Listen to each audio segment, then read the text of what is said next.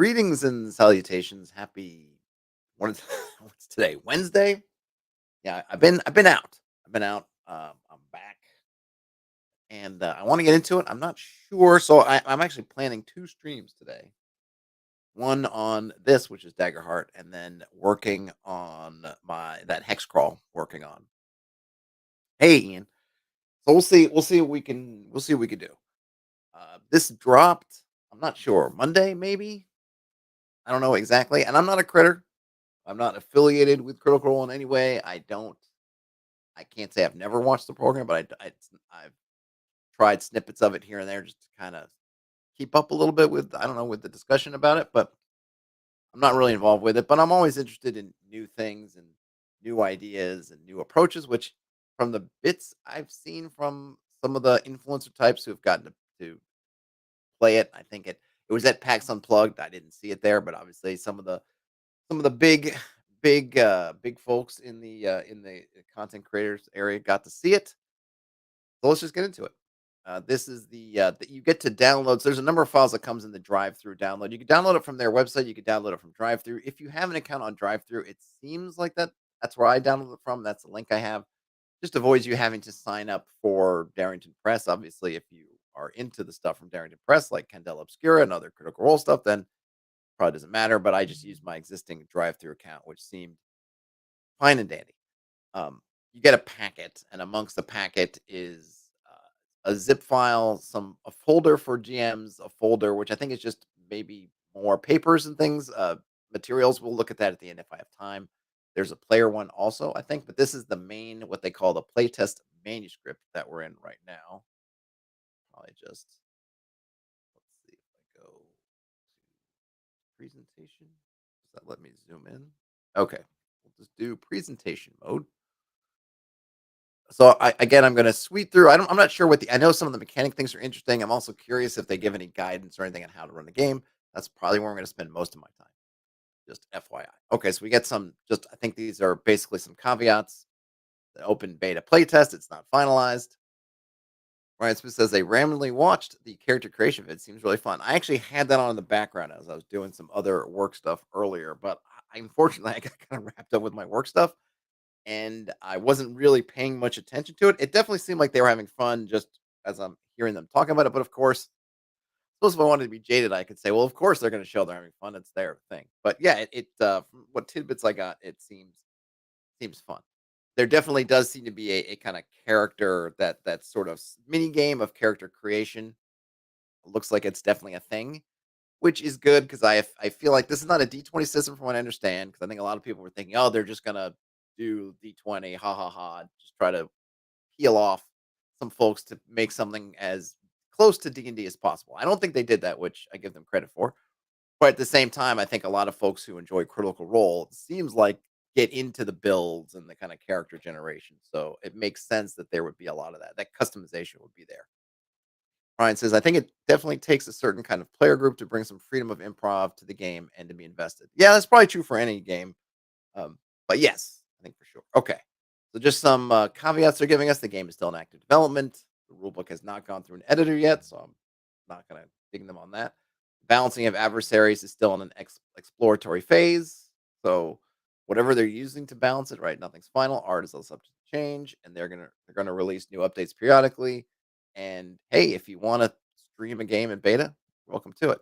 I'm surprised more folks don't kind of almost encourage people to do that because unless their game is awful and your group has fun with it, why not encourage folks, either creators or just regular people, to stream your game if it's fun? That's a way to get people into it. And then finally, there are many inspirations for the game. There's an area called touchstones in the intro. All right. No current changes. We get the team. Lead game designer Spencer Stark. Additional game designers Rowan Hall, Matthew Mercer, Alex Teplitz, Michael Underwood. Additional writing by Layla Adelman, Carlos Cisco, Felix Isaacs, Aaron Roberts, and Eugenio Vargas. All right, we have more stuff going on down there. This is sure to get some folks in a tizzy, but I'm down with it. This is obviously a combat wheelchair, which sounds pretty badass to me. And then we have some other stuff. All right, so we got a bunch of people are involved. And then Darrington Press, table of contents. I'm not gonna go through. Welcome to Daggerheart. Let's see. All right, I'm gonna skip over. We're gonna get. I look. This is smart. Okay, I feel like not enough games do, especially in the OSR space. They don't spend a lot of time. Really, I think they often just assume that you must be coming in it from already being deep in the hobby. So I'm not averse to these kind of sections, but also I don't want to read them because I don't want to waste time because I know what the tabletop games are. So here are the touchstones they mentioned, which basically their influences, I guess, an appendix N of sorts. So in terms of other tabletop role-playing games, they're mentioning 13th Age, Apocalypse Keys, Apocalypse World, Blades in the Dark, City of Mist, Cortex Prime, The Cipher System, Dishonored, D&D, Flee Immortals, For the Queen, Genesis, Lady Blackbird, Masks, A New Generation, Pathfinder, Shadowrun, The Quiet Year, Wild Sea, and Slug Blaster. I am not familiar with a bunch of these, to be quite honest. I know Flee Mortals is a MCDM book. Haven't read it, but people seem to really like it. Genesis, I think that was what the Star Wars RPG was based on, but this is their generic system. 13th Age is another fantasy. Anyway, you can go through that list. In terms of books, A Song of Ice and Fire, Wizard of Earthsea, Sabriel, The Wheel of Time, and The Lord of the Rings. Interesting how those two, because Lord of the Rings and Song of Ice and Fire, because I feel like in many ways they're kind of diametrically opposed to each other. And then in terms of movies and TV, The Dragon Prince, Lord of the Rings, The Witcher, and The Legend of Vox Machina. Oh, well, look at that. They influence themselves. Time is a flat circle. And then video games, Borderlands, Dragon Age Inquisition, Outriders, and The Elder Scrolls. Okay, and then they have some special appreciation. So it seems like their two axis results, the duality dice, which I've heard of, which seems interesting, is at least inspired by Genesis. They like the Cypher Systems GM intrusions, D&D disadvantage to disadvantage, 13 Age backgrounds, Blades in the Dark and Apocalypse World for their narrative game flow, the Wild Seas Reaches section. I don't even know if I've ever read the Wild Sea. It's been I have to go and look it up. What's that from? Is that from another?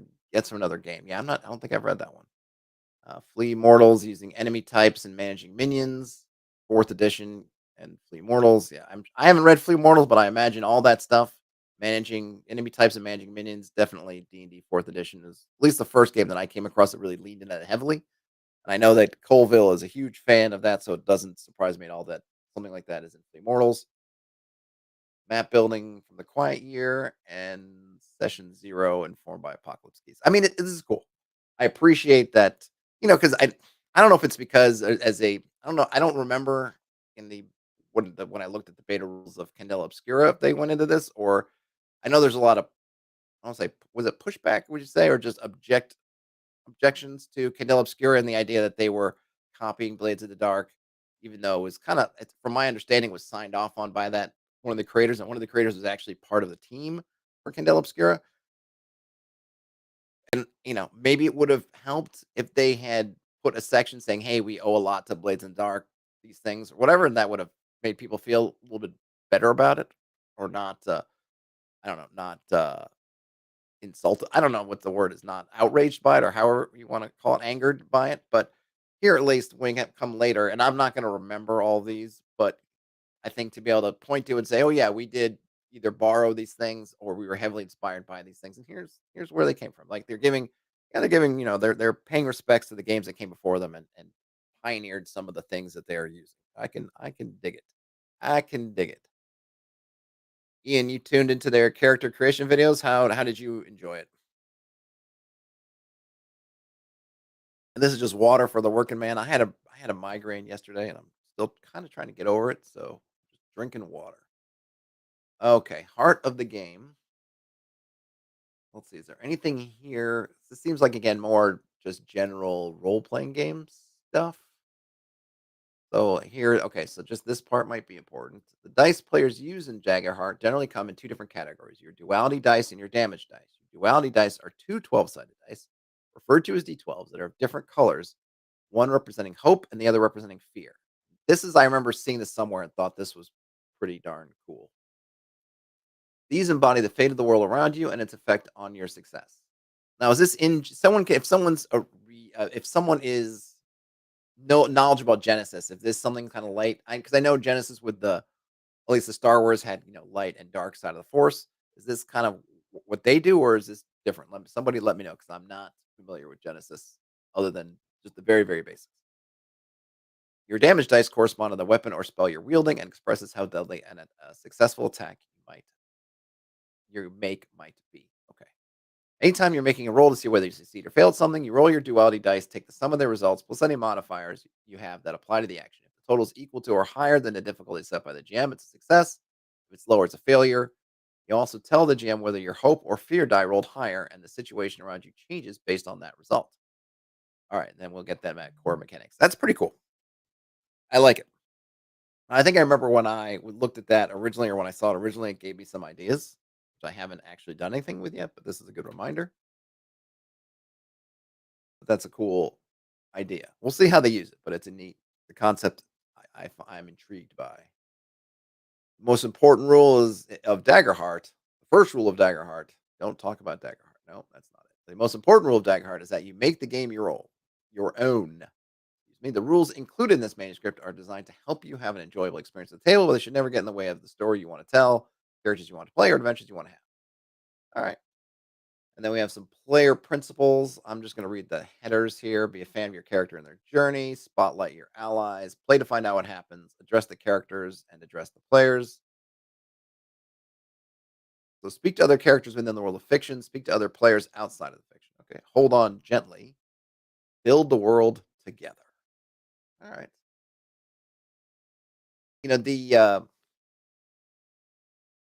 These are all fine. I think this is a nice one. I hate the word spotlight because I hate bringing in sort of like you're playing a movie or like you're on screen or on stage as opposed to it being more of a game. But I do think this is an important one, and a long time ago, I made a video on saying what I thought was the underrated thing from Critical Role that people weren't really when the people were saying all these things to do or not do or whatever. And that part of improv is this spotlighting, right? I think they do a really good job on the show doing it, and I think it's something that more folks could do a better job of sometimes is trying to set up your allies, set up your other players to have something cool. You know, you sometimes you're gonna be the star, and then sometimes you can let somebody else have a moment and you can actually help them do that. So that's a good thing. Brian Smith says, sounds like people are misguided thinking homage is a copy. I don't know. I mean, there's been some videos on Candela. If you're talking about Candela Obscura, there've been some videos on it that go into detail and kind of how much Blades in the Dark. I mean, there's at some point where you go homage, homage, and you're like, whoa, they're really just kind of doing Blades in the Dark kind of over again. I mean, I don't have a dog in that fight. I haven't read or played Blades in the Dark. It's kind of on my list of games I'd like to read and play. I don't know. I don't think from the creators it was all kind of fan driven or person people driven, not the creators. I think driven because I think they were included in the process and they were okay with it. I think you can also still say, look, I'm paying, or I'm trying to get this thing, and if it's just Blades in the Dark with kind of a new skin on it, it's like I've already got Blades in the Dark, so I can see from a standpoint of what am I paying for with this product. So it's complicated, but I don't really know much about it other than that there was controversy about it, and I wonder if having that section in here is a little bit of a trying to take a little bit of feedback from that in a sense and say, okay, we're just going to list up front kind of our influences and things that we're maybe either taking or taking apart or whatever, so that there isn't the feeling that we're stealing it, even if that's not really what we did before and it's not what we're doing now. If that makes sense. Okay. So we're gonna have a campaign kit in part 4. Great. There's the core realms. So we've got the mortal realm. I think that's kind of, our prime material plane, more or less. The Hallows above are the collection of realms where the many gods reside, having been claimed by the new gods in the earliest age. All right, I don't want to get too much in the history here, but that's fine. Then we have the circles below, so we have kind of our heavens and hells, basically, and then the beyond, magic and spells. Magic is both very powerful and incredibly dangerous. It permeates the land and dwells within the people here. Okay. If you do have the gift of spellcasting, you use magic through specific weapons, spells, and other magical means. All right. Flavoring your game. That's fine. You may always flavor your magic in a way that complements your character and the style, but unless the table agrees, the table shouldn't offer any mechanical effect. I am always torn on this stuff because I get how the flavor, like, oh, just flavor it this way, and that's fine. Like they say, if it doesn't have any mechanical effect. But I find sometimes that people try to sneak in, at least from what I read. It's not something I have a problem with in my games because it just doesn't really work that way. But I see in fifth edition, oh, what if I take this fire spell, but I make it force damage instead? It's like, oh, that's cool because it flavors. But then it's like, oh, it's also because you've looked at the monster manual and you know that very few monsters have force immunities, but very many have fire immunities or resistances. Therefore, you're trying to kind of game that in terms of flavoring. Now, as they said, if everybody agrees with it, it's still not a problem. But I find sometimes there's a little bit of disingenuousness I see sometimes in those. Why is my DM stopping me from reflavoring this kind of thing? It's like I'm merely trying to flavor it. It's like, you're probably maybe you're trying to get a little gain out of it too.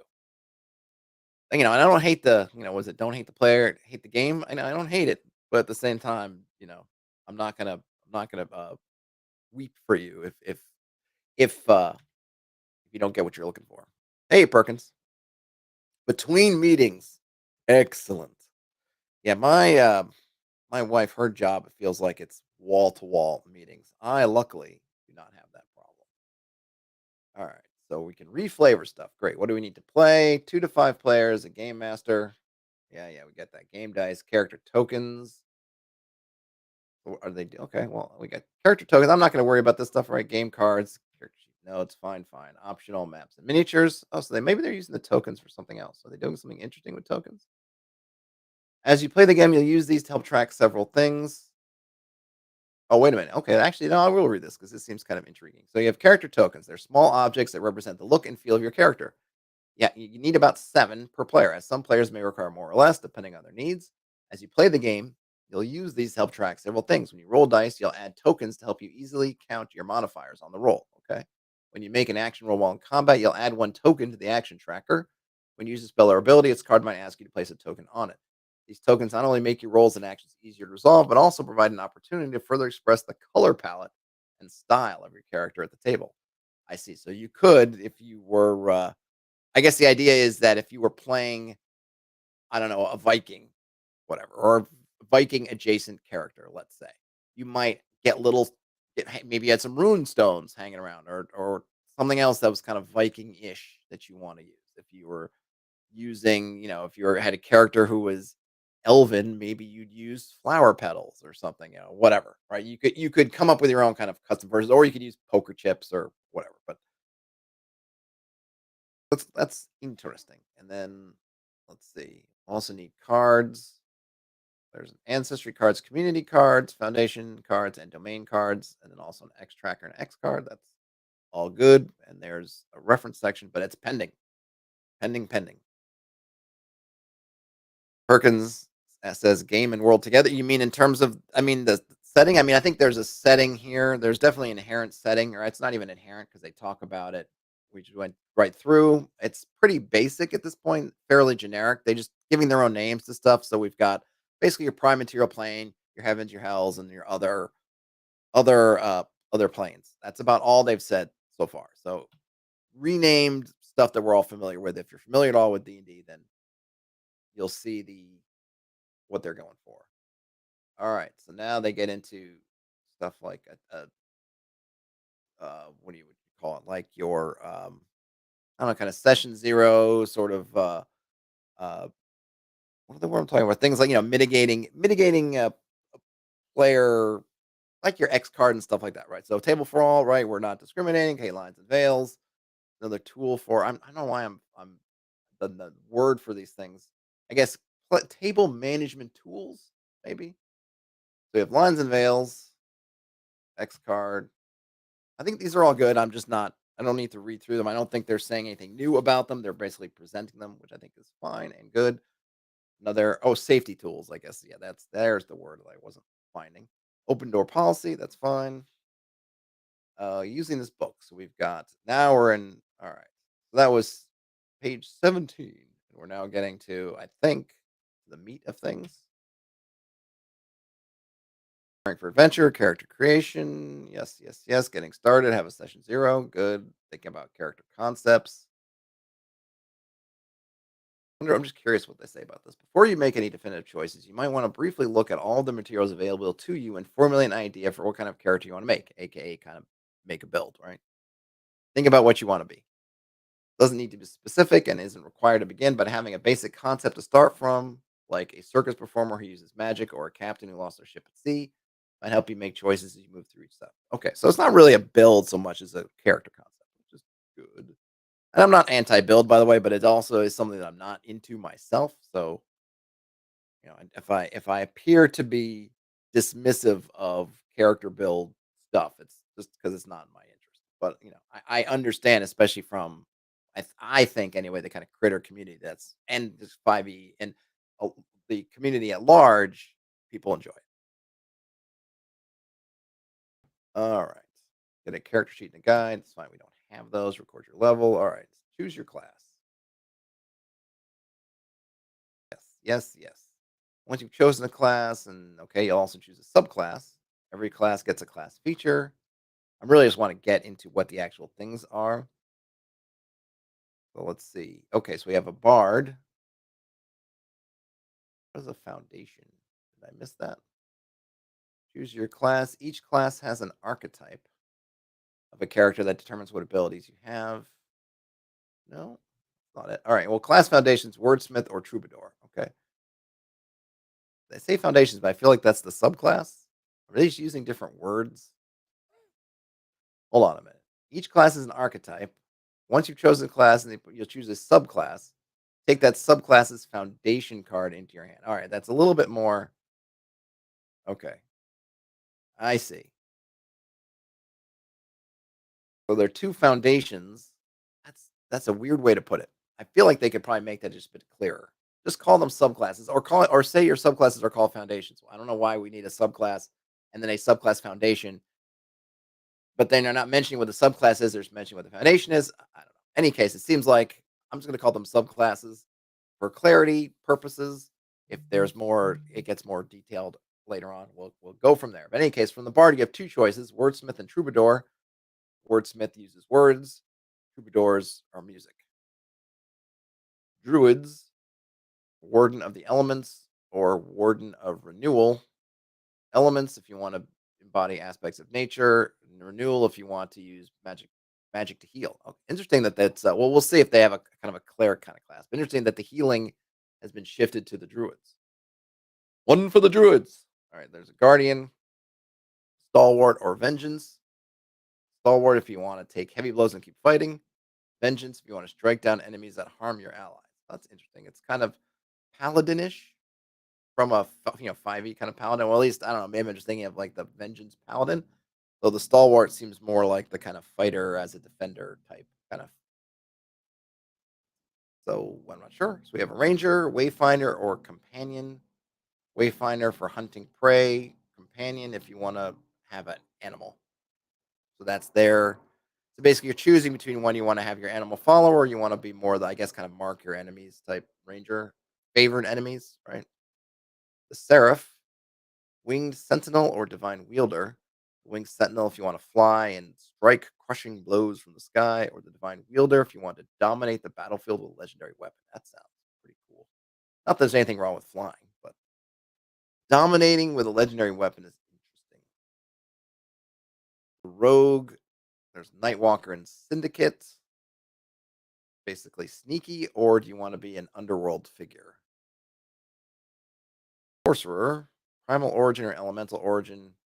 Primal origin if you want to extend the versatility of your spells. Elemental origin if you want to channel raw magic to the shape of a particular element.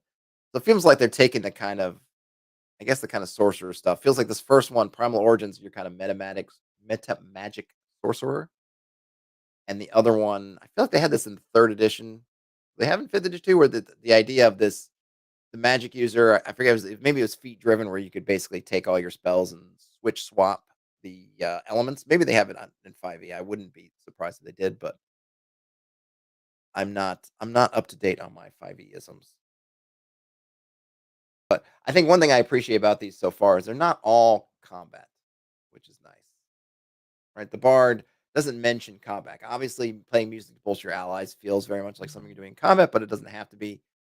Captivating crowds certainly doesn't necessarily have to be combat. It's nice because I one thing I get frustrated by a little bit with not just what official stuff is and some of the kind of 5e things, and not even just in general, is everyone just zooms in on the combat effectiveness of different classes.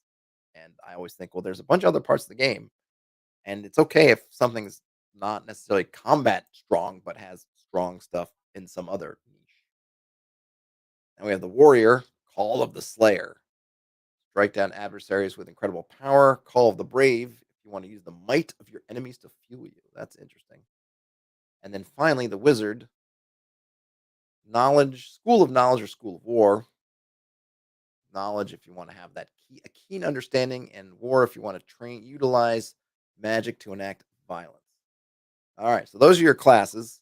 So bunch of I don't know how many classes we have here in this one. One, two, three, four, five, six, seven, nine, and then two subclasses each. So yeah, it's a nice choice for those folks who are into getting deep into their character generation. And I don't know if I'm assuming there's going to be more later with more detail, but I kind of like that at least in terms of we can just get a little blurb about it, and I'm sure they're going to have to go in more detail on the different subclass type stuff. But I appreciate the blurbing. All right, so we get some heritage. Ancestry reflects their lineage and impacts the way they physically look, as well as granting them a unique ability from their ancestry. Ancestry. All right, so we've got a bunch of these. Some of these are going to sound familiar. Some of these are at least not familiar to me. So we have Clank, Damon, Dracona, Dwarf, Elf, Fairy, Fawn, Furbolg, Fungril, Galapa, Giant, Goblin, Halfling, Human, Katari, Orc, Ribbit, and Simia. Now, I know I heard them say because I did have in the background earlier their character gen thing, and I feel like Galapa's got to be they're kind of their sort of take on the whatever. What's the turtle class? No idea what a clank is, but it sounds maybe some kind of construct. Fungrel, I'm guessing some kind of fungus thing. Katari, I don't know. Dracona, is that going to be their dragonborn? Ribbit, are they having some kind of dog person? Simia, I want to say it's like an ape thing, but who knows? We'll find out, I presume. Now we have some communities. So you're kind of assembling your character out of these cards. I guess you'll have physically cards. I guess whatever get the. I'm assuming there's going to be. I don't know if they're going to do this in a box set or whatever, but anyway, you're gonna have cards. You probably print them out, whatever. You've got your class one. You've got that your foundation, that subclass. You've got that. You've got one for your ancestry, and now you have one for your community. So we have Highborn, Loreborn, Orderborn, Ridgeborn, Seaborn, Slyborn, Underborn, Wanderborn, and Wildborn. And then we're gonna read more about those, but presumably this is kind of your background in a sense. That's not in detail, but kind of where you're from. And then languages, don't need to pick specific languages. And as much as I enjoy languages, I think I can see the standpoint where it's not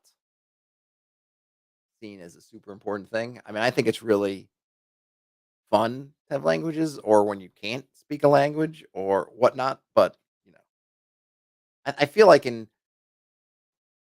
like, and I'm gonna use Fit 5e a lot, just in terms of because I just think that that's the crowd they're going for is the critter crowd, which is mostly fifth edition, or at least broadly speaking. And I don't know that a lot of 5e games really go super hard into languages. Someone can correct me if they're wrong. If I'm wrong, rather, you could correct me if you're wrong. Um, so I can see why they don't emphasize it much. Perkins says they're curious if alignment is dealt with or skipped. Seems like a very D&D near RPG so far.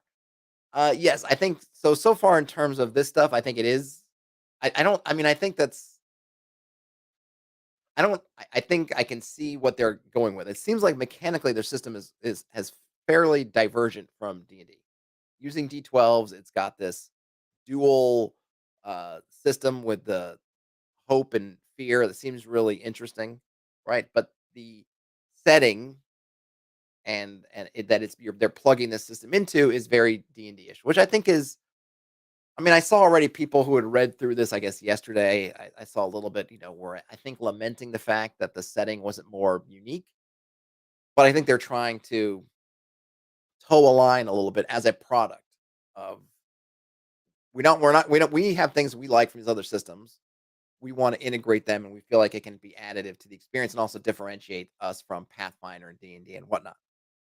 But maybe we also feel like that for as much as folks in kind of OSR and other things maybe dislike Forgotten Realms and the kind of vanilla D&D setup, I think a lot of people like it, and it works for a lot of folks. And it is very flexible in terms of what you can do. They haven't gone into, the any kind of detail in the setting, but just the general cosmological setup, it works, which I think for folks who maybe have a game that's existing and maybe want to move into this system, this idea that maybe you can kind of plunk it in, and granted, you'll have to generate new, you have to rejigger your characters around and maybe figure some stuff out. But in terms of your lore and stuff, you can kind of run with it as is, and it's not going to cause a lot of hiccups. Uh, and I can appreciate that. We're trying to make a product. We'll see when we get to the kind of more mechanicsy stuff what they're doing. But, I get it. I get it. They're not trying to go make something super different. Maybe that'll come later. This is kind of their first thing. And just maybe it's not intellectually, and it's not as interesting as if they'd gone like, no, here's kind of what we really want. We just want to go totally, you know, off on our own thing. But I get it. Even if maybe part of me is like, I wish they would have like what on the one hand, you go, well, what if they just decided to just do their own thing completely? What kind of wonderfully interesting setting and stuff would they have? And yeah, I'd like to see that. Maybe we'll see that eventually. On the other hand, maybe they do like this. I mean, this is kind of the kind of generic setup that I I tend to start with. It's a great framework for this stuff. Oh yeah, you've got your kind of Earth like prime material play in the center. You have oh yeah, you got the good guys and you got the bad guys and you got the stuff around. It's like okay, yeah, it works. It works. We'll see what they go with when we actually get more in detail. But it's not a bad place to start. And they're I think they're trying to find a way to kind of maybe structure some of the things we're familiar with in D&D, but doing it a little bit differently. Maybe, maybe not. We'll see. Perkins says it tends to be up to the GM to enforce languages and the impact of Babel. Yeah, of course. But I think what you put in your rules sets the tone for what GMs are going to do. If you say to them basically, yeah, we're not really bothering with it, then that sets one tone. Just and then if you tell GMs it's important, that kind of sets another tone. Individual GMs, of course, are always just going to do what they want to do. But I think what you say in your rule book matters in terms of that stuff, just in terms of what you're trying to focus on or not focus on. Let's see. Draconum says game system is very anti-number crunch to me and quite distinct from a game flow perspective. Well, there you go. We haven't quite gotten there yet, but we're making progress. Okay, so now we have our character traits. I'm guessing this is our attributes. Attributes. We have agility. Looks like. Hold on. Let's see. Oh, I wish I should probably read this. All right. So it is 6 stats: agility, strength, finesse, knowledge, instinct, and presence. So we can see immediately there's not an intelligence skill, which I'm down with. Down with the intelligence stat. I mean, I don't mind intelligence used for something like knowledge or learning or something else. I don't like it for stating character intelligence. It just puts you. I just think it puts you in weird spots that I don't need to deal with. You want to play a character who's dull or dumb or kind of oafish, whatever. You can just make that choice. I don't need to have that enforced by a statistic. There's no charisma either. That's probably presence, but it seems like presence is even moving further away from the ideal. It has to be necessarily beauty, which charisma does too. But I think charisma still, I think, gives people a lot of that. It seems like they're moving a little bit further away from that. Well, we'll see when we get there. But notable things other than that, yeah, this is so interesting that finesse and agility are split, and there's no constitution. We have an extra kind of looks like agility maybe they've kind of separated hand-eye coordination from kind of running, which actually I really appreciate because I hate that where you get to kind of double dip. If you're agile, so then you got great hand-eye coordination, you're a great like skill person, and you're fast. It doesn't make sense. They don't need to be linked together. So here they split them up. So we have agility first, and they have some verbs. Oh, okay, those are verbs are examples of actions that fit. All right, so we have agility, strength, finesse. Interesting that hide is a finesse action. I suppose you got to put it somewhere. I might actually put it under instinct. Keen sense of your surroundings makes more sense for hiding than being dexterous and accurate. Codum says they always had a problem with the cognitive skills, intelligence, wisdom, charisma. It never fully felt natural. So they're curious how these traits work out. Yeah, I mean, I definitely agree, especially with the intelligence and wisdom. So I think changing them to instinct, I think works pretty well. I've definitely dabbled with having different um, names and focuses for them, but I haven't come to ones that I love enough. But I certainly that's good. Presence I think is fine. Strong force of personality, right? That's great. 'Cause it's, basically saying it's not about necessarily you being, attractive, though it could be physical attraction, but it doesn't have to be, which I think is something that people not that it's not there with charisma, but I think a lot of people get hung up on charisma being like your beauty. And I know certainly when in different editions, different things they talked about it, charisma kind of becomes a stand-in for beauty. And so moving it a little bit, even one more step removed, where it's more about that kind of your aura, your whatever is I think is good. All right, so we get some modifiers. So we're not rolling 3d6 down the line or anything like that, or even 4d6 drop lowest or whatever thing. No arrays. Well, there is an array, but it's an array of your bonuses. So we're not even worrying about we're not going to even use any kind of big number scale that converts to bonuses. We're just going to have the bonuses. So the array that you're going to get to place is +2, +1, +1, 0, and -1. So you're going to be really good at something, pretty good at a couple other things, average at a couple things, and below average on one thing. So it's definitely. Hey, Frederick, thanks for the. Um, I'm feeling better. So you're getting a little bit, and I don't know what those mean. We don't know. I don't know how high these can go. Maybe +2 is the highest, but you're getting something. So you're getting someone who's definitely you had to average it all out, right? You're definitely an above average individual at your naturally or from your genetics, whatever your DNA, your stats. When distributing these modifiers, consider what actions you want to be good at. Yep, right. Just you can kind of figure out what you want to be good at and then add to there. And now we have some additional stuff. Evasion reflects how hard it is for enemies to hit you. Your classes, okay, so this is class based, and you get a starting score. All right, you have hit points and stress. They've split hit points into two. Character's health, hit points. Oh, okay. So hit points, abstract reflection. So physical fortitude and the ability to take hits both from blade and from magic.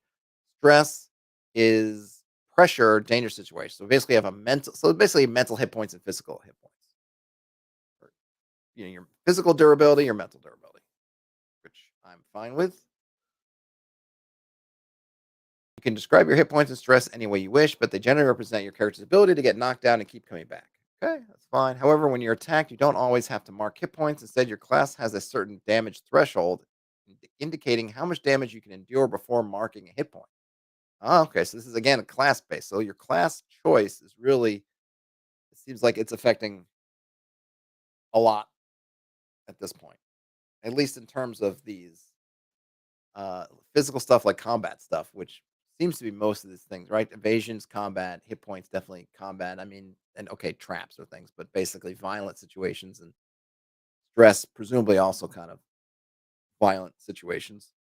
So interesting that these are all class based. I'm wondering if they're going to get modified by your stats or if your stats are just used for doing stuff and not these kinds of capabilities. Hope and fear. Hope is a currency that represents the way fate can turn in your character's favor during the game. You'll start with 2 hope at character creation. Mark these. All right. Anytime you roll with hope on your duality dice, meaning your hope die rolled higher than your fear die, you will gain an additional hope to a max of 5. During the game, you can use your hope to help allies apply your life experiences to challenges and empower your spells and abilities. So it seems like kind of an intuition sort of meta currency. But if you roll higher with hope, you get to add another die, or add another hope, and you get 5, which seems like you can bank them so you can use them a little bit more liberally, and I think that's probably the idea is you're gonna be keeping them, using them, getting more, using them. If you roll fear, meaning your fear die rolled higher than your hope die, oh, the GM records this in their notes. Never a good sign. They can later spend that fear on certain effects. Sometimes a fear roll also introduces other complications into a scene, even if you succeed on your roll. So if you roll fear, nothing directly happens to you, but the GM's got some extra ammo in their arsenal. Does it mean?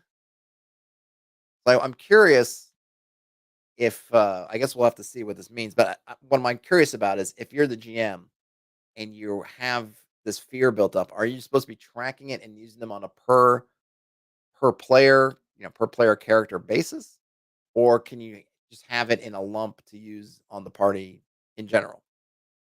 It, it's interesting because there's different dynamics, right? If I have to target, if so, it's kind of like what happens if I'm unlucky as a player, which because it's all it is, right? This is the one thing. I mean, not a one thing. I mean, this is true with any kind of game. You're rolling these two dice. You have no control over what's going to roll higher, hope or fear. So you could go on a bad run and get, two, three, four fear, even if you're succeeding. And then the GM's, marking them down, marking them down, marking them down. Does that mean that you as that character just get to get targeted four times, or do they get spread out among the party? And I'm curious from a player perspective, which one players would want. If you're a player, would you prefer that your GM has to spend them on you? Meaning that if you're lucky and you don't get a bunch of fear, that you're kind of not, that you're not going to get hit because someone else has a bad run of luck, or would you prefer to spread it around? Now, of course, you're playing as a party, so what affects one person's probably going to have an overall effect on everyone. So maybe it's doesn't matter too much. I'll be curious to see kind of how you're supposed to GM, what their guidance is for using that fear. Maybe that'll be illuminating. All right, we're starting our equipment. Okay, one primary weapon, one secondary weapon. That's fine. I'm on armor. That's fine. Inventory, torch, some rope, supplies, handful of gold, minor health potion, or minor stamina potion. I don't like it. This is the first thing that I know. I mean, I know it's me, but this feels like I'm not playing Diablo. I know, I guess in the 5e, particularly the 5e games, people that carry around their health potions and whatnot. But that's always just.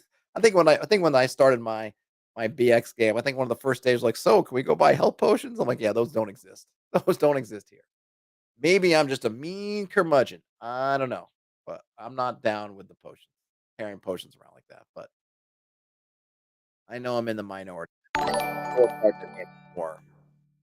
Hey, Chad, appreciate the sub. Uh, I'm sure I'm in the majority and probably OSR. Well, maybe not. I don't know because healing's really slow in the OSR. But I know in fifth edition, similar games, it's no biggie to travel around with a whole bunch of gourds filled with healing elixirs. You won't gonna find those. You're not gonna find those in my game like that. I can tell you. Now you get your background.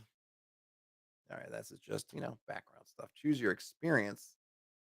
What is it? Seems like a specific thing. In Daggerheart, your experience is one of the core ways you'll express your character's backstory and expertise through mechanics. All right, an experience is a word or phrase used to encapsulate a specific set of skills your character might have because of the exciting life they've lived. All right, so this is kind of like a skill package. Right, because they haven't talked about skills yet, so this is probably where we're getting to. You start with two experiences at character creation, one with a +2 and the other with a +1. You'll earn more throughout your adventures. Before choosing, you'll want to have a solid idea of who your character is. Okay, so I just want to see some examples. Perkins says they like having potions that do unique things, not always safe. Yes, I think. I mean, I'm not against potions in general. Well, I'm against potions as kinda easy to obtain things you just carry around, like, again, like in Diablo where you've got them on, I can see on your, like, your keyboard, "Oh, I'm getting low. Boop, bloop, bloop. Drink some more health potions. Oh, look, these enemies drop more health potions." Like, that's the part I don't like. I am pro potions, particularly unique, weird potions, but not for things like, "Oh, health and stamina. Glug, glug, glug, glug." Is one blue and one red? Like, it's a little too video gamey for me, but I know that, like I said, I'm in the minority, probably especially in terms of the core audience. But that's me, and I'm the one reading this, so I'm gonna say it. All right. So we've got here's an experience example. So backgrounds like bodyguard, con artist, merchant, noble, pirate, scholar, thief. Specialties like magical historian, navigator, sharpshooter, swashbuckler, map maker. Skills like barter, repair, tracking, quick hands, incredible strength, and phrases like chef to the royal family, I won't let you down, street doctor, this is not a negotiation, and I'll catch you. Okay. So basically you'll create two, and then one is just you're better at than other ones. I like skill packages. I liked it the first time I think I read those. For me anyway, I'm not saying they invented it, was Barbarians of Lemuria, which I liked a lot. And you could just have some kind of negotiation about if you're a pirate, what if so you say, I want to use my pirating skills to do this. It's like, okay, great. I want to do my pirating skills to program the supercomputer. No. It's and I think you just find a good balancing, right? Of you want to give some people some flexibility, but at the same time, they don't you could give somebody enough time and they'll talk themselves into any job giving them any kind of skill bonus. But I think it works. And it I think it's continually what I like about it is one, it saves you from having to have some giant list of skills, but it does and I think you can if you want to engage with a bit of the fiction building with that. Well, in my pirating days when I was over here working for the great pirate Roberts, we did such and so I want to use it. It's like, oh, that's cool. And this kind of adds to either your general background building or it could be world building. Like, oh, that's great. And here it seems like, I don't know, D12. So it's not like plus one and plus two bonuses are tiny. You get a decent thing for it, but I don't know. I had to probably have to look at the any dice. I don't want to overspeak and say, oh yeah, it's not a big deal. It's like, it's not a D20. So it's like D20 would be 10% or a D6 or a D12. I'm not sure, but it's a larger percent than that. Maybe 30%. I don't know. So it's not insignificant, but I'm down with it. I always like the kind of skill packaging into some kind of background or job or anything like that. So I'm cool. All right, if you're not sure what experience to take, consider the style of campaign you're playing. Yeah, I'm good with that. Using experiences, you can change experiences, also good. And then domain cards. Domains are the core building blocks of a class in Daggerheart in the core rulebook that consist of Arcana, Blade, Bone, Codex, Grace, Midnight, Sage, Splendor, and Valor. Okay, so we already had our classes and then these subclass foundations. Now we get another element, which is a domain, which seems to be it's kind of separate from them because obviously they didn't cover that in that section, but it's also how you're building. So let's see. So each class of Daggerheart you combine two domains. Okay, so they're kind of built in. So warrior is blade and bone, druid is sage and arcana, rogue is midnight and grace.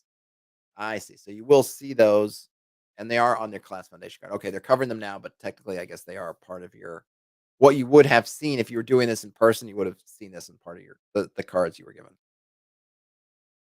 To create your new character, look at all the level one cards from your class's two domains and choose two to begin the game with. All right, so basically, getting two. I guess you get to choose a couple of.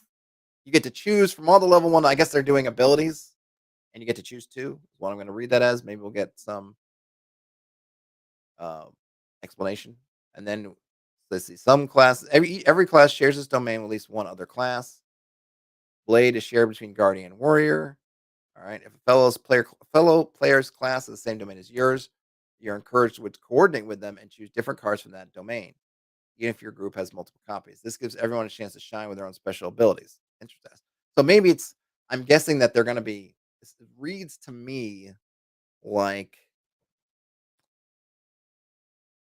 I'm gonna say that and again, we'll probably see more of it, but, okay, Draconum says that they're like class feats, I see. It feels to me that there are gonna be situations that maybe these, domains are going to feature in challenges, more or less, and since the abilities are also going to be focused on those domains, which then will match up kind of with challenges, the idea that if you have 2 people that have the same domain, maybe picking, "Oh, hey, we put all our cards together, let's say, and we could in each one of us will probably have one domain that's unique and then one other that's shared. I mean, maybe someone's unlucky in both. I don't know. That you might split up your abilities, not so much for. I mean, I guess it has a fictional thing and a meta fictional thing. The fictional thing is let's all specialize in areas that don't have as much overlap. Oh, hey, I've got if we all have sage, but we have these other things. Well, only one of us needs to kind of load up on sage if that's what they want, right? And then the other people can load up on their other one.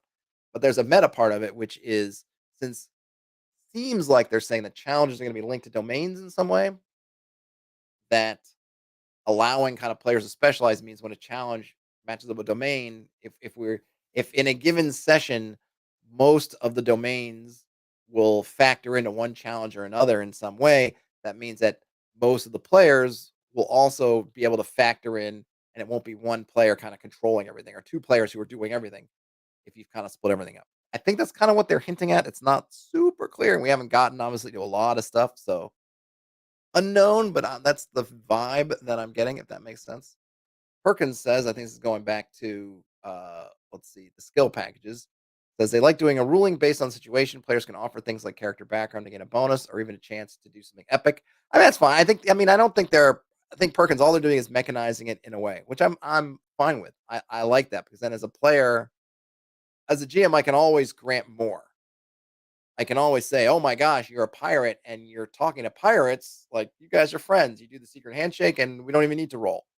At the same time, I understand and I'm aware of, and I think most people are, and as players we're aware of that it's nice to kind of have some idea of what something means and it not be up to the GM to decide if the thing that I've wanted. Right? This is the whole. I think this is the whole where people have problems with rulings over rules and stuff in general can be. And I don't usually agree with necessarily, but I can see it in a game that's targeted towards modern players, which I think are even more into following the rules. The idea that kind of what you're going to do is kind of based on what your GM, you're going to make your pitch to the GM, the GM can do it. I don't think it's kind of the way that most people like to run stuff, especially coming from like a 5e background. And even in something like BX and other OSR games, oftentimes there are modifiers for things. It's not like we're totally into like, well, GM, just do what you want.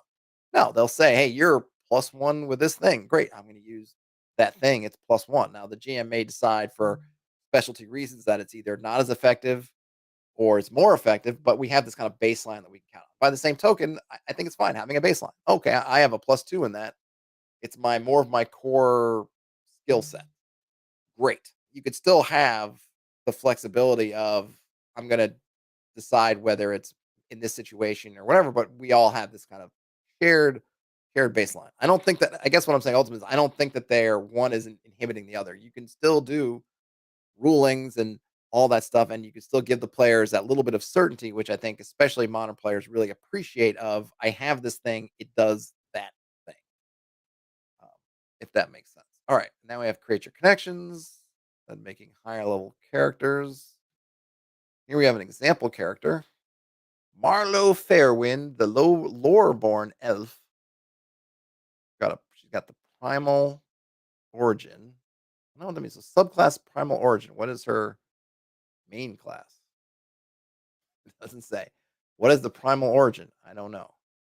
Am I missing it? Where is it? Arcana. Oh, I got her. I see. So this I guess I'll have different sheets for different classes, which is kind of cool. So she's a sorcerer.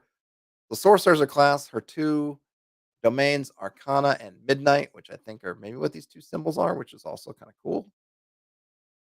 She's got three hit points and stress. Interesting. So she's got they got us on like a band. So you have minor. I think I remember seeing if I'm remembering correctly, when I saw because now I remember where I got some of my Daggerheart information was after PAX Unplugged. Folks were starting to report back who had gotten to play a little bit of Daggerheart. And I think what happens when you take damage is damage actually goes on this chart in terms of how much. And then you take off, you hit these thresholds, and then you mark off your hit points as they go down. So for example, let's say you have an ogre, and again, I'm just gonna throw out, I'm just gonna use D6s, whatever. An ogre does 3d6 worth of damage, some big clubbing hit. Roll the dice, you get 12, 12. But that damage doesn't take off 12 hit points. You look at this chart, you see where 12 falls, and then you mark off the hit points that it takes. So it's kind of neat. What I like about it is that these you can kind of scale things differently. You can give people small amounts of hit points, but then have these thresholds that can essentially will it's a similar way of doing basically hit points. Like if you think about scoring an 18, you get a +3. In this case, scoring an if the troll or ogre, whatever say, hits you with 18, you mark off 3 hit points. And these can be different on your classes. I'm assuming for like that defender warrior type or warrior, whichever one of those classes, that their thresholds will be a lot higher. But you don't have to tune all the monsters. You can just tune this. And then you can decide, you decide what severe, major, minor is, and you're just tuning which thresholds to meet them. So I think it's pretty clever. I mean, it is there's a little bit of a remove. You got to check it out. You're just not doing the straight math, but it makes you keep the math smaller because all you got to do is check of like basically greater than or not. If it's or if it's less than 3, presumably just nothing. It's okay, minor, it's major or severe. Um, I like it. I like it. Hey Dave, good morning. Draconum says the hit point stress system is really what intrigues me about the system. Yeah, I would agree. I think I like that too. And then let's see. Draconum says that the damage is below 3, it's 1 stress, damage will be 7. Oh yeah. Do you take stress for 1? I don't know. I don't know how that part works yet, but I believe you. But yeah, it's kind of a neat system. I like the idea of having the thresholds for different things, different class. It's class based, which I kind of like. So you don't have to worry. You could still have see, look, they have negatives where they have like saying negative on strength. It doesn't matter, right? There's no and an interesting thing is right. There's no constitution, so all this stuff is just based on your class. So everyone, I mean, on the one hand, you could say, well, I can't roll an 18 for con and be like uber warrior or whatever, and have just oodles of hit points more than everybody else. No, you're not. You're gonna have the same things as everybody. All sorcerers are gonna have these same. Uh, I mean, maybe they can get changed in play. I don't know, but you're gonna start off in that same place. But ultimately, doesn't really matter that much. I would say probably not. But I like that. I remember liking it, and now I'm reminded that I like it. And then let's see. So their experience that they have is they were a royal mage, and then not on my watch. Which is interesting, right? There's a lot of room for to really come up with some interesting things there if you want to. I'm not sure for the sorcerer what not on my watch means. I think for myself, I'd want to work with the player to kind of do a little bit more, or just to figure out like what does that mean? Does it mean when you're taking watch, you're literally not on my watch like that, or in a more generic sense? I'm not sure. And then, but Royal Mage seems really interesting, and there's probably a story back there that you can explore. And let's see, we got class features. Arcane sense. You can sense the presence of magical people and objects when you're close to them. I like that. Minor illusion. Roll with spellcast 10. On a success, you create a minor illusion no larger than yourself within close range that's convincing to anyone in far range or further. Okay, so it looks like we're using range bands. I don't know what spellcast 10 is. Is that the difficulty? 10? Do you have to beat 10? I'm not sure. That is why maybe we'll see it later. And then channel raw power once per long rest. You can place a domain card from your loadout into your vault and choose to either gain hope equal to the level of the card, add magic damage equal to twice the level of the card to a spell attack you've successfully cast. All right, so basically you're losing one of your domain cards. You're losing a feat, and then but you get this buff, which is that you're kind of channeling raw power, but I guess presumably you're burning yourself out in a way. So you're rolling a bunch of dice, but you're getting burnt out, and that is reflected in the handing the lore card in. Okay, I don't think there's anything else. We don't know what armor does yet, but it has a base score, I guess.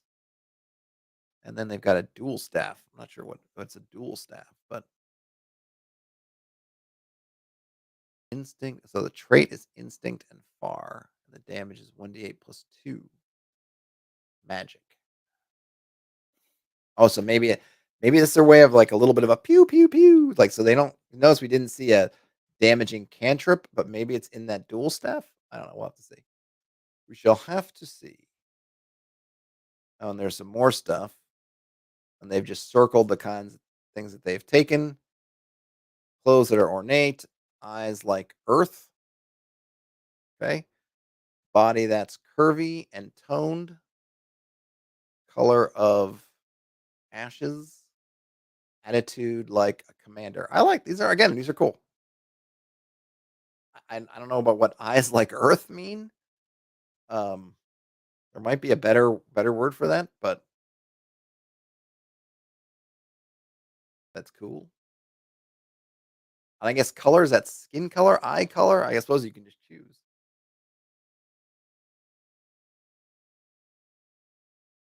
Though, I guess I get into that kind of like, well, what do I want out of the game? Right. And I actually maybe start with clothes that are ornate. You weren't a royal mage after all, but that's something to me that I'd want you to spend money and time and effort into doing it, not just have it as something like you set. Like you're and I guess this comes back to a little bit of that video game thing of are you just going through a character generation screen and you get to kind of like what your outfit is and you just kind of pick the outfit and you go off into the world? Or is it kind of part of the world, which is if you want to wear ornate clothes, then you're gonna spend a bunch of your money on clothes. And just from my kind of OSR kind of background, I'm like, I want you to spend money on clothes. I want you to think about I need to spend money, get fabrics, get whatever, get a tailor and get hooked up on ornate clothes and not just have it because I made a circle on my character sheet. But again, I have no doubt that in terms of core expectations that, this is something that works for a lot of people. Draconum says, eyes like Earth would definitely not be the best flirt. No, would not be the flirt move. Absolutely. You have eyes like Earth. Are you saying I got dirty eyes? Uh, I'm not sure. All right, so we got some connections. That's great. They got some background stuff. I'm not going to read. At levels 2 to 4, let's see. Level 2, you take an additional experience. When you level up, record your character sheet and choose an available option. Oh, and you get kind of mark these off. That's cool. So you can just kind of check, but you're not going to be able to get all these options, I don't think, because this is 2 to 4. So once they've definitely given you more options than you can't max them out. So you're gonna have to choose. That's cool. And then there's a different set for 5 to 7. And when you get to 5 to 7, you can multi-class. Also pretty cool. Well, they don't let you do it right away, but you can multi-class 5 to 7 and then 8 to 10. So you're gonna have to do your first 4 levels in your core class, and then you can multi-class, which I think I also dig. I think that's probably a nice balance, I would say, from like to have that flexibility, but I cannot stand the conversations around, oh, you one level dip into this and you get all these features and you just abandon it and going up. I hate it. I know people are going for specific things, so they're really just looking at classes as just bundles of abilities. But at that point, to me, it just make a classless, make a hack of 5e that's classless and let you do like, bundles and then just do that. But I do not like that. And what I like about this is I do like multiclassing. I don't know if I mean, I used to love playing some combination of fighter, magic user, and thief. Sometimes all three, sometimes 2 out of 3. Like I loved that stuff. And I'm not anti multi-class, but I feel like it should be more of a thoughtful, just kind of decision. I love when I read stories about people, their in-game things happen, and so they take on class levels. Like that's really cool.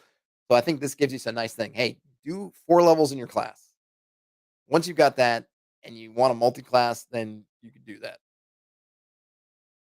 Ru just to me is a nice mix. You're not taking it off the table, but you're not doing 1 level dips. You're gonna have to spend 4 levels in 1 class at least before you start mucking about. Ian says this is reminding him a bit of Shadow of the Weird Wizard or Demon Lord. I have not read Weird Wizard yet. I have Demon Lord. I think I only had the physical book for Shadow of the Demon Lord. I should probably give it a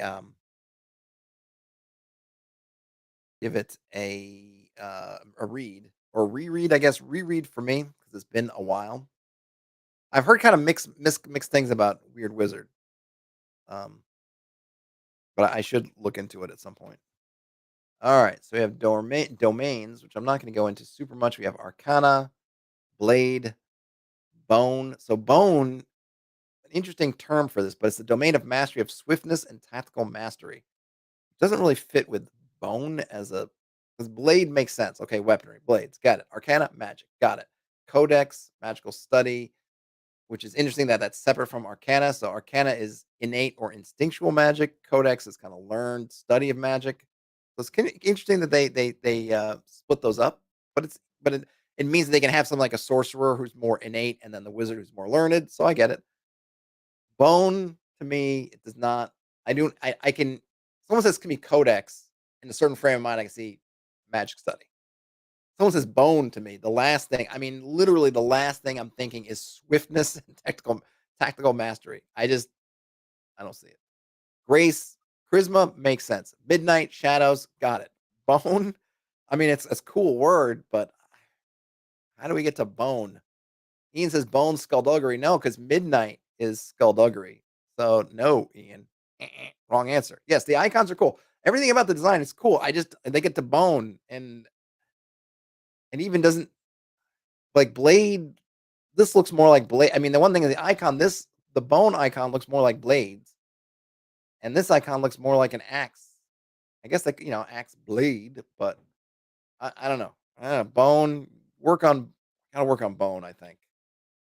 We have Sage, the natural world. That one again doesn't is not a great fit, I don't think. I mean, there's Sage, the herb, and then there's Sage, the learned person.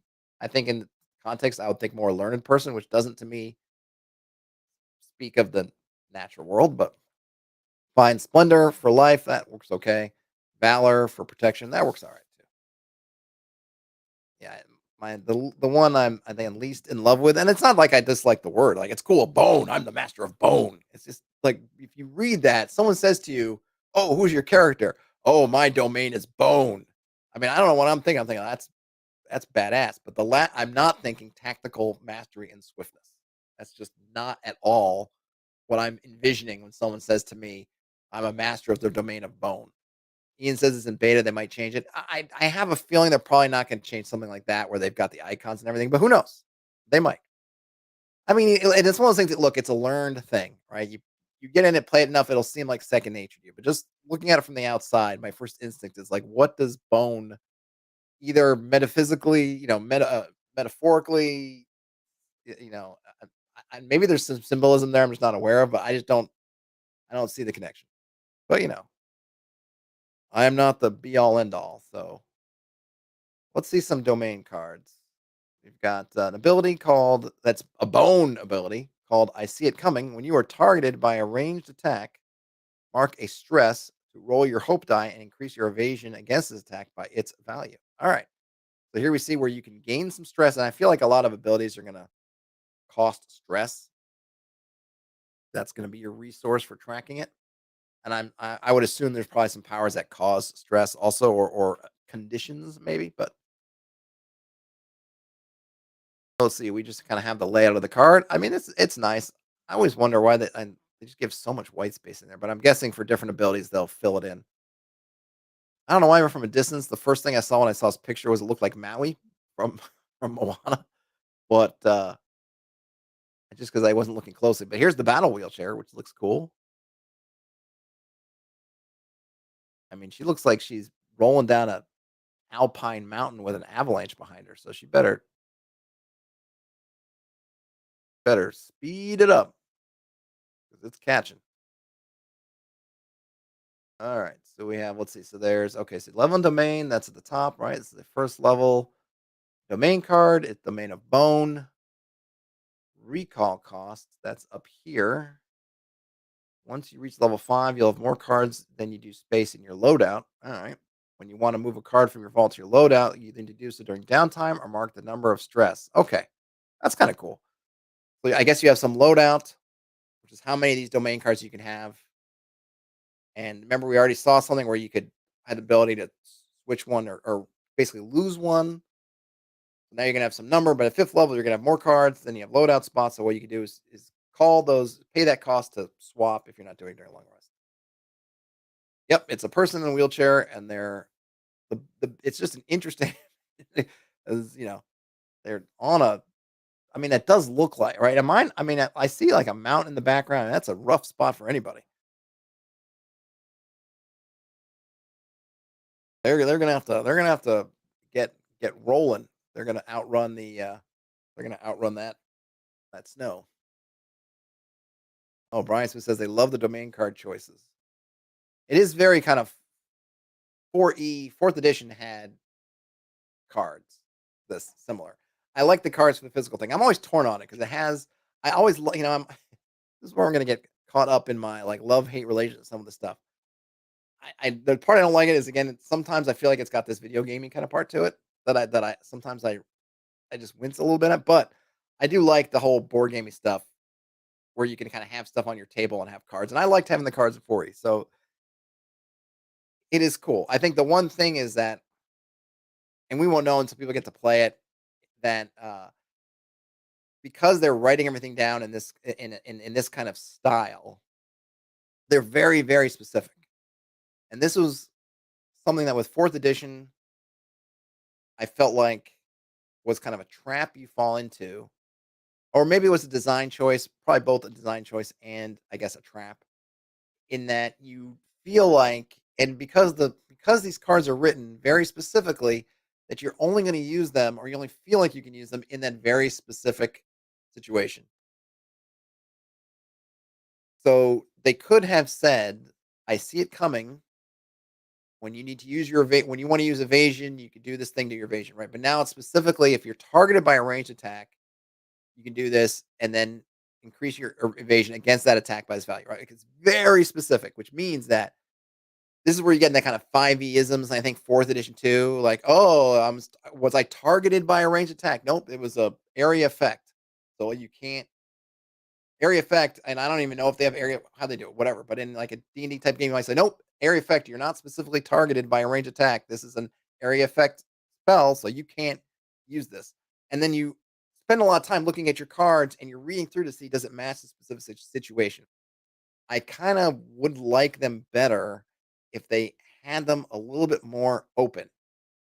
Just something like, hey, I can spend the stress, I can increase my evasion. If I have to roll my evasion for some reason, or I want to use I don't even know if I could use it myself, but if you have something where you need to use evasion, you can do it. And that way I could use this in multiple situations and it could be a little bit more flexible in terms of what I can do. Now, that's probably for balancing other reasons why they don't do that, but it's one of those things. And I remember like in fourth edition, you get into these spaces when you things were very much kind of use your ability, and I think we didn't feel a lot as players. We could kind of go outside what we had. And I think part of it was that we had these very specific things on our cards, and we're trying to use our cards.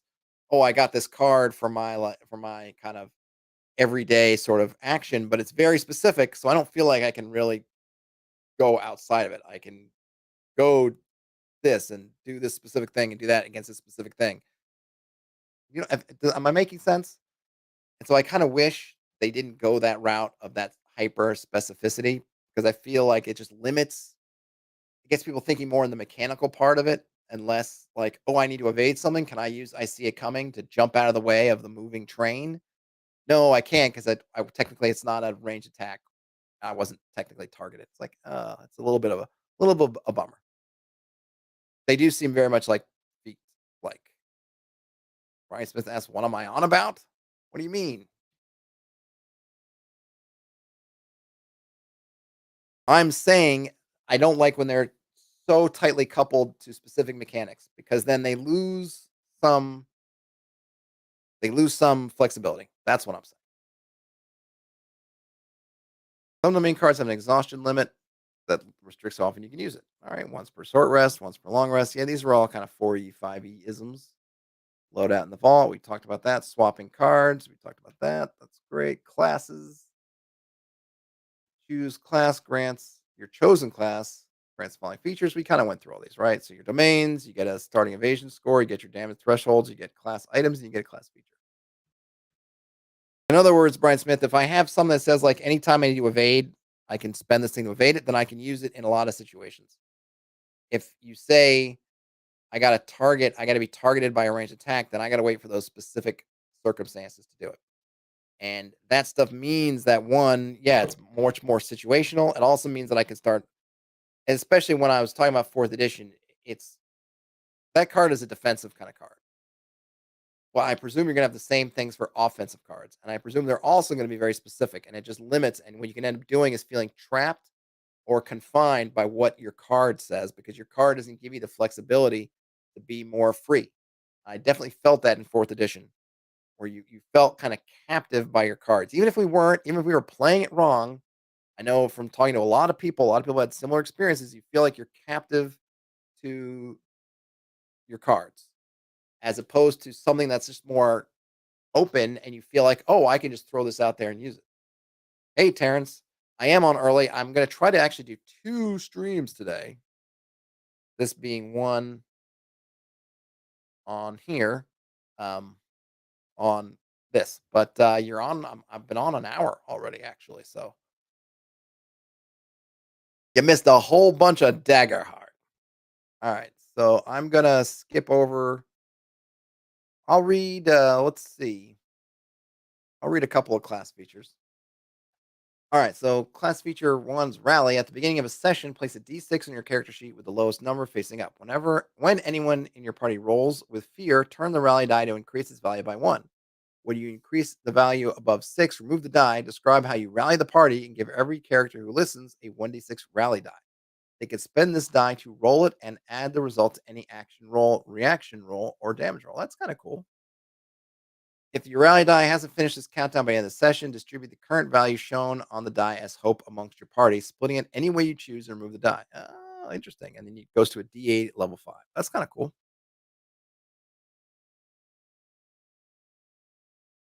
Oh, let's see. What was that? Oh, this was Bard. What did I say? Did I say Bard? Yes, that was a Bard thing. So that's your rally. That's cool. You get your wordsmith and your specialization. All right. So if you're the wordsmith, your spell casting trait is present. So I guess that's what you can use to cast spells. You're using your charisma, in other words. Foundation features Heart of a Poet. Once per short rest, when speaking to a person you're trying to impress, persuade, or offend. If you use at least three rhyming words, you may add 1d6 to the action roll against them. All right, this is a fun one. I know some people are probably going to react. I think these are things are often fun. I like them, but I will admit that it relies on a little bit of performance by the player, which some folks I know are kind of bitterly opposed to. They don't want it to turn into, it's that argument of what I can do as a player versus what my character can do. Are you telling me my character is a bard and is a wordsmith and they can't rhyme the words, even though I, mere person sitting here at this table, can't find words to rhyme with table? Like that kind of thing. It's fun. Whoops. I would hope maybe that if you have somebody that just can't or won't participate in that, you won't prevent them from using the feature. But um, it is what it is. I think that stuff is fun. I think a lot of people find it fun, but I know there are other folks who will say, "But if the strong guy doesn't have to lift the table over their head, so why do I need to rhyme words?" It's like, all right, supposed to be fun, pal. This is a game. Remember, game. Ryan Smith says rhyming is a low bar of engagement. It is, but even some folks don't even want to try to chin up to that bar. Then rousing speech once per long rest. You can give a heartfelt, inspiring speech.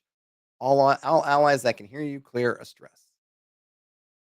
And let's see, specialization feature. Your moving words can boost the morale of the group when you use your skills as a linguist to raise a member of your group up once per session. You can do one of the following: allow them to find a mundane object or tool they need. That's cool. Help an ally by spending a hope as usual, but roll a d8 instead of a d6. That's also cool. Give them an additional downtime activity during a rest. Cool, cool, cool. Terrence says, "Welcome to the rhyming party, pal." There's a nice little system. Yep, exactly. It's a word party. And then let's see. That was a specialization feature, then a mastery feature. Is that? Hold on a minute. Is that a what's mastery? Is that when you get to level? I'm not sure. I'm guessing this is like level 0, kind of level 4, level 8 sort of thing. Then the mastery feature, your up increases your rally die when you help an oops when you doing that when you help an ally. Oh, that was that here. When you help an ally, you narrate the moment as if you were writing the tale of their heroism in a memoir. Your advantage die to help them as a D10. That's cool. Brian Smith says they rule vindictively. If you don't do the rhyme, another player can and gain the bonus. Oh, that's that's yeah. It might be fun to not let the party do it. Something fun. I mean, look, most just don't look. Just don't do a lot of things with orange, right? Or allow half rhymes. You could be generous. Like I said, I think those things are fun. I'm not going to go through all these. I just want to kind of see one. Let's see what. Okay, so the druid one. This one might be interesting. I'm just curious because this one seems to be kind of which one's the wild shapy thing. Let's see. So wild touch. This is a class feature. So all druids, I think. Let's see. You can. Wild touch says you can perform harmless, subtle effects that involve nature at will. Examples: causing a flower to rapidly grow, grow, summon a slight gust of wind, or start a campfire. That's cool. And then that's wild touch. And then beast form. So there's a special sheet for beast form. Mark a stress to transform into a magical creature equal to your level or lower from the available options. You lose the use of your abilities, weapons, armor, and domain cards, but gain the features and trait bonuses of the creature. You can drop out of this form at any time. So they're taking the training wheels off of your wild shaping here. Now we don't have the sheet yet, or maybe it's down the line. We'll get it. So you're not open to just opening up the whatever the Daggerheart monster manual will be, but choose a magical creature. It's just you take a stress, which is a natural limit. And this is kind of what I've been working on in my game and my home game is I really like having what I like is there you have this meta currency and they're calling their stress. And I've talked about it in my kind of BX homebrew thing. I had hero dice, which same thing. So you have this one meta currency. And I either kind of spend it and roll them. In my case, here you're just spending them. In my case, you could roll them or spend them or both. But you just do it. So your beast form, hey, beast form as much times as you can with your stress. But when you're using that stress up, it's not just ticking off a use of that ability, it's ticking off your ability to do other things that you might need stress for. And it's making you more vulnerable to conditions that cause stress. So you have a natural kind of limit of someone's if they wanted to do that kind of D&D honor among thieves scenario where your druid's turning into 8 different things, assuming you have 8 stress, you can do it. But then you're spent. Hopefully you do get home and you can rest and get and clear that stress because otherwise you're out of gas. So you kind of have this natural limit you're giving to things. Now, of course, what I don't like here is that you have these potions, so you could load up on stress potions, and I think because there was potions that get rid of stress and do that. So that part I'm not. I like it when it's a little bit more. I mean, I suppose the potential's there if you don't have stress potions that you can be kind of out of luck. But I'm just I guess a little bit more hardcore about it. But I like that. Hey, we don't need to tell you 2 times a day or do some kind of chart. We're just gonna say it's stress. You want to take on stress and do it, then go for it. And that becomes its own kind of limit. Brian says, interesting that this and Colville's system has a bigger focus on meta currency and ticking refreshing boxes. Um, I guess.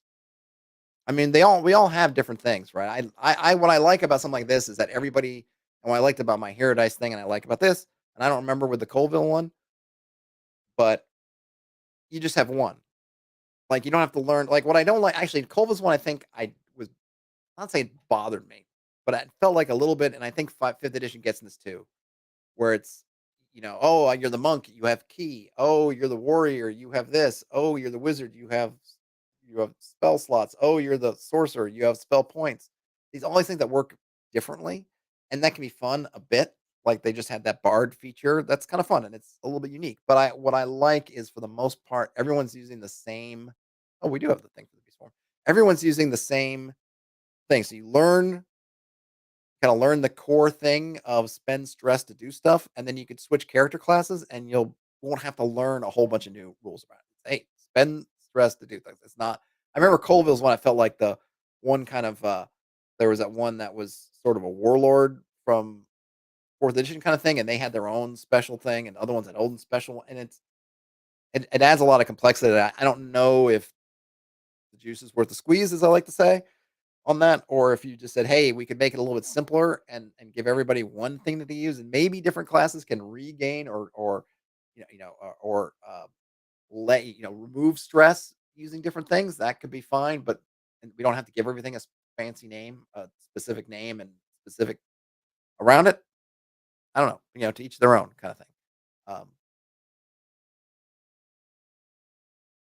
Ian says that they think that MCDM, RPG, and Daggerheart are competing with each other more than they are with D&D Fifth Edition. Maybe, maybe. All right, so let's just see. Let's looking at these beast forms. So level one, you can be. Oh, I like this. So they're not trying to give you real specifics. You're getting essentially templates.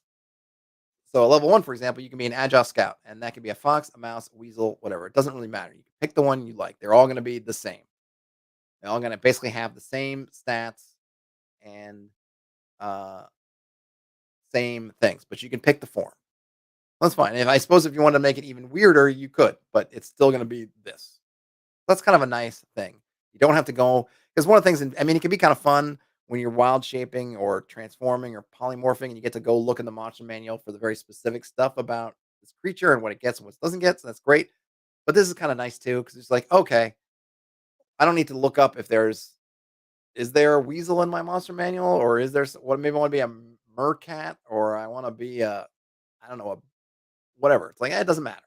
I want to be a rat. I want to be a uh, something else. I want to be a lizard. Like it doesn't matter. Like they're all that. That's good. So pack predator, same thing. Hey, whatever wolf, coyote, hyena, it's all more or less equivalent. And then there's an aquatic scout, same kind of thing. Except the octopus seems like the real advantage over the other ones if you allow them to do things with their camouflage and tentacles, but maybe not. And then level two, you get stuff with wings. You get bigger animals.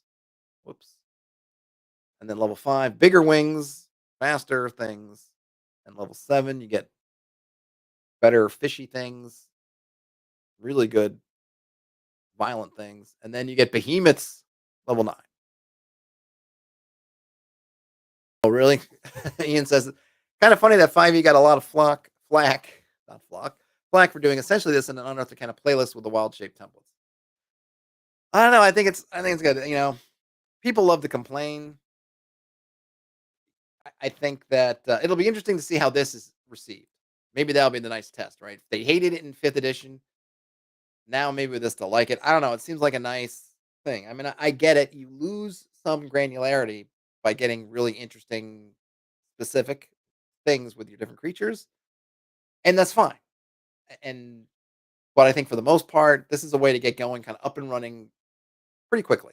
Hey, just go, which is also get it. And maybe it has to do with how crunchy you are, right? Maybe folks who are 5e they want that crunch of the specificity. With this game, they're not. Maybe that's not their big concern, and so for them, it's like, you know, we're not. That's not kind of the road we're going down. So we'll go another way. Oh, Ian says this is more fleshed out, maybe better thought out than that one was. Well, it was Unearthed Arcana, so it's kind of meant to be sort of a testing ground. But you know, I'm not gonna go through all of these. I think we've gotten the basic gist, and I want to get we. The one thing that's interesting, just in terms of layout, is we've gotten a little bit about the kind of the bare essentials of the mechanics, and that's about it. And then we've gotten all this kind of player stuff, which isn't bad, character generation and stuff like that. But I'd like to kind of get a bit into the character stuff. And remember, this is all free on drive through, so or on the Darrington Press website. Either way, you get it. Okay. Oh yeah, I did. Was curious. So here's the ancestries. I was curious about what a clank is. Okay, I was right. Clanks are sentient mechanical beings built from such materials as metal, wood, stone, and clay to resemble humanoids, animals, or even inanimate objects.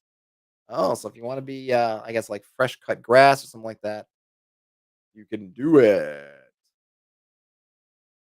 Their ancestry feature, purposeful design, decide who you were created by and for what purpose. And when you generate your experiences at character creation, choose one that reflects this purpose, add +1 to it. Oh, interesting. So you could get an experience at +3, or you get two of them at +2. And we see some concept art for clanks. These are really cool. Lots of different shapes. But just keeping in mind, you can be a centaur clank, but I don't think you're getting any. I don't think you're getting any super speed. You don't get the speed of horse off being that. So Brian Smith says Brave Little Toaster is a clank. I'm not familiar with Brave Little Toaster.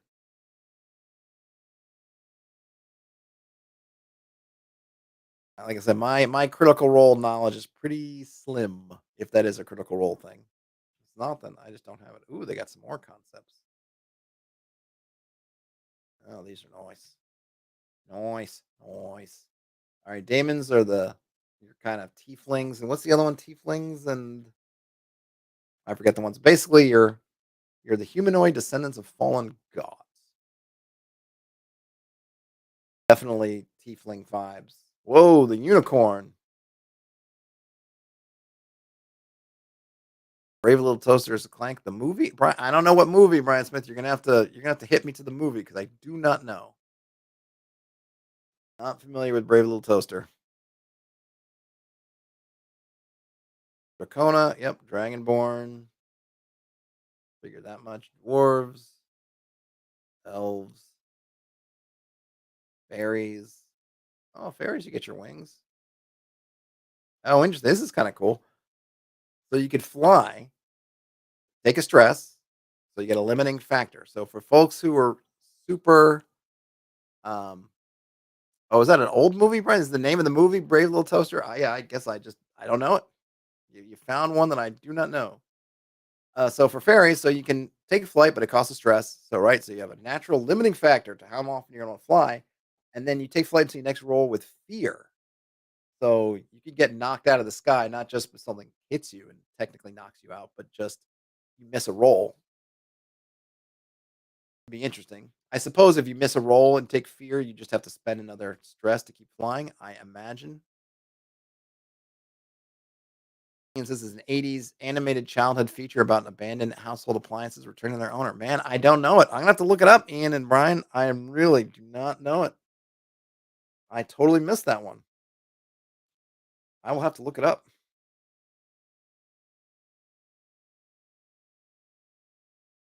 Very cool.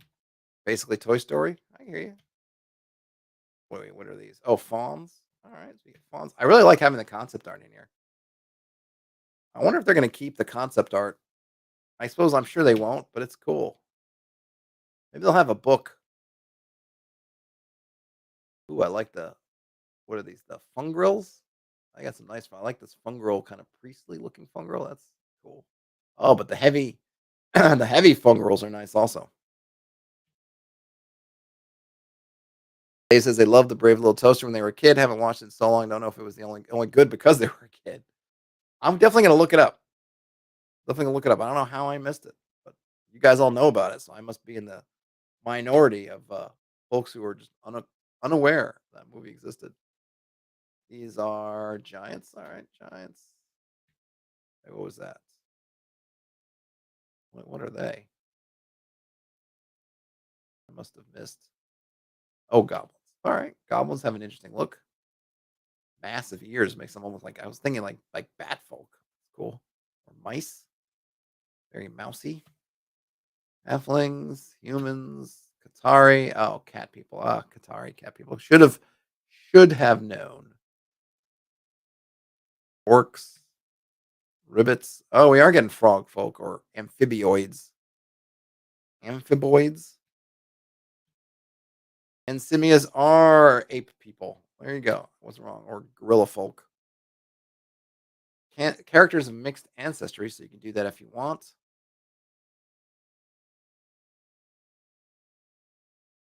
Very cool. Community.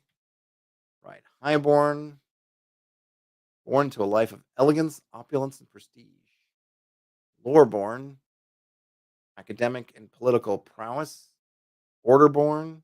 Discipline and faith. Ridgeborn. Rocky peaks and sharp cliffs.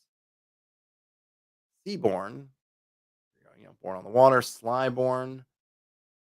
In the underbelly of society. Underborn. Subterranean society. Wanderborn. Nomadic. Wildborn. Deep in the forest. Cool. Let's see. I'm gonna skip over these. I really want to get some of the mechanics. Part 2, playing it. Where are the mechanics? All right. I feel like a lot of this is which isn't bad. It's very player centric so far. Ryan Smith loves the kitchen sink approach to races. It's cool. It's cool. So I thought I've seen some people play with this. I've never done this, but it seems like also really kind of interesting. If you can get folks, if it's something that you can get your party kind of psyched up about, is the idea that you start off with a basic species, basic kind of playable whatever's humanoids, and then when you make contact with these other species out in the wild, then later on you can play as them, but you kind of have to find them first, which I suppose is also kind of gamey in the way it's like, oh, you have to discover it, then it gets added. But I think that's kind of neat in terms of inspiring maybe the players to get out there and kind of really range around the region is if they're like, oh, I want to play this thing. It's like, well, you got to find one first. You find one, then you can play, and then you can be one. Ian says that they thinks they just pick the ones they all love to play. Yeah, it's cool, but it is definitely a kind of the kitchen sink approach, and it also fits. It also fits with kind of your general D&D style playable species, more or less. All right, so we're getting kind of procedural stuff, but it's still not mechanical procedures. More, I guess, general workflow procedures. So the GM narrates details, the player and GM ask questions, the player and GM answer questions. You choose and resolve actions, and you repeat the cycle. Oh yeah. All right, so here's an example interaction. Let's read this because I'm always down for examples. Emerson's character has just been caught trying to pickpocket an important letter off of a noble in a busy market square in a medium sized town. How many guards did you say this lordling had? Emerson asks. Two right there with him, and you suspect there's another two out of uniform back a bit in the crowd. Great. I'm by an alley, right? I want to back off and find a place to climb up to the rooftop before anyone can catch me. Sure thing, the GM says. Based on the situation, they decide the PC doesn't need to roll to accomplish what they want to do. You're fast, and the noble noticed you rather than the guards, so you can scramble up without a roll. The guards will be following you, though. Once you're all up on the roof, they're going to pull their crossbows and start shooting. Emerson asks, how close are the buildings here? Could I run and leap across the next building's roof? Not that far apart, the GM says. Certainly not any wider than what you're used to from growing up here in or up in downside. That'd be an agility roll to escape across the rooftops. But heads up, if you don't succeed here, you'll probably take some serious damage from the fall. It's a long way down. The GM warns him. Emerson has a +2 in agility and also chooses to spend a hope to use his +1 experienced scoundrel here to make a leap. Oh, I see. So you can't. It seems like from what they're saying, and maybe I missed this from before, just having the experience isn't enough. You have to have that hope available to use that hope to get that extra one, which is another nice intrigue kind of part. So again, limits, right? You may want to do everything all the time, but you can't because you have these two meta currencies that you kind of want to. I mean, I'd want to keep a couple of them for really important stuff. So now it's a much more of a decision of whether to engage with this extra bit or not. I know it's dangerous, but I can guarantee I've done this kind of jump before. He gathers three of his character tokens to represent his agility and scoundrel bonuses, right? So he has +2 in agility, +1 from scoundrel. That's three. So he's using those tokens. Put them out there. Again, it's kind of got that poker feel. Of you putting your chips out on the table. Let's see. Okay, so he gathers three of his tokens, rolls his duality dice and the tokens together. Their hope die lands on a 10, and the fear die lands on a 4. He combines those values together, 14. Also adds his character tokens for a total of 17. Because his hope die roll is higher than fear, Emerson tells the GM, I rolled 17 with hope. Yay! The GM nods. 17 is higher than the 15 difficulty they had in mind, and a success with hope means no meaningful consequences for the action. That's more than enough to escape these guards. They're armored and trying to take shots, but none of them get close to you. They're not good enough at jumping to risk a fall. By the time you're 2 blocks away, that you've completely lost them. Make sure to take hope for that roll, but now you're farther away from the noble and his letter you're trying to nab. What do you do? All right, so it's a pretty interesting little bit here, right? Get it? We get kind of a sense of it. I think maybe the most interesting thing is that you're not playing this like a combat thing. We're not rolling up ranges. We're not taking initiative. It's to me it reads and I might be off on this because I haven't played a bunch of Powered by the Apocalypse, only read some of it. It feels to me like a little bit of that where players doing something, and then really the guards and everything is just a consequence of the doing.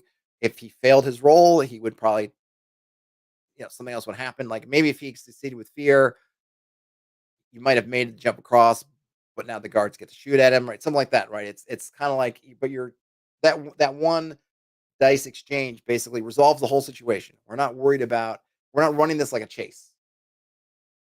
We're not running it like a combat. We're just saying like, hey, and we're not even running it like a skill challenge. I mean, unless you say it's a skill challenge of one. Um, I'd almost love to see, and maybe they'll have more examples of a similar situation, but then maybe I'd almost like to see all the different permutations just to get an idea of what each one means. If he won with fear, then maybe he would that resolve the situation fully? Would it mean that you're going to get away, but they're going to get a shot off first? What does that mean? Like, what is if he lost with hope? What would that? So interesting things. We don't really know how the system works yet, but we just get that little hint. But kind of like it. Like, hey, it's just a thing. We're just going to resolve it. We're not going to play it out. We're not going to engage with subsystems that maybe we don't need to for this situation. I don't know if they'll have guidance on that. Maybe in the GM section of hey, engage with combat in this situation. If you can run it just as a single kind of event sort of situation, then just do that kind of thing. I think the impetus in a lot of games would be that this would be a lot more drawn out. Or, skill challenge of however many rounds, or okay, combat, and we're gonna run everybody, we're gonna move everybody's markers. Here we're abstracting it to basically one role, which I think is good ultimately for this kind of situation. All right, what can I do on my turn? The game has no turns in the traditional sense. Players don't have a set amount of actions they can take or things they can do before play passes to someone else. Instead, everyone should follow the fiction, figure out what happens next, bouncing around the table to whoever it makes sense to spotlight in that moment. Generally, players in the spotlight will have the chance to describe their move, what their character is doing in the scene. If something they describe requires a roll to see whether it works, then play pauses while a roll is made to determine how things play out. Certain roll results and other situations can prompt the GM to make a GM move. These are specific moves of actions the GM takes to advance the story. Very okay, so very kind of power of the apocalypse kind of thing there. Fiction first, we're going to do whatever makes sense, and the GM is essentially acting in response to the party. The party does something, depending on what they do, if they roll, whatever, then that might engage a GM move that the GM will pick to see which one makes sense. That's very, I think it's all the Powered by Apocalypse, pretty much one of the central conceits, I think, but certainly in things like Dungeon World, see that. All right, now we're finally getting, what page are we on, by the way? 97. Whew. Interesting way they've set it up. What I appreciate from the rule book is they don't mind saying things more than once to kind of help. Clearly, this book is written for a flow perspective because notice something got covered a couple of different times, but in a different flow. It's not like okay, I'm going to cover this topic once and let it go. It's definitely they're not trying to save pages by being particularly. I don't want to say particularly precise because that's not the word I mean. They're fine with giving up some page count or getting some page count to kind of get the learning part, right? They want to teach players. All the stuff seems to be more or less. Not the GM shouldn't read it, but definitely felt like more player focused on that learning. And they've covered topics multiple times just to make sure that things get it. Like your class features, a kind of a little bit overview, and then later on and kind of in depth, but in a particular flow, right? Um, but it's also interesting that I usually try to think of like I want to get and they have covered the duality dice before, but obviously we're going to get more into it now. And it's maybe not the way I would have thought of to organize it. I'm not saying it's good or bad. I think it's good. It's just an interesting way because usually you see something where the first thing you're getting is like core mechanics, like number one, this is what you're getting.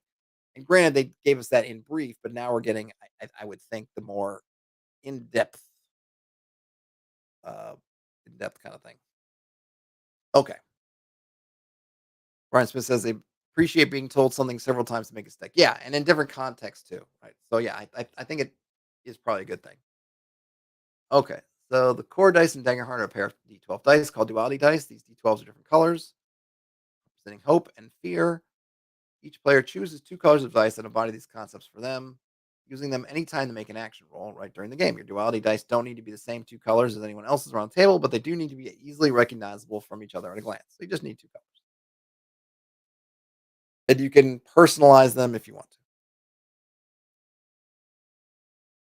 Duality dice represent the way the world pushes the character back or guides them forward throughout the story. Rolling hope and fear. Hope and fear represent the duality of the world beyond the characters and how the world around them impacts the action they're attempting. One of your duality dice is your hope die, and the other is your fear die. Hope, when you roll your duality dice and the hope die rolls higher than the fear die, you roll with hope. When this happens, mark one of the hope slots on your character sheet up to a maximum of 5. You might also gain hope from spells, abilities, or other things that happen in the game. When you roll your duality dice and the fear die rolls higher than the hope die, you roll with fear. When this happens, even if you succeed on your action roll, there are consequences or complications that come from it. Okay, there is a critical success. Whenever you make a duality roll, if both dice roll the same number, you automatically roll a critical success, even if you would have otherwise failed because the total is lower than your roll's difficulty. This also counts as a roll with hope, but not only do you gain hope, you also clear a stress. Oh, that's nice. I wonder what the odds are on 2d12 of rolling the same number.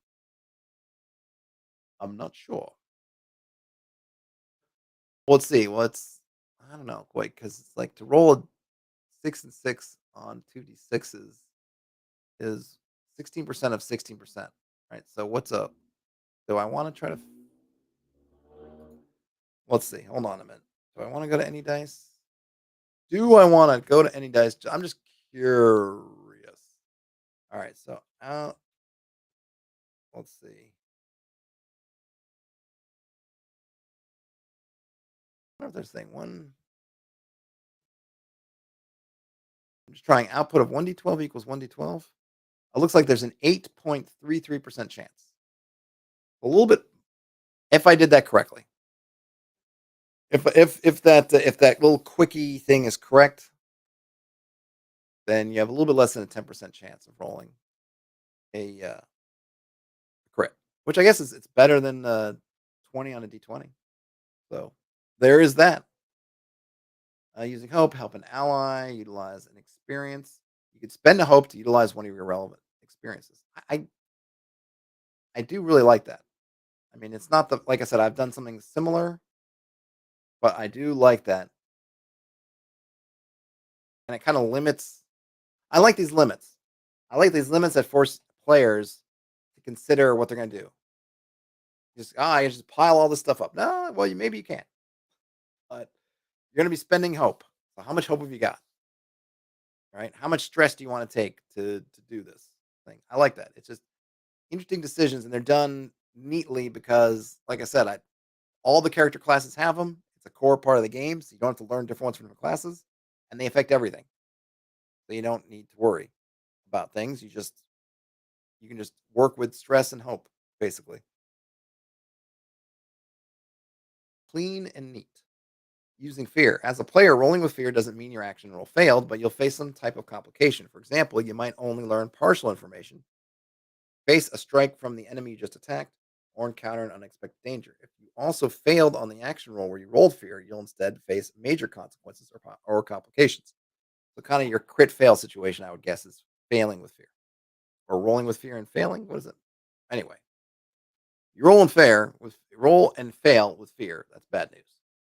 When you roll with fear, you don't record it on your character sheet. Instead, the GM not only determines which complications result from your fear roll, but they also collect a fear. GMs can later spend this fear on effects such as powering adversary and environment moves. All right, we'll see that later on.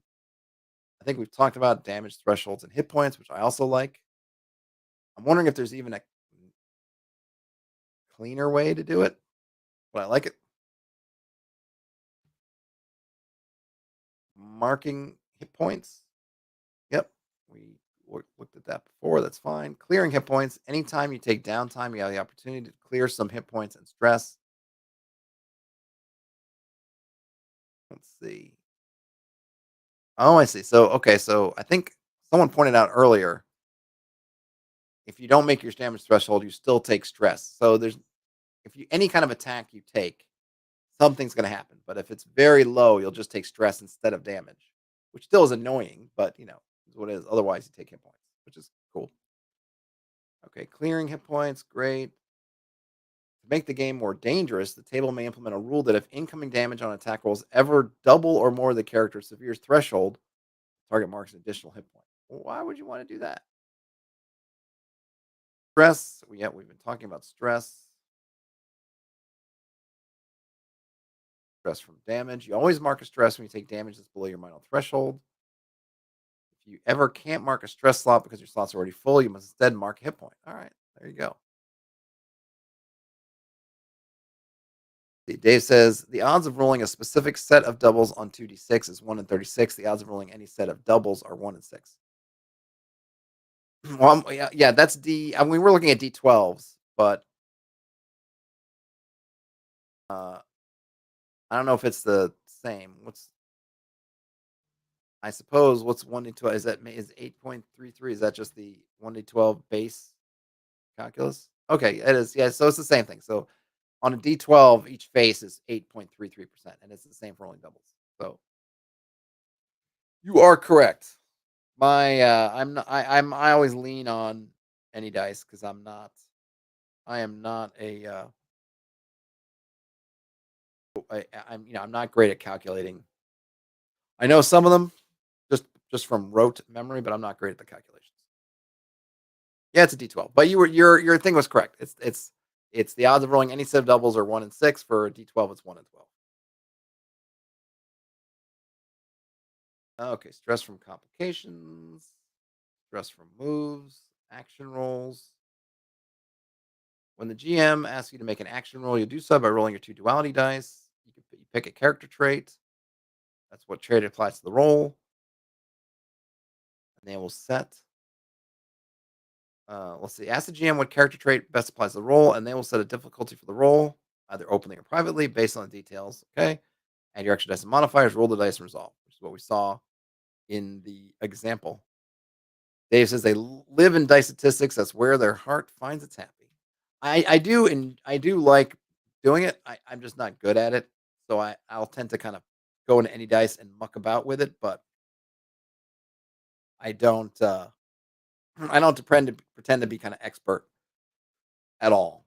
But it's always intriguing sometimes just to check it out, especially when we're using something different than the norm, which is using D12s. All right, I'm just kind of blowing through some of this, but I feel like we've kind of seen it already. Roll the dice. Yeah. Okay, critical success. We got that. Success with hope. Pull it off well. Get what you want. Get a hope. On a success with fear, you get what you want, but it comes with a cost or consequence.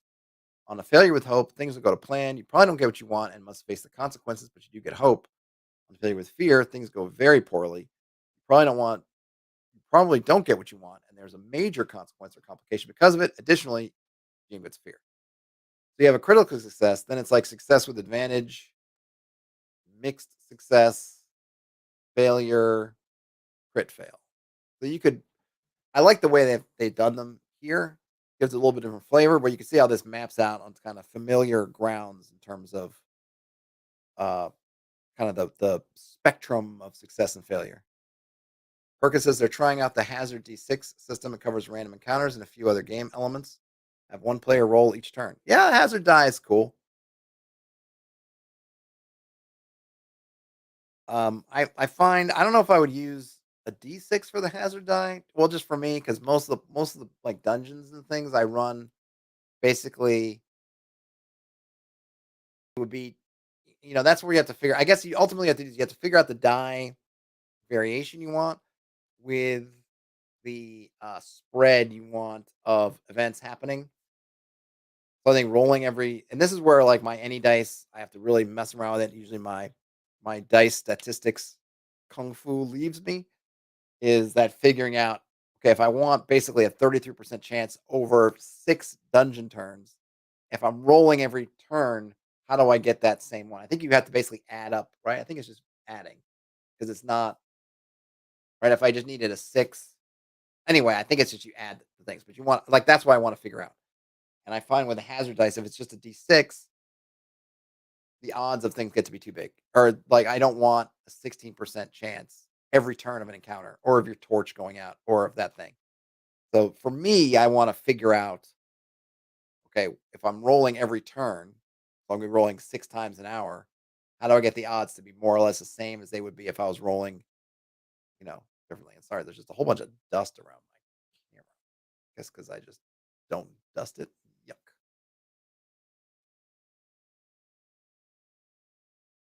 Okay, let's see. So, okay, after announcing your roll's result, always look to the GM to find out what happens next. Yep. Story is okay. We have some kind of story is consequence. In Daggerheart, every time you roll the dice, the scene changes in some way. There's no such thing as a roll where nothing happens. All right, keep that in mind, kiddos, pals. You're rolling, something should happen. The fiction should constantly be evolving based on success or failures of the characters. They should bold that. A failure should never mean that a character simply doesn't get what they want, especially when that would result in a moment of inaction. Every action the players take should yield an active outcome, one that changes the situation that they're in. And these are good. Should make them even more punchy so people read them. So here's an example, which is one that comes up a lot. For example, if you fail a roll to pick a lock, it's not just that the door doesn't open. On a failure with hope, it might mean you can hear the rumble of footsteps coming down the hall behind you. Enemies you narrowly escaped before are getting close, and you're going to have to act quickly to find a way through. On a failure with fear, the door might be magically warded to keep thieves away, causing an arcane alarm to trigger. This also applies to a success with fear, where you might succeed in unlocking the door, but opening it reveals an enemy you didn't know was guarding it. These consequences are what make the game interesting and drive forward the adventure you're all on together. Some folks are going to love this. Some folks are going to go like not loving it. Right on the love it side of the front, there's kind of a little bit of they're not saying it outright, but there's a little bit of a kind of hey, fail forward. I mean, this whole thing is not fail forward necessarily to make progress, but something should happen, which I totally agree with. In terms of what happens when you fail, you want to keep in mind the context. If somebody cast detect magic on the door, let's say, and came up with nothing because there was nothing there, having an arcane alarm go off would seem a little bit like I thought we checked for like at some point I wouldn't want the failure role to invent part of the fiction that didn't exist a minute before when they had already set the stage, right? So you got to work within the confines of what they've done, but maybe something else happens, right? Um, but I think in general, I think we can see what they're going for. It definitely feels like they're this example. You're running things a little bit kind of loosey goosey. You're kind of just leaving it as a door, and then depending on what happens, it's almost like the players are creating parts of the fiction with their actions. And again, some people are going to lean into that, and some folks can go, "That's too." I don't know. I don't even know what the word is. That's too like storytelling. No, I don't even know if that's what it. Anyway, I think some people will love this, some people will not. But I think you just got to work within the context of your game so that you don't end up undoing some other or stepping over the fiction because of a failed roll, but you want to come up with something that works.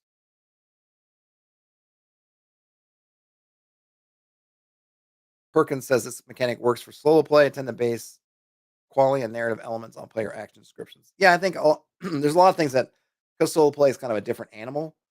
I think there are certain things that you might not want to do in a group game that in a solo game are almost necessary or at least make a lot of sense. All right, so here's an example. We get this is good because they're going to give it. I mean, I'd asked for it and they delivered. So there we go. So here we go. We have an example action roll. Sarah's rogue Isabella trying to run across a narrow parapet to stop the mage that is raining spellfire down on her party.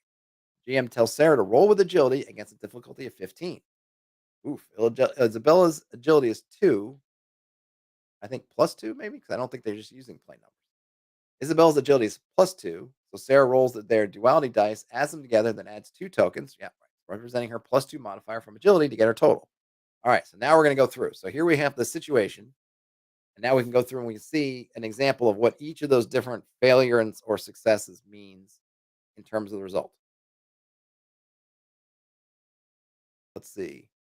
Perkins, just before I go through this, Perkins says the basic player states what they want to try doing. DM rules for whether roles required or not. The role results are played out. Dave says it is Taverin, like the Wheel of Time. These things exist where they are simply because you are there. That is definitely one one way to work it. Though I think weren't Taverin. It's been a while since I read the Real Time. Never finished, but Taverin were pretty rare. Hope that's not popping as like a world made of Taverin. But yes, that would be one way if you wanted to work it into the fiction of the world. That definitely would be one option. All right, Isabella, Sarah's rogue, running along. She's trying to run across a parapet. She rolled. Now let's see what happens with these different things. So first up, say she rolled a failure with fears. That's the worst result. The GM takes fear because of the result with fear that describes the mage responding quickly to Isabel's maneuver, making an attack roll. It is successful, so the mage knocks her off the parapet with a blast of magical fire and deals damage. So a couple things here, right? She's failed the roll. What is the what is the GM probably, and now if I was gonna using, and again, my Powered by the Apocalypse Dungeon World knowledge is not very good. Okay. But this seems to me kind of a concept like that. Isabella, in to put it in sort of Powered by the Apocalypse kind of verbiage, Isabella is attempting to defy danger. She fails. So now we're not using turns, we're not using actions. The mage isn't not hitting the party. It's like just as it's like everything's kind of happening in that moment. So the consequence is now of that is the GM gets to make kind of this enemy maneuver, which is phew, mage turns, hits something, bam, knocks her off. And he made a roll, so it's potentially could have missed the roll, but presumably she would have fallen off the parapet. I'm not sure. The interesting thing would have been, what if the mage didn't succeed on the roll? Would she not have fallen off, or would she not taking the damage? So that's interesting. But in any case, right? So that move begat the GM move, which is, oh, the enemy responds, blah. Okay, that's failure with fear. Failure with hope. Let's see. The GM describes the mage seeing Isabella coming, making an attack, which succeeds. The mage's blast knocks Isabella off balance, leaving her dangling from the parapet. Her progress stalled. Isabella gains hope, but her friends are still in the line of fire. So it seems like the now, if fear was she's knocked off and she takes damage, she's going. That's the critical fail. On the failure with hope, I don't know if they just admitted it, but it seems like he makes the attack, doesn't do any damage, but she has made some progress, but she's stuck, and now she's hanging off the parapet. So it's not even that she made some progress and she's going to keep making progress the next round. No, she's going to have to at least spend her next action either doing something different or pulling herself back on the parapet. So her progress being stalled. Now we get to success with fear. The GM takes a fear because the fear die rolled higher, then asks Sarah to describe how she races across the parapet, dodging the mage's blasts. After her description, the GM says that once Illabella has crossed, she faces her foe head on, blocking them from attacking the rest of the party. But then the mage reaches out with magic and crumbles the parapet behind Isabella, leaving her trapped. At least the mage isn't attacking her friends, right? Okay, so we got she made it, and she's done what she said she was going to do, but now the consequence is she's trapped with the mage up there. She can't get across the parapet. And again, we're not worrying about a character sheet of what the wizard can do. In a OSR kind of your D&D type game, one, we wouldn't have this, right? We would just have, oh, she tumbled, she trips, she gets stumbles and gets still, or she makes it. And then we'd be playing out combat. We'd be looking at the character sheet for the wizard or this whatever. The sorcerer, whoever what is it? Mage, whatever. In this case, it doesn't matter. They are just they're pulling out that ability and launching it because that's the consequence that's been called for. And then finally, success with, or not finally, because we got two more. Success with hope. She gains a hope. Then the GM asks her to describe what it looks like as Isabella races across the parapet and interrupts the mage's assault on the party. Since Sarah rolled a success with hope, the GM asks the players what to do next. So she runs up. She's now confronted the mage, and not only has she confronted the mage and stopped the mage from doing whatever he's doing to the party, the mage doesn't get to turn and blast. Now the players have won. Basically, the part of her success is that the players have wrested initiative away from the mage in the sense that now they get to act. They have stopped the mage from acting momentarily anyway. Now they get to do something. Now finally, critical, she gains a hope, clears the stress. The GM offers Sarah a choice of two extras. She can deal damage to the mage or gain advantage on the next roll against the mage. Sarah describes how Isabella races across the parapet and lands a telling blow on the mage, not just stopping their attacks on the party, but dealing her weapon damage as well. Since a critical success counts as a roll with hope, the GM asks the players what they want to do next. All right. So I think I like that. I really appreciate it because oftentimes the game text will give us one outcome, but then there's like a bunch of potential outcomes, and they've only explained what one looks like. I really appreciate it. In fact, I was just looking for this a few pages ago, saying I wish they would give us one that gives us all the spectrum, and they did. So very nice. Let's see what else have we got here. Major no special action rolls. Many action rolls just use the above rules. However, some situations require special types of action rolls. All right, so you have trait rolls where you have to use a particular character trait, attack rolls. I'm not gonna go through all these because I don't think we need to see all the different variations in the things. I think just seeing the thing is enough. Spellcast rolls. Oh, here I did was curious about the parentheses. Spellcast rolls are type of action roll that's used when you're it's creating significant magical effects. These are called for like this spellcast roll or spellcast roll 14 friends. They're referring to a specific stat in the character sheet. These rolls use the spellcast stat of your choice. As with trait rolls, if there's a number in parentheses, that's the difficulty. Okay, so yeah, I figured that out. That wasn't actually too hard to discern.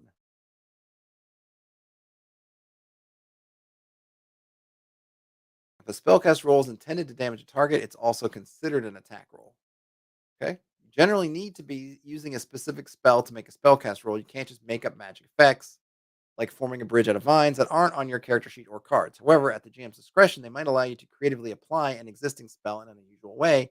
You can always flavor your magic to match the kind of character you're playing.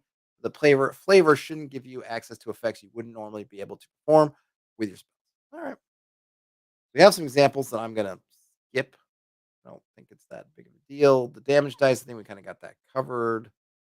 Critical success and damage. So if you roll a crit on an attack, you roll damage as usual, then you add extra damage equal to the max potential value of all your damage dice added together, as if they rolled the highest number possible. So you get the highest number added with extras. Dave says that sounds anti OSR in a lot of ways. Which part, Dave? The the uh the flavor part or the creative application part or something else? Uh, Damage types: physical damage, magical damage. Oh, spells only being used as directed. Well, they do say to be fair, they do say at GM's discretion they may allow you to creatively apply an existing spell in an unusual way. I suppose they add in GM discretion, so it's not like, hey, do it. Um, but it is there. But I suppose the language could be more stronger if they wanted to. I mean, it's always one of those things, right? It's a you think of I'm thinking lately. I think I talked about this when we did Wolves Upon the Coast, right? Kind of high trust, low trust. Kind of what is the approach? High trust is basically leaving things to the discretion of the table, GMs, players. Something like Wolves Upon the Coast, something that gives you just a really just brief, flavorful, but leaves a lot of the mechanics vague or up to you. Is really taking a high trust. Hey, I'm trusting you that by giving you this thing, you're going to do it sensibly or in a way that fits the context of everything that you're doing. And you're not going to try to abuse it by picking out the words I've used or words I didn't say or something like that, right? You're going to use it in the spirit in which it is given. Okay. Low trust is like 5e where they're spelling out everything. So I could see how by saying that it's a lower trust kind of vibe in that they're spelling out that you need to work with your GM to do it. Um, at the same time, I can kind of see where they're coming from in that who is their audience. A lot of folks who are used to very low trust, rules is written versus rules is like all that stuff. So they're like, I'm going to give you this thing, but I am opening up. It's not super low trust, saying that you can only use the spells as they're directed, or not saying anything at all. And maybe you come in with that assumption, but we are going to say, check with your GM.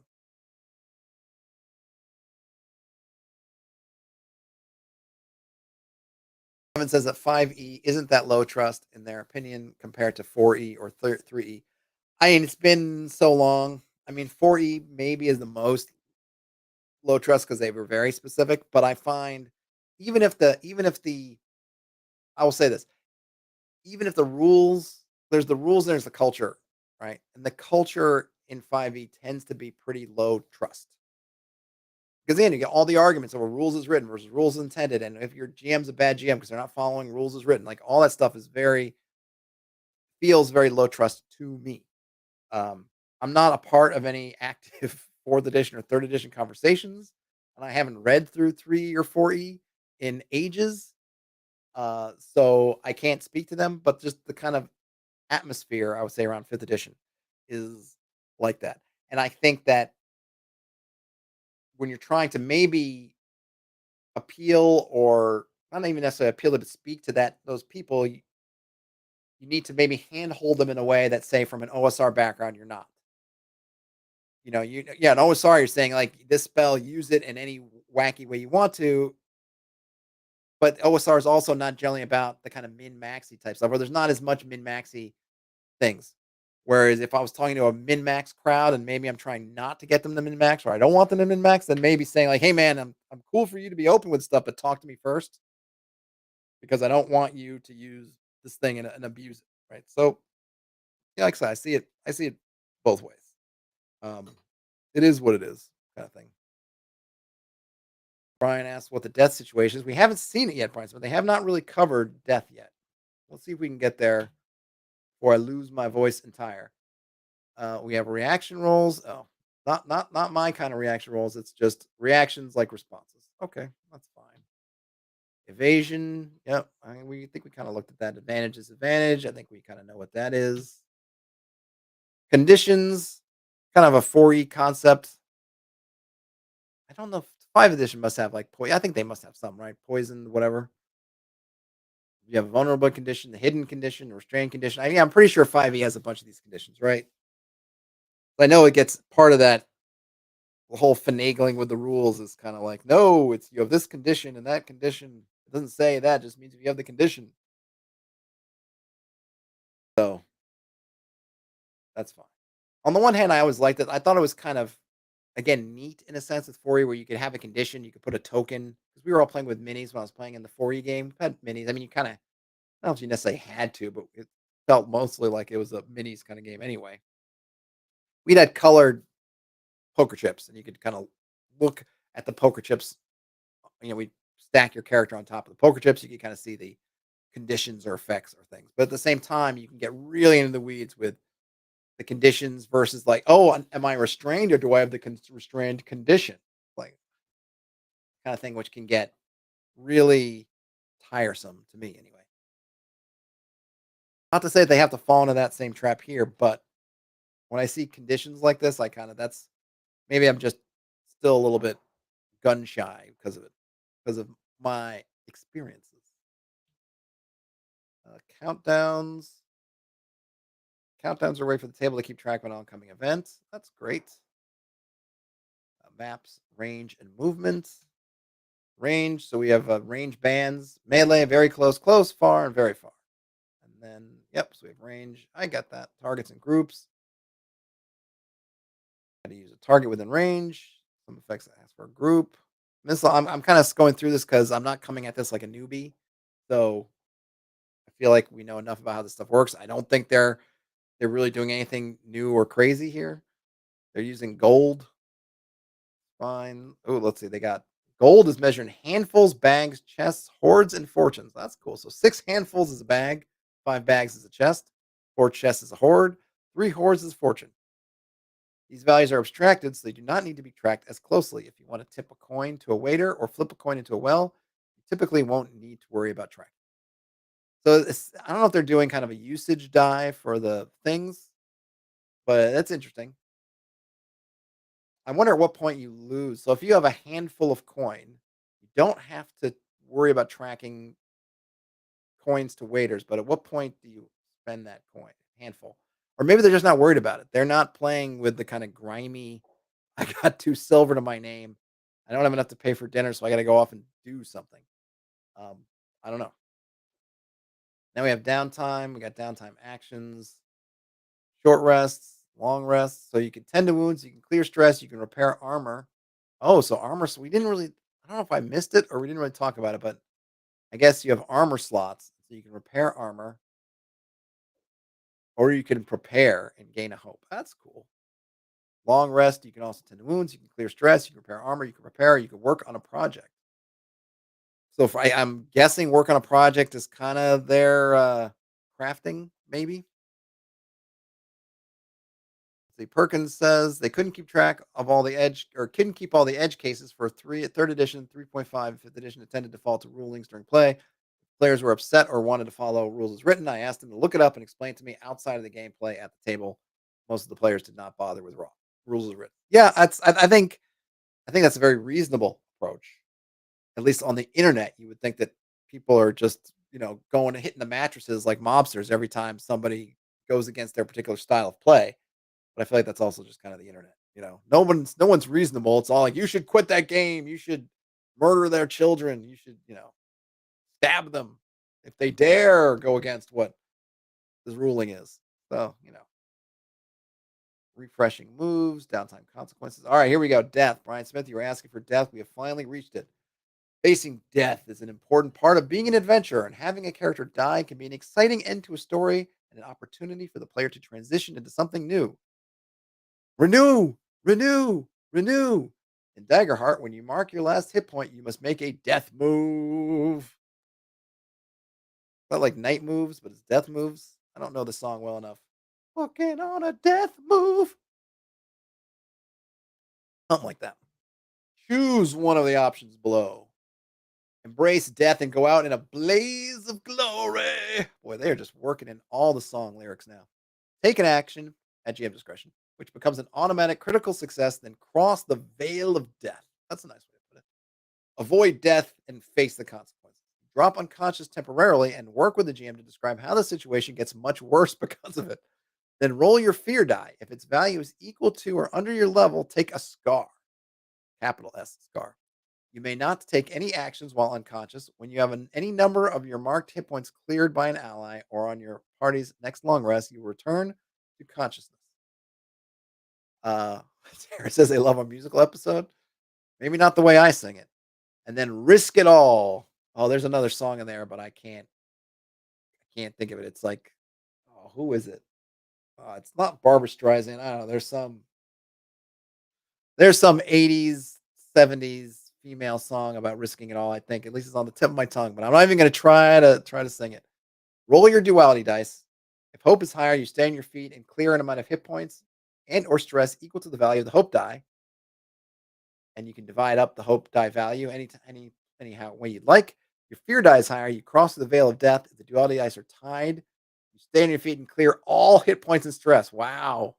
Oh man, risk it all. You could just totally bounce up and you're like you untouched, or you could die.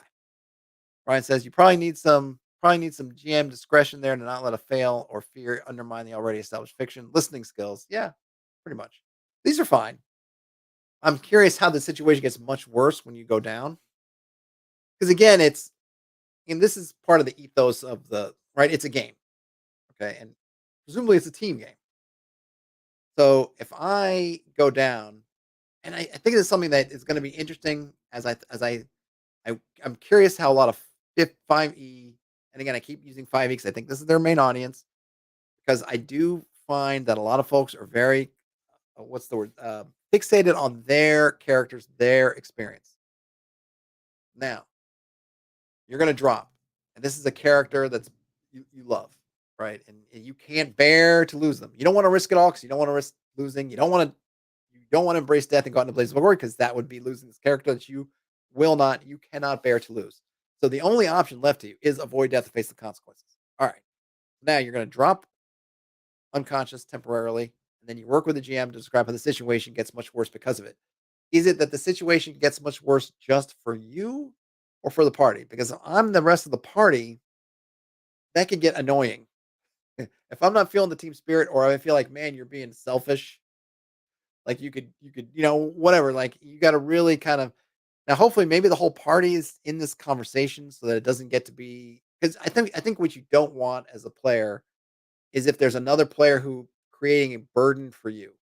It's something like, oh, great, I got to do this thing because this person keeps doing it and it's starting to annoy me. Like the first time they did it, yeah, take one for the team, great. And it's like, oh, okay, now you're making me do this again.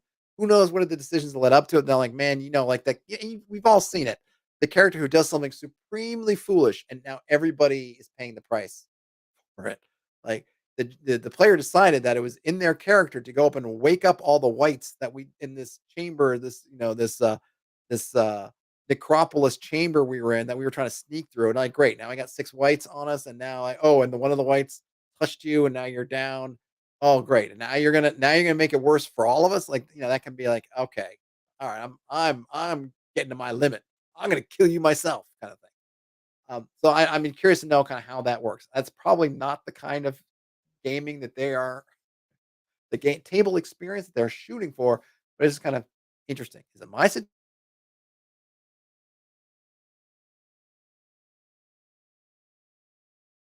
What I do like is it gives you an out. If you're playing with people who are in that situation, and I see it come up in forums and Discord and everywhere that just they don't want death to be on the table for them, even though they may have agreed to it in principle. In the game, when it gets to it, they don't want to deal with it. They have an out that they control. They can decide to do this avoidance of death. It's not something that I have to bend for. It's on the table from the jump street. So if any player character wants to take it, or any player wants to take it for their character, they're fine to. But I'd be fascinated to see some of the practical maybe when we start hearing campaign stories and people playing this and stuff, how that works in terms of how GMs are adjudicating. Because I'd want to be careful. I want to be careful about what the table effects are of somebody making this very personal decision. Okay, so we get a scars. Oh, so scar means you lose a hope permanently. Oh, that's cool. What the scar is doesn't matter, but that's neat. All right, so you can resurrect, but it's likely to be long, difficult, and costly. And they likely won't return the same as they died. The party decides to take this path upon a character's death. The GM will tell the players what it will take to make that happen. And for more details, there's pending, section pending. There's also a one-time resurrection spell available at level 10 for any class that includes the Splendor Domain. Once the spell is used, it will go in your vault permanently. Ooh, so you get one as a character if you make it to level 10. All right, so combat flow, like before, no initiative, no rounds, no number of actions. Fights happen to play out narratively moment to moment. So that situation we were looking at before, that example, that basically is you're in combat, you're out of combat, it's all kind of the same. You make moves, you make moves, and then the GM will respond with the consequences with moves. We don't go into rounds, we don't zoom in, we're not worried about that stuff.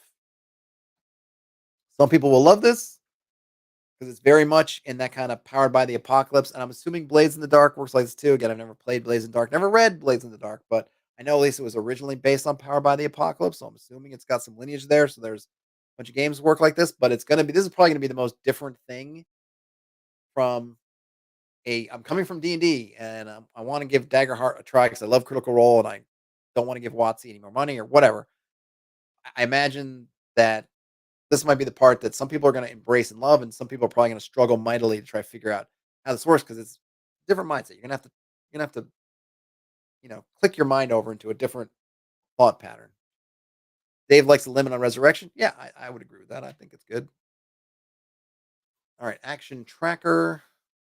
Whenever there's a combat scenario that's likely to last more than a roll or two, GM should place the action tracker card on the table within everyone's reach. Whenever PCs make an action roll, they must place a character token on the action tracker. While on the tracker, these are known as action tokens. PCs aren't the we'll see. Hold on a minute. PCs aren't the only ones who use the action tracker. However, GM spends action tokens to activate adversaries. While the action tracker is on the table, it's important to remember that players may still act in any order they'd like and take action multiple times in a row as the narrative flow demands it. The game should continue as normal. The GM just has an additional tool at their disposal to help guide the combat encounter. However, the players are encouraged to give others turns with the spotlight. If another player hasn't placed any tokens on the action tracker recently, consider letting them act if they want to before you do anything else. All right, so it's like a meta tool. It's not an initiative tracker. You're not looking and saying, "Oh, Bob, you have one of your tokens on the tracker, so you can't act yet." It's basically just a way of measuring who's participating. So if Bob's already got one on there and he's looking to do something else, maybe Bob should take a look at the action tracker and say, "Sarah, what would you like to do?" Something like that. But it's not for hardcore initiative. Perkins says, I need to be a player in DCC and other games where death is close. I think I need to feel the pain that players are experiencing. I've not been a player in years. Perkins, that's the great thing about going to like a con, right? Is you can play in a bunch of games if you haven't gotten to play. Dave was thinking about having resurrection cost one level from the person casting the spell. Then you're only being brought back if the other players really like you. I mean, I suppose there's always that thing of like the player's got to cast that spell. I suppose by giving it a cost like that, you are forcing them to make a real choice I imagine it's going to be very table dependent because giving up a level to cast a spell, that's going to make it maybe more high stakes as a players than I would want to because then that starts to go like, man, it took me forever to get to level 10, let's say, and you're asking me to go back to 9 to do this, and the other player's like, please, but it's my favorite character. I can't let him go. It's like I don't know. That's hard. Hard. All right. So we got our at any time GM may clear 2 tokens for 1 fear. Oh, wait a minute. Hold on a minute. Um at any time, the GM may clear 2 tokens on the action tracker in exchange for 1 fear. Similarly, the GM may exchange 1 fear to place 2 additional tokens on the action tracker. What does that mean? From I thought it didn't really mean much. GM spends action tokens to activate adversaries. Okay. So you can take 2 actions on the tracker for 1 fear. You can exchange a fear to place 2 tokens on the tracker. Oh, maybe we need to read this. All right, I'm gonna have to read it because I'm not sure what they mean. Evan says, I would prefer something like the caster being exhausted for X number of days or weeks than just losing a level, maybe even a year and a day if you're harsh. Well, exhausted meaning what? That they can't do anything? I kind of think taking the spell away is kind of interesting. Maybe they can't get the spell back for a year and a day. Would make sense. So you can't spam resurrection, but you're not gimping the spellcaster for doing something that essentially is nice. I don't know. It is interesting because I do like there being costs. I mean, maybe the easiest thing is just don't have it on the table as a player spell at all. Have it be you have to go on some kind of divine quest. Um, you know, maybe that's the best way to do it. So you're not penalizing a particular player because they happen to be a high level wizard, and it is something that the other rest of the party's gonna have to invest in because they're gonna have to go on some kind of quest to do it. But then the other player can participate because they can have a new character who, even if just temporarily, is with the party as they go on that quest. Ivan was thinking like Merlin recovering this crystal. Oh, yeah, that was cool. All right, let's see this. Oh, wait, we got one more thing coming in. Dave says you must make a deal with the god of the damned, and the deal is always sour. Yep, that's kind of fun, especially if it's not like a depowering of the power player, but it's more like do this thing, and maybe it's a thing that is distasteful or a thing that will hurt in ways that aren't degrading their character. Kind of thing is probably what I would do it. Fergus said they had a player really complain about their character death. They let them come back as a lost soul spirit until the group could resurrect them. I did that once. That's fun too. All right, so let's see this example here because I'm not sure about this fear part or the tracker with the GM part. So here's the example. The warrior of the party just made a successful attack roll with fear against one of their adversaries. The party is facing off with a group of bandits trying to steal a chest of treasure the group is transporting for an ally. After the warriors dealt their damage, because they rolled with fear, play passes to the GM. I don't think they said that before, or I missed it, but that's cool. So the GM has 4 tokens on the action tracker and decides to spend them as their move. All right. So is that all tokens, or does the GM have their own special? Is it any tokens they can take off, or just the GM tokens? I'm guessing maybe it's just the GM tokens, but it's not super clear.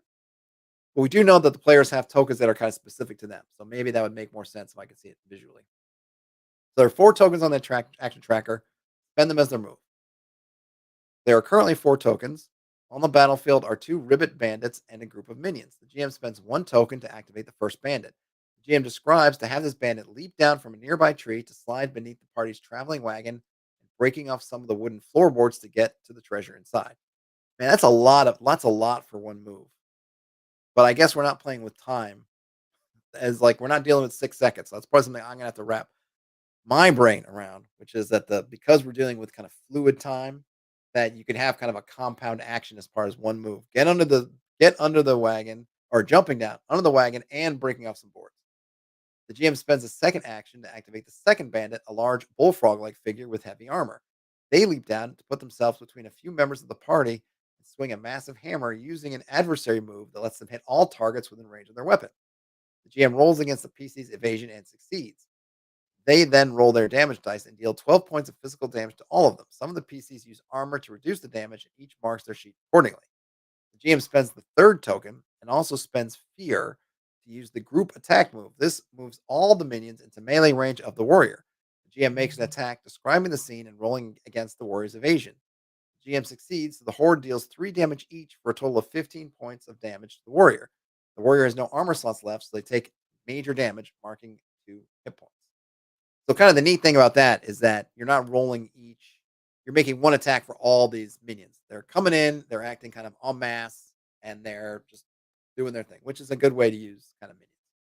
There's one more token left to spend, but no more adversaries left to activate, so the GM returns play to the PC. Okay. I still don't know if that was all the tokens or just the tokens for the GM stuff. So the GM can spend fear to get tokens. That means definitely that tokens seems to be are kind of you can use them against the group because you're not targeting specific people with only their fear. So you'd have a general fear pool. What is the purpose of the action tracker? After all that. All right. While role playing combat using theater of the mind, it's easy to turn our focus from one portion of a conflict to another, knowing that, quote unquote, off camera, other action is occurring, and we'll see it when we give our attention to that portion of the battlefield. When we utilize maps and minis, it can feel odd to see portions of the battlefield change while others remain frozen. Frozen.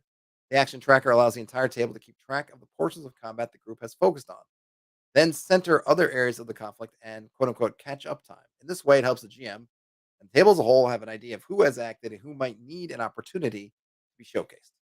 Okay. I'm still not entirely clear on whose tokens from the action tracker the GM can take, but I'm sure if first time they do a video with a combat example, it will be made abundantly clear what that situation is.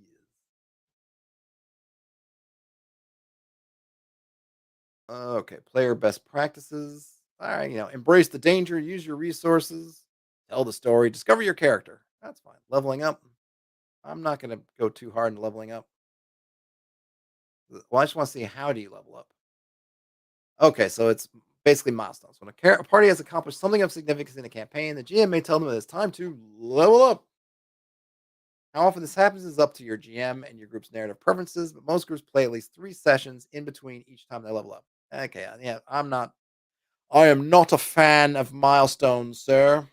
I'm not, but that's fine. I think a lot of people who play the kind of games that are going to be more interested in Daggerheart are probably pro milestones. I know lots of folks love it in terms of 5e, so I'm not going to go on a diatribe about how much I dislike it.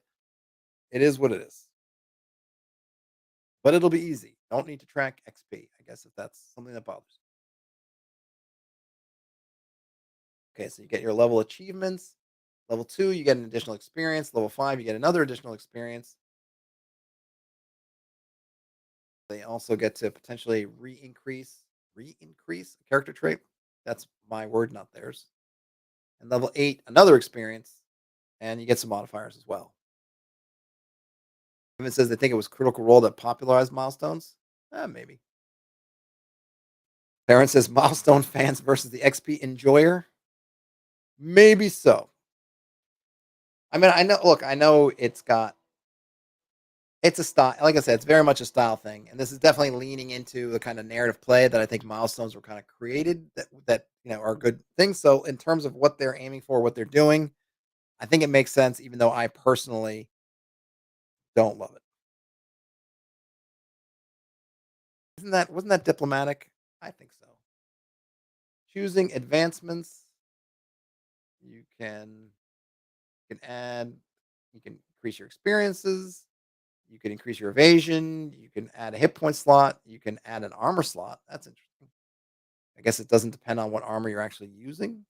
You can add a stress slot, or you can choose to increase your weapon proficiency.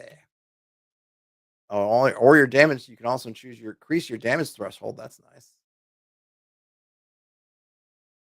Let's see. It's a plus. Let's see. For example, if you were to increase your major damage threshold by +2, it would bump that threshold from 20 up to 22 or 25 to 27. Okay, that makes sense. And you can choose to take an upgraded subclass card, and you can also choose to multi-class, I think, after level 4. And so we're getting into, I'm not going to get in the weeds on multi-classing. It seems kind of 4E based where you get some certain things from that multi-class. It's not a true multi-class. It seems like it's like that. Fourth edition had that where it's almost like a feat where like, oh, you get this part of this other class, but it's kind of fixed. Seems like they're going for the same thing. I'm not gonna read through it all. I don't think we need to see example of level. If you're super interested in leveling up, you can. I'm not so interested in. I mean, I'm in in the not in the details at this point. Burger says they want to see how OSE progression works for their current group. Is your current group used to kind of 5e style progression, Perkins, or what's the? I'm curious what you're anticipating. We got weapons, weapon proficiencies, primary weapons, secondary weapons, throwing weapon. Yeah, yeah.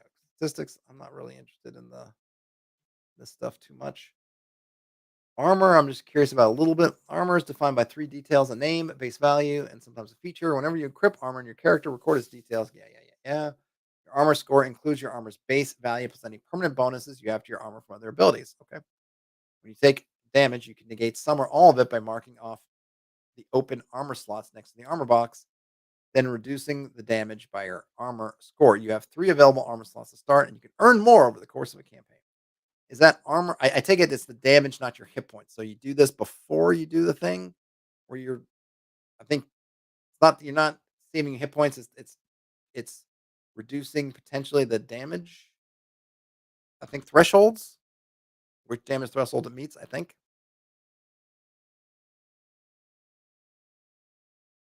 Uh, Going from fifth edition. I see.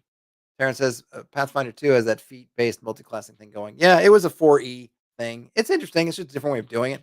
It definitely prevents, depending how you look at it, some customization slash abuse because you just get a fixed thing and you don't get to cherry pick. Like, oh, if I get this, I get all these things. Like, you're getting this fixed thing. That may work for your multi-class plan, but if it doesn't, and it's usually fourth edition, it's not even the full kit and caboodle. It's kind of a reduced, more limited version. So it's like, oh yeah, you're gonna get this, but it's not like you do in 5e where it's like you get all the features at that level you get. It's like, yeah, no. And it obviously doesn't increase. So changes things a bit. Primary weapon tables. Again, I'm not gonna read through all these. You get names, what trait they go with, the range, melee or how far, the damage. Ooh, burden. I guess whether they're two-handed or one-handed. I was curious about the dual staff. The dual staff. Magic weapons. So these are things you would have if you have the spellcast ability. So that's cool. So you get magic weapons. It seems like you get them off the bat. I mean, they're magic in the. I guess they're not magic in the kind of D&D sense of like, ooh, it's a plus one, whatever. These are basically your magic user weapons.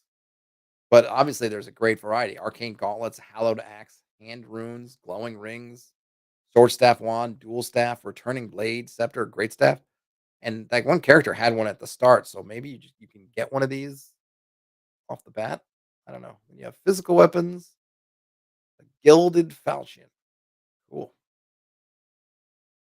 And then more improved magic weapons.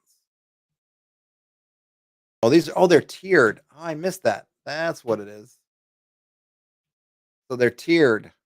So the ones you get is starting. Okay. So yeah, all right. All right. So they're uh, you know, I kind of like you get what you keep what you kill kind of thing. You get it, you find it, you get it. But this is obviously a more crafted experience. So you're going to be depending on your tier, you'll pick something from the tiered list. So you're not likely to find a Vorpal sword at level one, which again, stylistically could be good, could be bad. I kind of like to just let fate decide, but I could see again, given where people are coming from, that a more tiered, balanced situation is preferable. Dave says getting multi-class to work in a game is hard. It makes balancing the system for every possible level combination a nightmare. Yes, I would agree.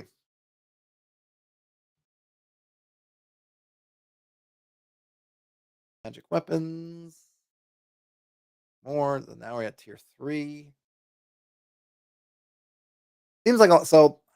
One thing I'll say that I'm not necessarily a huge fan of. Now, granted, these are just the most basic ones. There's no flavor to these. Like you go from advanced returning blade to legendary returning blade, which I like that. I like the names. Give me. I mean, and granted, I say that, but then there's things like Vorpal swords that are that. But I like, give me whatever. Even if something like from like because you don't get like whole.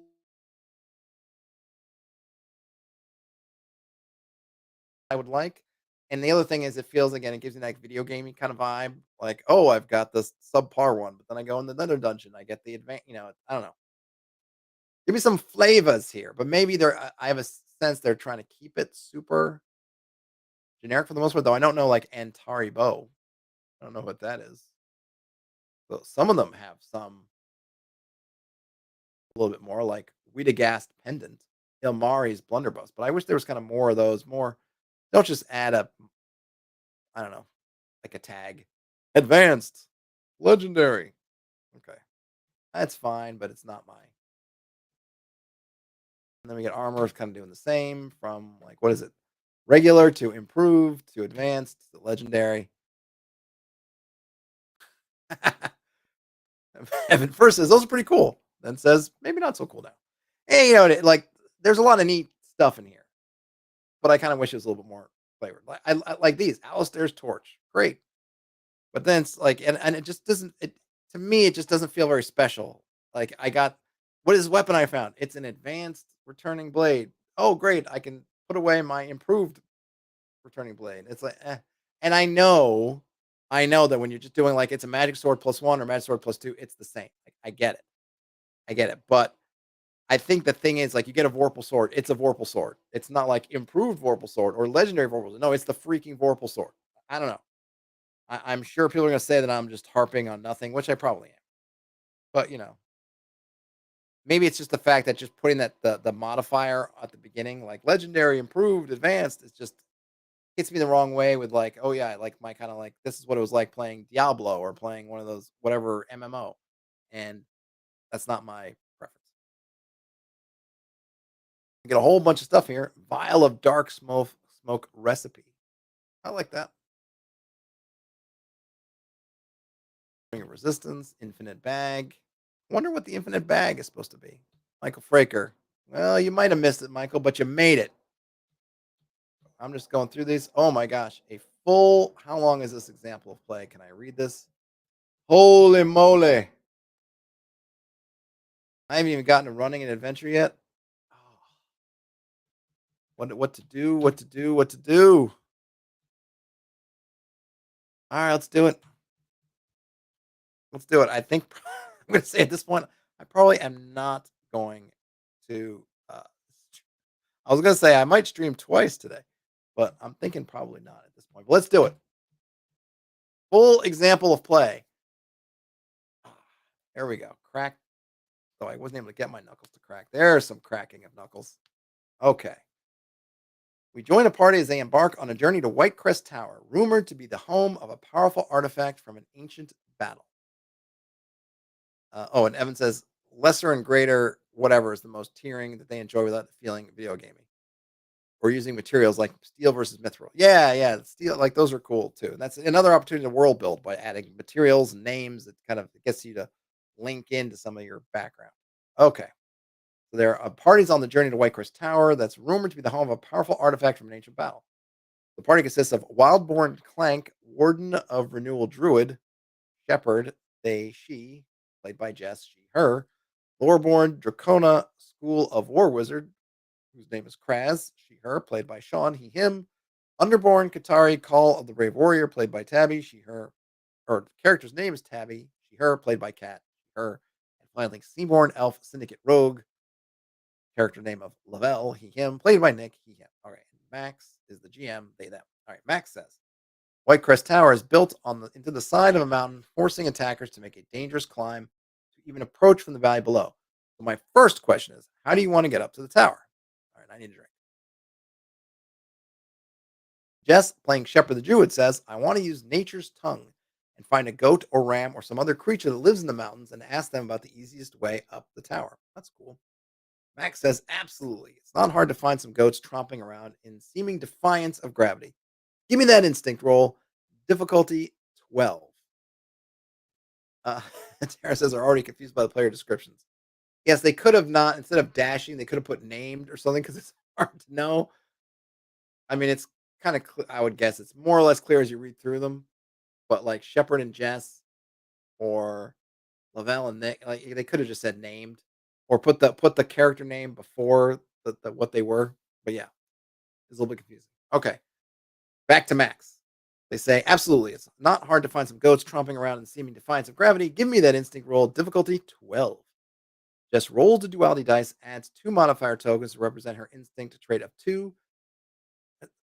They should decide whether they're gonna say they're modifiers or things because they say it like it's +2, but I also see they're just calling it 2. Just be consistent, please. She rolls 7 on the hope die and 4 on the fear die with her 2 modifier tokens. That is 13 with hope. On a success with hope, the goat is friendly enough and gives you clear information. He remembers the pathway that the last group of 2 legs took and will lead you to it. Don't forget to gain hope. All right, cool. Now is that I don't what I don't know is that doesn't seem like it's a spell she didn't have to cast. Maybe I don't know. It seem like it's maybe one of her class abilities. I didn't go through all of them, so I don't have them. But I presume they'll tell us that they're rolling spellcasting die. She didn't have to spend a stress, so I imagine it's kind of a class feature kind of thing. Anyway, on a success with hope, okay, we got that. Jess adds a hope to her sheet and says, "Thank you, friend goat." Then they fish out some food from their pack and give it to her as she leads us up. The food disappears in an instant. Then the goat starts scaling the mountain, leading you to the path. We're going to do the ascent as a progress countdown. Since you're getting help, I'm going to set it as 3 instead of 5. What's the next move you make in scaling the mountain? Oh, we must have missed this. But this is a skill challenge. Not a big fan of skill challenges, but it is what it is. Obviously, I guess they're a fan. I know Colville's a big fan, but it seems to be what you're doing. You have to get so many successes, 3, right? So here they start saying there's what they're doing. That's leading to this. So Kat says Tabby is going to take point and set pitons for the others to help. Is it pitons or pitons? Pitons, I'm going to say, for the others to help make the ascent easier for everyone. That sounds like an agility roll, Max says. Tabby rolls a 3 on the hope die, but a 7 on the fear die. With your agility of 2, that would be a total of 12 with fear. I'm going to use my feline instincts as a Katari to mark stress and re-roll my hope die, Kat says. She rolls the hope die again, getting an 8. Nice. That's a 17 with hope. On a success with hope, you reduce the countdown by 2. It's down to 1. So even a success with fear will get you to the tower. Take hope. Max says, then describes the climb. Tabby scales the mountain, neck and neck with the goat, setting pitons and throwing rope down behind to help the others. You're making quick work, but there's still another 100 feet between you and the foot of the tower. What do you do? All right. So they're going. Makes sense. And by they you get to get 3 successes basically, but when they got the success with hope, that the hope part gave them an extra success. Colin says, "Oh, I want to try out my new grimoire." Kraz takes some rope and pitons, and then she's going to cast Arcane Door to teleport up to the front gate so she can throw down a rope. Why didn't you do that before? Okay, nice. That's a spellcast roll with a difficulty of 13, and you spend the hope to cast it. John spends hope and rolls the duality dice, adding 3 modifier tokens for his character's spellcast trait knowledge, 5 on the hope die, and a 6 on the fear die. That's a 14, so a success with fear, Sean says, slightly nervous. Max takes a fear token, adding it to the 2 already in front of them. You all see Kraz disappear and then reappear halfway up the remaining distance. Then she blinks out again and appears by the front gate, with the rope leading all the way up. It's relatively simple for the rest of you to make your way up. I give the helpful goat another nibble of food before I send her off to her own business, Jess adds. Max nods. As Shepard says farewell to the goat, Kraz, behind you. Oh, as Shepard says farewell to the goat, Kraz, behind you something shifts, like the wooden floors of an old house. But it doesn't feel like settling, it feels like something waking from slumber. I'm sure that's fine, Nick says, with an expression that says the opposite. Max continues. Once you've all made it up the rope, you stand at the shattered front gate of Whitecrest Tower. The mountainside wall collapsed and long since worn down by snow or rain or avalanche. The only sounds you hear are the whistling of wind through the ruins as you pass the outer wall of Whitecrest Tower. Lavelle, your contact, said that the surviving treasure hunter she met last month made it as far as the basement of the castle before her party were killed by a skeleton knight. So we know to go down once we get inside, Nick adds. Let's sneak in as far as we can before we catch the attention of whatever's already here. Okay, that'll be an agility roll. All right, so I suppose that the can't help the party may have thing. They made it down to the basement before they were killed. Doesn't necessarily mean that that's where the treasure is. That's where the skeleton knight is. But whatever. That lapse of logic happens all the time. So I'm not going to hold them accountable. Um, so they're going to go inside and get in. So sneaking in, I think, is what's the agility roll is for. Maybe just says Lavelle, you lead, will help. Every person that helps spends a hope and can roll a d6. You'll add the highest result to Lavelle's roll. Okay, that's a cool use of hope and kind of an aiding type situation. Kat, Jess, and Sean all spend hope and roll. Kat rolls a 2, Jess rolls a 1, Sean rolls a 3. Nick says, I'm going to spend hope to utilize an experience. This is definitely the kind of intrusion Lavelle has done as a treasure hunter. Nick rolls a 1 on the hope die, a 5 on the fear die, plus Lavelle's agility of 2 of 3. Hold on. Nick rolls a 1 on the hope die, a 5 on the fear die, plus Lavelle's agility of 3, 2 from his experience, and Sean's advantage roll of 3. That's 1 plus 5 plus 3 plus 2 plus 3 for a total of 13 with fear. Max grimaces. 13's not going to do it. Max takes another fear. You make your way through the outer courtyard of the fortress. Rusted swords, decayed wooden emplacements, rubble from the collapsing dome structure, or stone structure, rather. You take a turn into the inner courtyard with the keep just ahead of you when you hear rattling and the sounds of steel on stone. Max places the action tracker on the table. All around you, one still skeletons begin assembling, stacking themselves up into moving figures wielding rusted swords and bows that shouldn't work but do. If you roll a fail with fear, this opening move is going to hurt. Max spends 1 fear to add 2 tokens to the action tracker. All right, here's where we gotta want to watch this. What happens with the action tracker? Then they spend a second fear for a group attack using the 3 skeleton dredges. All 3 of the smaller skeletons surround the Val, hacking and stabbing with their rusted blades. Max makes 1 attack for the group of skeletons according to the text of the group attack move. They roll 1 20-sided die and 1 token for the skeleton's dredges attacks modifier of -1. The die comes up as 15, -1 for 14. Lavelle, what is your evasion? Sean says it's 13. Max nods. That's a hit. You'll take 9 physical damage as the skeletons surround you, hacking and slashing with rusted blades. Okay. Yikes, Nick says. I'll mark 1 armor slot to try to bring that down. Nick has 3 armor score from his leather armor, reducing the incoming damage by 3 points. That's 6, a minor hit. Nick marks 1 hit point on Lavelle. All right. Perkins says, are players required to roll for every action, or can the GM give them a break or free success? I mean, I imagine that it's up to the GM when to roll, Perkins. Rolling, as was stated early on, rolling should all be used for things if there's going to be consequences. So if you're making them roll and there's no consequences, no roll. If there are consequences, then you probably should make them roll, I guess would be the guidance. So if an action you feel like is a given or whatnot, and there's no meaning, there's no either meaningful way you think they should fail, or that there's any consequences of them failing, then they shouldn't roll. Okay, and now for the archers, Max says, removing 2 tokens from the initiative tracker. They're going to attack Shepard and Kraz. Hold on a minute. What's the? Okay, so Max spends fear to add tokens. Now Max is taking off tokens. I still don't understand the action tracker logic. Max spends a fear, adds 2 tokens to the tracker. Then they spend a second fear for a group attack. Now they've taken off. Now they've added 2. Now they're taking off 2 for the archers. They're going to attack. Okay, well, let's just keep reading and we'll get there. Or maybe we won't. Let's see. Okay, man. Now, if the archers are going to attack Shepard and Kraz, the archers are not using a group attack, so Max makes 1 attack roll for each of them. Max rolls a 1d20 plus 2 twice, once for each skeleton archer. They roll 3 and 8 for a total of 5 against Kraz and 10 against Shepard. The attack against Kraz misses. 9 is lower than 12, but then against Shepard hits.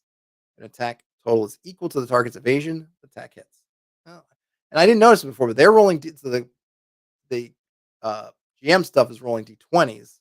Players are rolling d12. So that's kind of interesting. Okay. Keep going. Max rolls 2d6 for the archer's damage. They roll a total of 8, then double it thanks to the skeleton archer's opportunist move, which states when more than one other friendly skeleton is very close to a target, all the damage skeleton archer deals to that target is doubled. Ouchie. Since the skeleton dredges mob the group, the archers are able to fire in moments when the heroes are more open. That's 16 physical for Shepard, Max says. Max turns to Jess to see what she wants to do about the damage for Shepard. 16 is a lot. That's over my severe threshold. Also, I'll mark armor. Shepard's armor scores 5, so the 16 damage reduced by 5 to only 11. That's still a major injury for the druid, so she marks a second armor slot and reduces damage by 5 again to just 6, which is a minor hit. She marks 1 hit point. Max spends another fear to add 2 tokens to the initiative tracker and says, once the other skeletons have engaged and the archers have loosed their arrows, the skeleton knight stomps forward and takes a big swing at Tabby.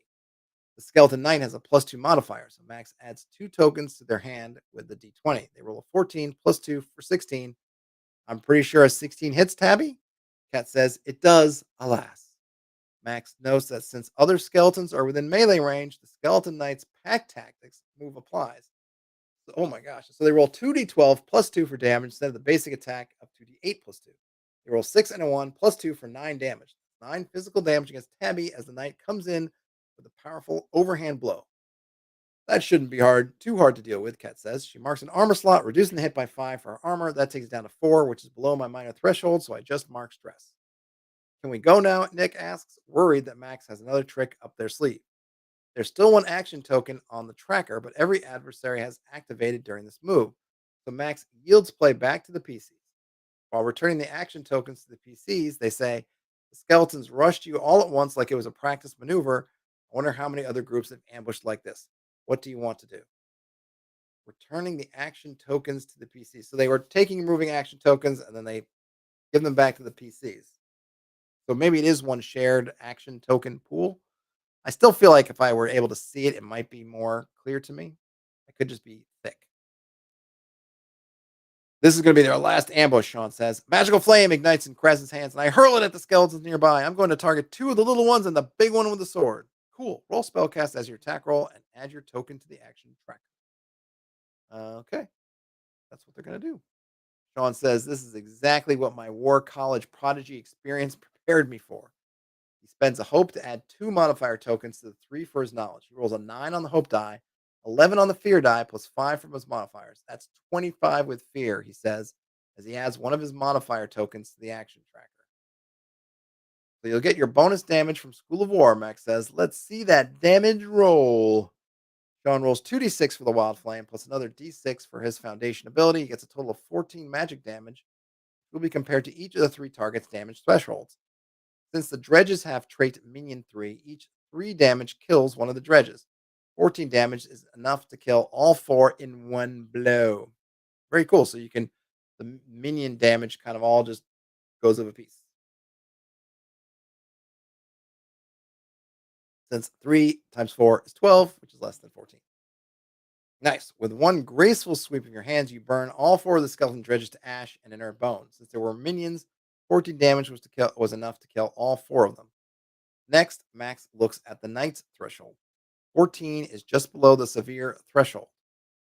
So Max says, you turn your fire on the skeleton knight. Its armor begins to melt and slag, melding to the bone. The knight's still coming, which dealt it a major blow. I do like that where it has kind of a narrative thing where you can say basically how well you did without saying much. It was a major blow. It doesn't really say what it did, but it gives you an idea of how well you you affected it. Max says as they mark 2 HP on the knight. Unfortunately, the archers were out of range, so there was no good third target for your attack. And since you rolled with fear, I gain a fear token and make a move. They had a fear to their pool. As the minions collapse, the knight roars with an unearthly voice, eyes glowing yellow with malice. It raises the great sword and hacks into the group with huge sweeping blows. I'm spending fear to attack all enemies within very close distance, so all 4 of you. But now there aren't any friendly skeletons within range, so the knight does less damage. Max rolls 1d20 plus 2 for the attack, getting a 9 for a total of 11. That total is compared to each character's evasion. 11 hits Shepard, who has 10 evasion, but misses Kraz, Tabby, and Lavelle. Max rolls 2d8 plus 2 for the knight's standard damage against Shepard, a 3 and a 2 plus 2 for 7. 7 damage. Jess looks at her armor slots and decides not to use armor. 7 is above her minor threshold, but below her major, so she marks 1 hit point. There is still one action token on the initiative tracker, so Max activates one of the archers to attack Shepard. But this time, Max rolls a 4 for a total of 6 below Shepard's evasion. All their action tokens gone, Max asks the players, the knight is rampaging while the archers pelt you with arrows. What do you do? All right, so there is this kind of give or take with the action tokens. So it seems like there's one pool as the party putting action tokens on there that's also giving the GM the ammunition or the resources to then do things in reply. I'd love to get a whack at this jerk, Cat says. The other's not. I'm going to mark stress to use reckless and get advantage on an attack against the big boy. I'll spend a hope to utilize my pit fighter experience for +2. Cat rolls a 10 and the hope die on the hope die, 10 on the fear die, 4 on the advantage die, +2 for agility since she's using a saber, and another 2 for experience. Her total is 28, but since the dice matched, it's a critical success. Amazing, Max says. Give me that critical damage roll. I just got my second point of proficiency, and the saber has D8 damage dice. So that's 16 plus a normal roll of 2d8 plus 2 for my level, thanks to combat training. Jess rolls a 1 and a 4, but re-rolls the 1 thanks to her blade domain ability. Not good enough, getting an 8. She adds 8 plus 4 plus 2 because of combat training for 14, then adds to that to 16 because of the critical hit. An amazing 30 points of damage. That's a major hit for the skeleton knight who only had 2 hit points left. Max looks up and says, "So, Jess, how do you want to do this?" The table bursts with excitement. Jess says, "The knight has a great sword, right? I get right up in its face so it can't bring the sword to bear. Then I hack it apart like I'm chopping wood. There goes the tibia. There goes the humerus. Then I bring the saber around and do a backflip, chopping off the knight's head. I land with my shield bracing me as the knight topples into a shattering pile of bones." Max adds, "Amazing. Make sure to clear stress and take hope from your crit. As the skeleton collapses, it has one final move that is triggered when it is defeated. It lashes out with its last gasp of strength to try to bring you with it, clawing at you with a great skeletal hand." Max rolls a d20 plus 2 and gets a 16 plus 2 for 18. They roll 2d8 plus 2 for damage and get 14. The skeleton knight deals 14 physical damage back to you as unlife fades from its bones. Woof, that's what armor is for. She marks an armor slot and reduces the 15 to 9, which is below her major threshold. She marks 1 hit point. Max says, as you all look up from the destroyed knight, you see that the archers have collapsed back into piles of bones.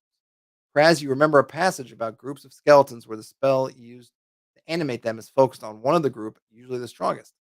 The next time we go straight for the big one, Sean says. With the combat complete, Max looks at the one token in the initiative tracker. That's not enough to convert it to a fear. It takes 2 tokens to convert to 1 fear. They just return the token to its player and set the initiative tracker aside. You're alone in the inner courtyard. The destroyed remains of skeletons surround you. What do you do? I'm guessing that's not the last surprise we'll see today, Shepard says. Jess looks at the other players. In we go. Bum, ba, bum. Oh my gosh. All right, I need another drink here. Yes, but this time I want to be scanning for threats, Nick says. That will be a roll with instinct, Max replies. Kraz will help by listening for more of those strange building waking up sounds or anything else suspicious, Sean says, spending a hope and rolling a 2 on his d6. Nick makes a roll with instinct for Lavelle. He gets a 1 on the hope die, a 6 on the fear die, adds 1 for instinct, 2 for Kraz's help for a total of 10 with fear. Max nods, thinking for a moment, and taking a fear token. You enter the keep with caution, looking for traps and listening for threats. The base of the tower is littered with the decayed remains of many different kinds of folk, Galapa and Katari, dwarf and Damon, but none of them stir. You go through a barracks and a kitchen, finding the stairwell that leads you down into the musty basement. So you can see that there's kind of a almost 5-room dungeonish thing. We're not worried, it seems like, about the layout. We're not asking them, do you turn left or right or straight ahead? We're kind of just going through it narratively. There's nothing here, so we're not in the rooms. Again, that's some people are going to love it. Some people are going to go, I want the more in the moment looking around, but that's just kind of the way it is. So they were looking to go in, and presumably they know they need to go down. So we're kind of fast forwarding to with the scenery, but we're just getting to going down. There's no light here, but you have torches. Here and there are some traps, somehow still intact or perhaps repaired. There's a somewhat fresh corpse. There are somewhat fresh corpses of adventurers that must have been the survivors' companions. At this altitude, they're pretty well preserved. Two are impaled on a wall of spikes that jutted out from one side. The third is wrapped in the embrace of another skeleton knight. That one does not move. Max continues, saying, "But what you don't see, dear adventurers, is the wraith emerging from the wall behind you, looming over Shepard and Tabby as Lavelle and Kraz take the lead. The wraith grows wide, its midnight eyes devouring the light behind you. The room goes cold as it reaches out towards you. And that's what we're in for the night," they say, leaning back with a grin. The table erupts into excited chatter as they debrief from their session together. Okay. Ooh, boy.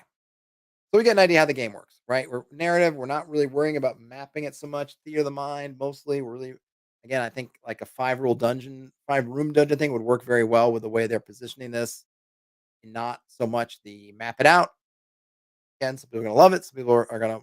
I like the navigational puzzle of it, but they're not. That's not what this. At least that's not what this particular scenario is about. So we're dispensing with it. All right. So questions to consider for the GMs. Jess's role with Hope to finish off the skeleton knight meant the PCs would have been able to act again before the archers. Those archers hadn't taken any damage, but Max described them falling apart after the knight died. Do you feel that was a satisfying end of the combat, or would you have had the archers keep fighting? I think it's a. I'm satisfied with that. The skeleton knight was the deal, so why not? Max allowed Kraz to make 2 jumps using the arcane door spell rather than making him roll for each casting. When a character is using an ability like that, do you want to call for roll for each use, or let one roll represent chaining the ability a couple times like Max ruled above? I'm also fine with that.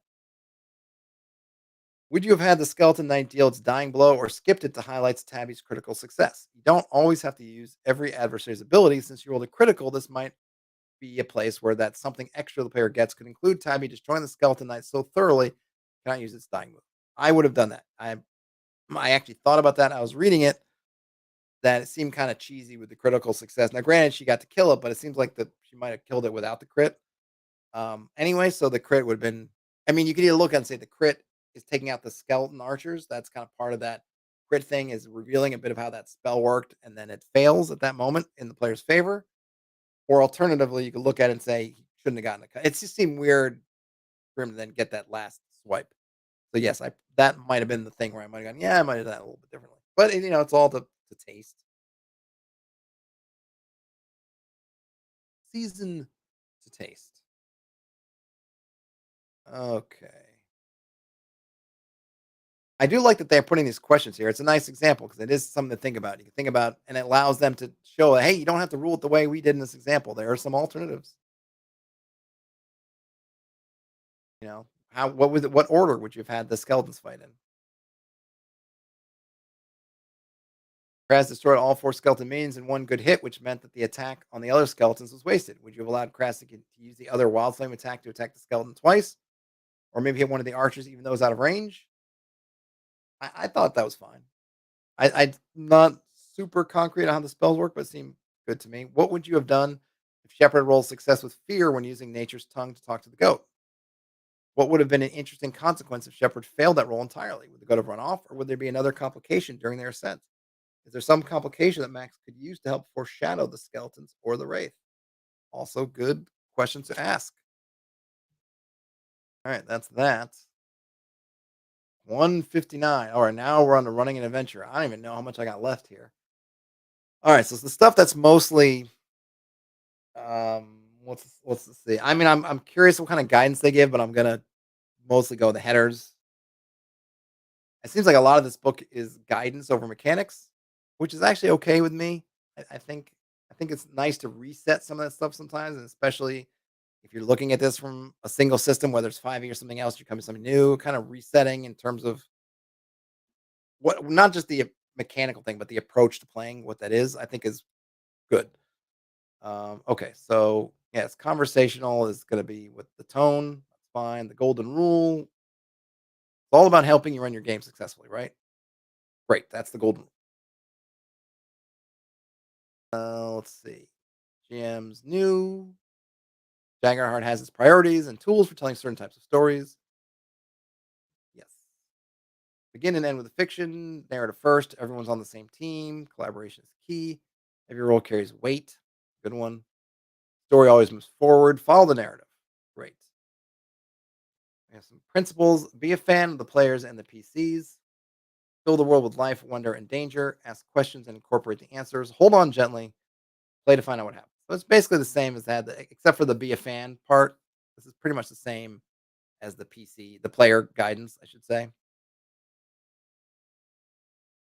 I don't have a problem with those. I mean, it's not that I disagree with be a fan of the players of the PC, but I try to go for that. I'm a fan, but I'm trying to be impartial, kind of like neutral. So I'm not trying to bend things in your favor, and I'm not trying to jam you up. But that's kind of that referee part. But if I think if you're going to err on one side or another, because it's really hard to be just totally neutral, then yes, err on the side of your players for sure. Again, I'm not going to read through all those GM best practices. Cultivate a curious table, earn your players' trust, treat the characters as competent, cut to the action, help the players use the game, create a meta conversation, ground the world in motive, bring the game mechanics to life, reframe rather than reject, work in moments and montages. Yep, I think those are all pretty good. You definitely want to create curiosity. You definitely want to be trustworthy. The characters as competent. That's just right. That we're not. This is not a thing where you're starting off as somebody who knows nothing. So don't treat them like that. Yeah, I mean, this is going to be kind of a style thing, but definitely going for a more narrative thing is you want to cut the whatever the boring. I mean, really, it's cut the boring stuff and whatever boring means to you and your table doesn't have to be the same thing to everybody. But you want to spend the most time at the stuff that everyone finds interesting, and the least time on everything else. And I think that's pretty much true rule. Like even if I mean, even in kind of like whatever, take your hardcore OSR grognardy types. There's stuff that you're going to skip over or spend the least time on because you're not interested in it. Like people saying, like, here's the shopping list. Just tell me between sessions what you bought. We don't want to engage with that. That's boring to us. We don't want to do that. Some people love that. Spend the time, right? You spend the time on the stuff that everyone wants to do. Create a meta conversation, which is basically, checking with your players, find out what's going on, how they feel about everything. Ground the world in motive. Characters in Daggerheart are driven by their motivations. Action without motivation can feel like choreography. True. Bring the mechanics to life, reframe rather than reject.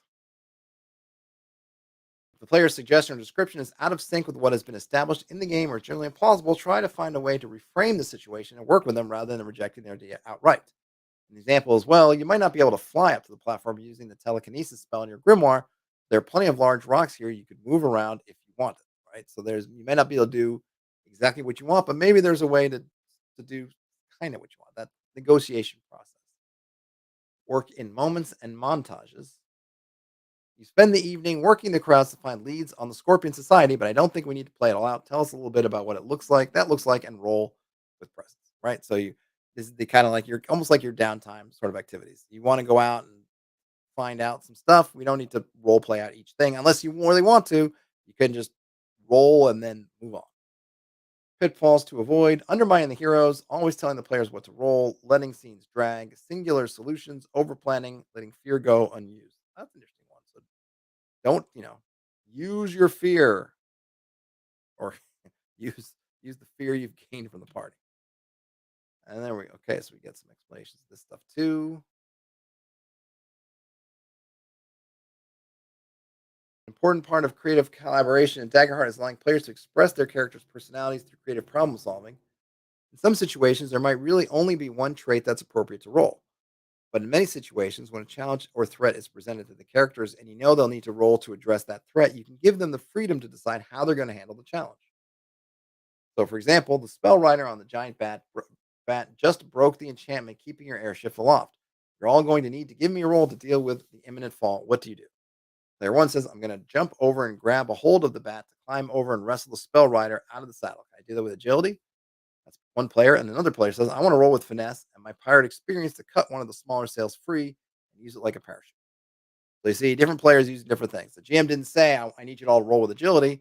So that might make sense in some situations, like traversing a slippery bridge, but leaving it open allows characters to do whatever they want or, to try to do whatever they want to get around, go to find a solution. Okay. For GM mechanics, while the players roll 2d12 duality dice as the primary source for action resolution, the GM uses a d20. This is because for players who have to follow specific rules for their characters, the stability and reliability of their dice roll has a large impact on their experience in play. As a GM, this is not as vital. You are playing the heel, quote unquote, meaning you are often acting as the bad guys while rooting for the heroes. When you succeed, it creates a new and exciting challenge for the players. When you fail, it is relief and boon for the players. The swingy nature of the D20 helps facilitate both of those experiences throughout a session. So that's really interesting, right? So they're saying using the 2d12 gives you stability, right? If you were going to use it, again, if we were going to go to any dice and, well, let's see, let's just try. If we're going to go to any dice, right? And we're going to do 2d12, calculate it. You see, we get this. I don't think it's quite a bell curve. I forgot there's a name for it, but it's you get this kind of hump, so you can see what that distribution's like. Of course, if you ever looked at what a d20 looks like in any dice or anything else, you're going to see that each particular there's whoops, let me like that. There's your d20. There's every option has the same chance of coming up. The players get this little curve here. GM gets more randomness. Dave says you need 3 dice for an actual bell curve. Yes. I am aware of that one. That's why I say bell like. I forget that there's an actual name for it. I just forget it. But that's that. So that's kind of interesting, right? So they're saying, hey, give the players, or we're giving the players more control, or not control, but we're giving the players a little bit more, as I say, stability. But for the GM, be as random.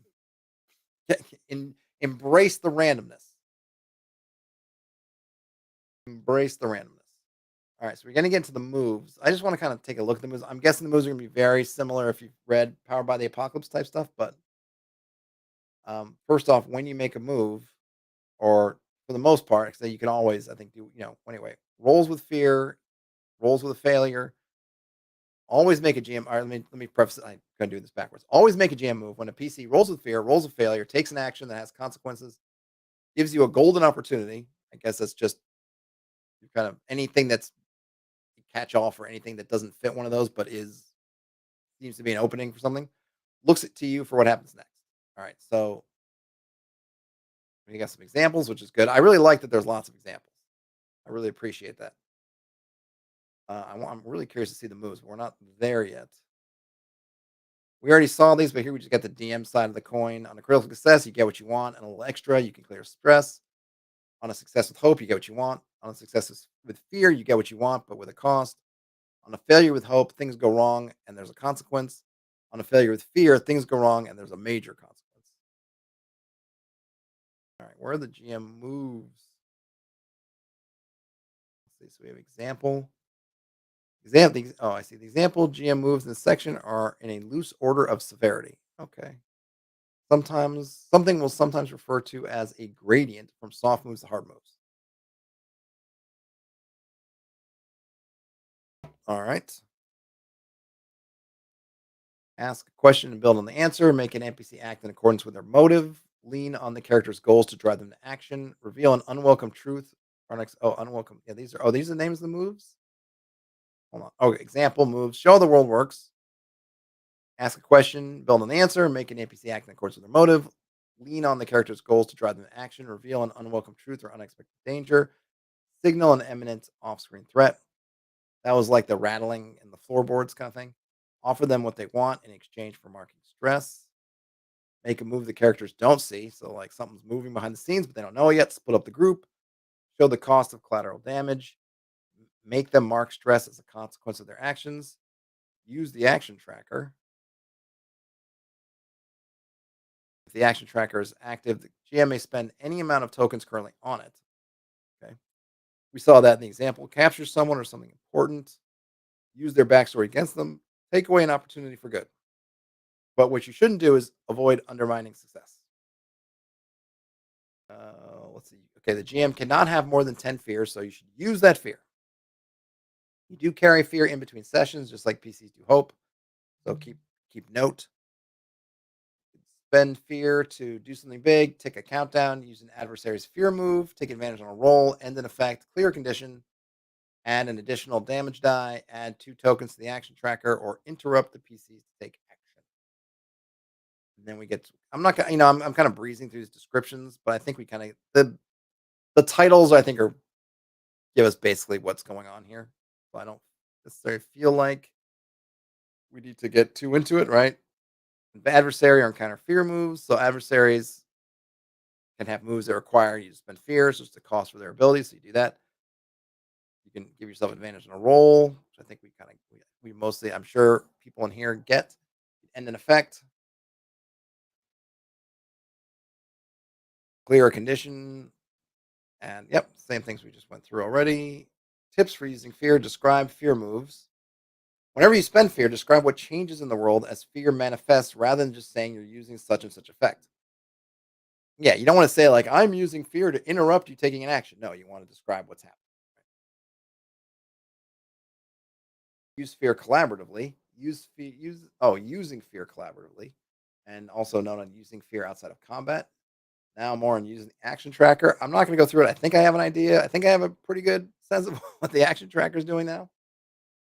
But I feel like it's a little bit fiddly, but I get what they're doing. Feels like a little fiddly, but I'd like to see it and I'd like to see it in action. Hopefully now they're doing videos on this. Now this beta's out, we'll see some videos on example combats because I'd love to see maybe Critical or somebody else where they'll put a camera on the action tracker so you can kind of see how they're using it. Attack rolls as story, reaction rolls, difficulty. So the guide for difficulty: very easy 5, easy 10, medium 15, hard 20, very hard 25, and 30 for nearly impossible. Okay, difficulty rolls, GM difficulty versus PC evasion. So it's basically some notes on just running those a little bit differently. Some example difficulties. Oh, for different things. That's cool. So you get a whole bunch of things for example difficulties. So, for example, if you're running an agility test for sprint, you get what easy. I wish they would have put. I know they put 5, 10, 15, 20, 25, 30, but it would have been also nice to put like easy, medium, difficult, hard, kind of also. But you can get a sense of some. And these maybe in the final one they'll print this as some kind of table because I'd love to have this. If I was running Daggerheart, I'd want this on a screen or some kind of sheet, reference sheet that you could easily just see because I feel like you probably use those a fair bit. We get more of those. So I'm not going to read through. Advantage and disadvantage. Yep. Adversaries.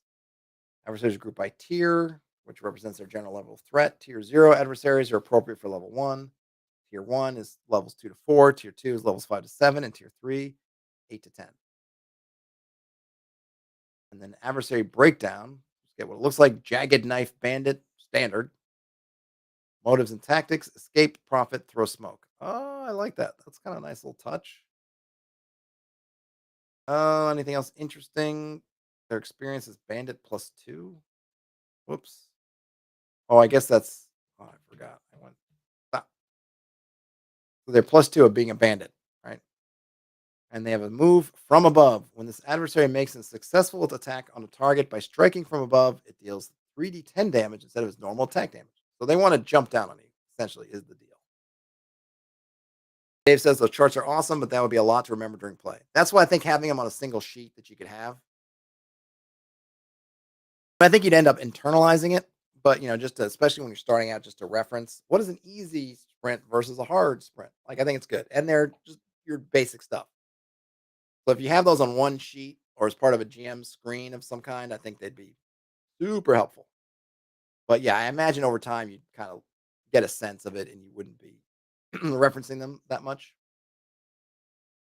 Jagged Knife Band, okay, is a standard type enemy, meaning they comprise the rank and file of their faction's forces. Oh, okay. I think everything else I kind of get. I like the move.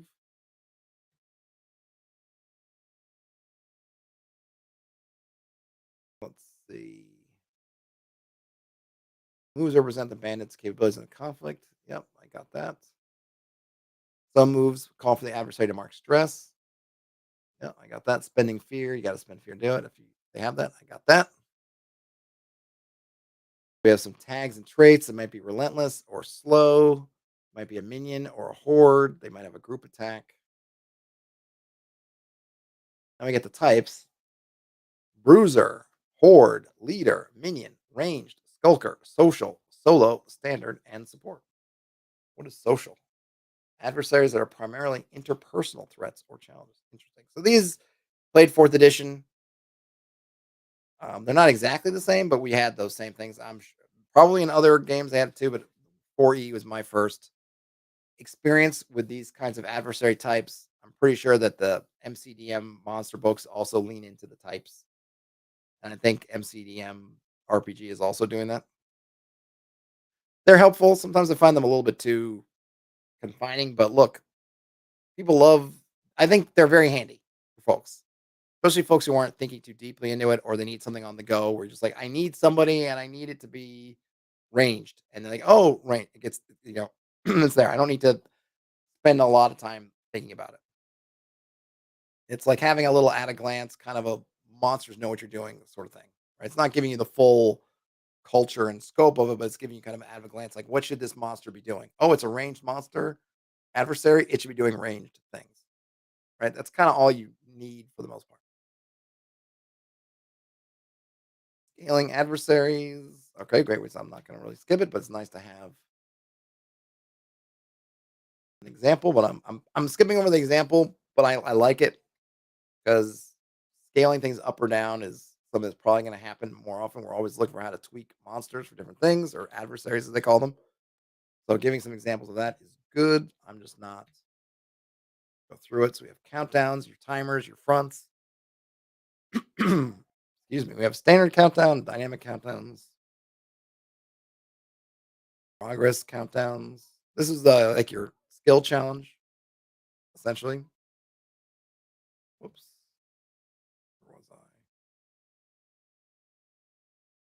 Consequence countdown. Advanced countdown features might have a randomized starting value, might be on a loop, might be increasing or decreasing, and you might have long term countdowns. My voice is going slightly, but it's only been almost 3.5 hours. So, geez, why might my voice be losing it a little bit? I wonder. Let's see. Dave says they're a fan. I'm a fan of these concepts, but once again, it's something I want in quick reference because I will forget about while playing off the cuff. Most of my games are off the cuff. Yeah, I mean, you can. I mean, yes, I'm assuming, Dave, that they will have. I mean, goodness knows, just in forms of marketing, they'll have you covered in reference material. But this is the book. The book is giving you everything, and then I think hopefully, like with anything, you'll internalize some of it as you're playing it, and yeah, you'll make notes. You can make notes yourself. You could buy the GM screen, or maybe a screen or something will come with it. I mean, I imagine it's going to be some kind of box because they're mentioning cards and other things, so maybe there'll be some kind of reference sheet. But yeah, it would be nice if there'll be some reference that has some of this stuff on it. Because I don't think if you write it up the same way and you put it in more of a compressed format, I think you can get a lot of information in a smallish size, and then have the main book for your reference. Because I don't think I think that the way this game seems to be set up is that you're going to be doing a lot off the cuff, and you're not going to be have your head knee deep in this book, knee down, or your head down in this book a lot. You're going to internalize it. You're going to use some things, rough guidelines, and you're going to riff off of it. What do you think is good? All right, so long term countdown example. I'm not going to read it, but hear about gold. Because remember, gold, they just had these kind of abstract packages of gold.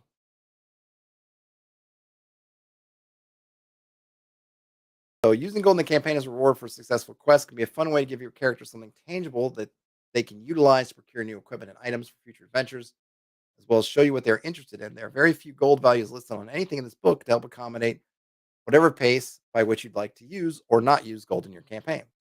If it's not something you want to worry about, you can always just let players go to a shop and talk with a merchant there, giving them access to the weapons at their tier. you think would make sense for the location and what you think they might and or what you think they might like and abstracting the payment beyond the need to track. It's best to limit their options to a few so that they have a reason to go shopping around in different places and see what's available. If you do want to give some gold reward, but not make your campaign particularly driven by it, you could make each weapon worth a number of handfuls of gold equal to double its tier. Tier one is worth two handfuls, tier two is worth four, tier three is worth one bag. You could also vary this up based on their strength as well, subtracting or adding one handful, depending on what you feel the shopkeep might do. If you want gold to play a large part in your campaign, you might instead make each weapon worth a number of bags of gold equal to double its tier. Oh, that's it. The important part is that you scale the weapons, armor, and loot as appropriate with your campaign. All right. So, but they still, I guess we're not. I mean, it seems like what they haven't talked about here, they talk about buying weapons and equipment, but not about your day to day cost of living, whatnot. Certainly, we've got no idea. They've been no concept like domain play or do whatever or buying homes or things like that. So I guess it's just not. It's not important here. Like how much, what inn you could stay at, how much you're paying overnight, meals, whatnot, which is fine.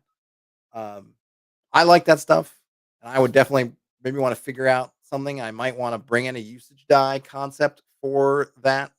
We were going to keep the abstract gold, but I want to have kind of it still see some importance. I'm not sure, but it's just a choice that they made.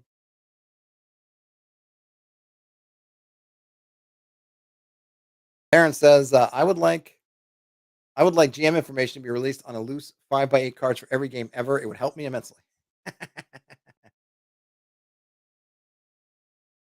Dave says a lot of games are doing box sets because the taxes are different for games than books, and box stores treat them differently. Cool. I mean, I'm that's great. I do like them for what they offer in one package. So it's if it's a win-win for everybody, that's great. Because as a consumer, as someone if you're a parent or friend and there's a kid who's interested and you can just say, here's this one box that has everything you need. You're going to a game store and you have no idea what the heck you need. Be able to go in or go into a big box store, Target or something, and say, oh, here's the box. And I can just give them this box and they've got it. That's great. And it also lets you add in different bits and bobs that you can't if you're in a book, or you'd have to do it in some weird way in the book, like having removable pages or things like that. So I think if it helps out on the business side with the creators, the publishers, and stuff, then hey, win win all around. Um, Dave says, "No, do they have any idea how much gold weighs? How do you get rid of gold?" I mean, I think they're doing it very roughly, but the thing is, what I do like, though they don't label it here, is their gold numbers. It's like handfuls to bags to chests. So you can kind of you can see. I think you can work with the system.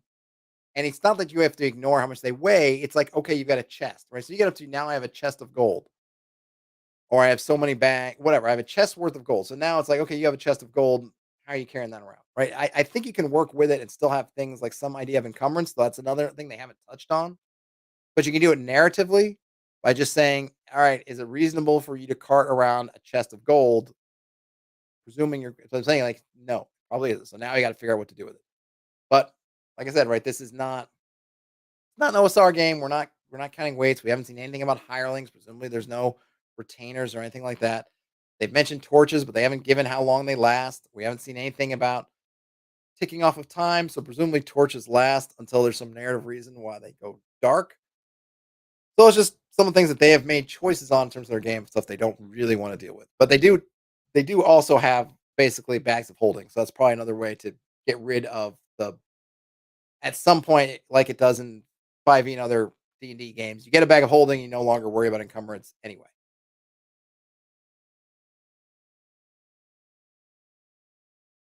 Dave says they call it a handful of gold. They could have just said one piece of silver, or hell, they would have been happy with a handful of copper. Yeah, they went with the gold. They went with the gold economy. That's it's all right. I mean, I know the arguments on the silver are good, and I use silver, but ultimately it doesn't really matter. No, when I was younger, played with gold, and it didn't really make a difference. It's all fantasy anyway. So yes, they're using gold. Claire says, unless they are tracking encumbrance in hands full or something, then tracking gold this way just makes me just making you mad. Well, it's going to make you mad because they haven't mentioned encumbrance at all. I think the only thing they've mentioned is whether you need two hands or one hand for weapons, but they haven't really said like in terms of equipment of like backpacks or anything like that. Or maybe they were in the equipment, but you'll have to go and check that out in your own time. This definitely doesn't seem like it's a big part of it, though maybe in the equipment stuff, because I did scroll quickly through equipment, but there might have been notes there that I missed. So I don't want to besmirch what they've done when I may have skipped it. Dave says they're way too pedantic to get rid of coin management. I hear you. Let me get something on GM styles. There's no one right way to be a GM. Yep, that's true. Oh, we have some different styles and approaches. You can be irreverent or playful, invested and dramatic or minimal. And your exploration style might be cinematic, exploratory, or dungeon crawl. And your combat or challenge style might be theater of the mind, fluid or theater of the mind tactical, or miniature fluid or miniature tactical. And your prep style might be high prep, moderate prep, or improv focused. And more coming soon. As a fine. I mean, I think people do find those things useful because you can kind of see where you land or where you want to be and try to move towards there. But that's fine. So now we have some optional GM mechanics. You can call for fate rolls. Sometimes the GM wants to use randomness when deciding something that is not dependent on a particular character's capabilities or some other existing measurement. Situation seems to be up to fate, but the GM wants to put their thumb on the scale. The GM could just spend fear and declare an outcome. Alternating, basically, you can roll a die, right? Roll a die. That's even odds, high, low. Perkins says, or GM style could be all the above. Yeah, I mean, look, I don't think they're trying to say like you can't do more than one. I don't know that I've run into someone who is all of the above ever. Not to say you can't be irreverent, dramatic, playful. It might actually be kind of a confusing experience, but I would say that just in my basic experience, you tend to run into someone who tends to be more of one of those things than the others. But yeah, it could be sure. Obviously, if I'm playing Tune or I'm running Tune, I'm running it differently than I'm trying to run a serious kind of Lord of the Rings style high fantasy. Sure. And you could certainly evolve or change over your lifetime. I don't think they're trying to set anything in stone, but they're just trying to give you, hey, if anything, even if you just want to, even if you're just giving you those categories just to pick out, like, aim for this in this game or try this in this game, right? I don't think they're trying to be restrictive of who you are. All right. Falling, throwing damage, moving, fighting underwater. All right. Now we get a section on session 0, which is good. But I'm not going to read it. What is this? The CATS framework. Concept, aim, tone, subject matter. That's cool. I think I've heard of that before. I haven't used it myself, but basically, the way to structure your session 0, essentially. And you pick all that stuff. This is all good, but I'm going to skip it. Asking questions. These are all good stuff. Session 0 guide. Wow, even a breakdown of time. This is a lot. I mean, I'm not upset for them giving this to me. I can see some people's going like, "Why are you putting all this stuff in here?" I mean, on the one hand, hey, look, good on them. Because, like I said, they don't seem to be in like a page count conscious yet in terms of where all this stuff landing. So instead of linking, because they could have just linked to it, say, "Here's an article on session 0, and we're gonna link," and maybe they will do that in the final version. But I think it's nice to put in here, and I think for all the people saying like, "Oh, I don't need it, I don't want it," you don't have to read it. But a lot of folks are new, and a lot of folks could use this stuff. And as much as this stuff gets talked about online, I still feel like the online portion of people who really are interacting in the hobby is really small compared to people who are just playing it out in the world. So getting this might be the first time a bunch of folks see a lot of this information. And so I'm down with putting it here. Um, I suppose I'll be curious when the real book comes out if some of the stuff where they were more repeating stuff or giving stuff that's you could really see as useful but kind of outside the primary purpose of the book that ends up in some kind of other resource. And I would not hate on them if they did, but it's nice that it's here. Preparing in session, thinking in beats. I don't love the word beat because it's that kind of story thing, but this is more of a story kind of thing. So all right, so you got I'm gonna skip, right? I suppose maybe I'll do another video where I'll go and read the stuff more interested in it, but I was kind of more into the mechanics and stuff. And I don't personally, if I'm it'll be interesting to read at some point, but probably as I'm at coming in on 4 hours, I'm feeling like the kind of general GM advice or sort of GM advice that's kind of turned towards the game, but not, but it's also kind of generic. I'm sort of don't feel like I don't need right now, but maybe I'll come back to this later or at the final book, kind of get more of like what the Daggerheart. Maybe in the final book, it would be like, okay, what is the Daggerheart method? What are they saying on how you kind of want to run a session or whatever? But scenes, downtime, it's all good. But I'm not. You guys can let me know if there's something like, oh my gosh, it's critical that we know what they say about sharing the spotlight because I'm thinking we've kind of read enough about it to kind of get where they're coming out. Social conflict running tips, phased battles, change the terms of engagement or the nature of the scene, change the battlefield itself, change the foes. It's all good stuff. Impromptu enemies and PCs, also good. We have examples for fear moves and experiences. Demoralize, endanger, reinforcements, reposition, scatter, shredding strike, team up, terrifying blow, scheme. Dave says, I try to put the information where you need it in the book, so I mention things more than once if I have space to, because I feel that game books are primarily reference. Yep, I agree. I would definitely lean on if you have the space, then lean on helping folks out. And it's like one of the issues I remember talking to Daniel about ADD DMG, and like they'll mention stuff, but it'll only be in one spot, and sometimes it's not the spot where you think it is. So one person will get that information and internalize it and know it, and someone else won't because they didn't look in the right place or they'd forgotten or something else. So if you have the space to kind of there's something that's important and it's repeated, that's fine, repeat it. Like we're at 225 pages, but it's I can't imagine this is what the typeset version look like, or maybe it will. I don't know how big these pages are supposed to be. They're doing just single column. It's all very clear, but I imagine that the typeset version maybe is going to be a little bit different. So maybe they're fine with that, and who knows what the pricing and everywhere else things will be. This didn't get kicked. Has this gone through Kickstarter yet? I don't think so, but someone can let me know. I don't know. It's definitely going to be a tome. It feels like, but I just want to read this part because we did talk about this earlier. Ian says doubt they're kickstarting. I wonder why they wouldn't kickstart at this point, but who knows? It'd be interesting. I guess did Candela Obscura kickstart? I don't know. Any case, I'm sure they'll do fine regardless of what they choose. But so we talked about avoiding death and facing the consequences and how that there's some consequence that comes up, but is it consequences for that player or for the party and what kind of tensions that might do? Um, oh, Ian says because they have the capital. Yeah, Ian, the Kickstarter thing is interesting because even companies that have tons of capital also kickstart. Like Hasbro has kickstarted stuff.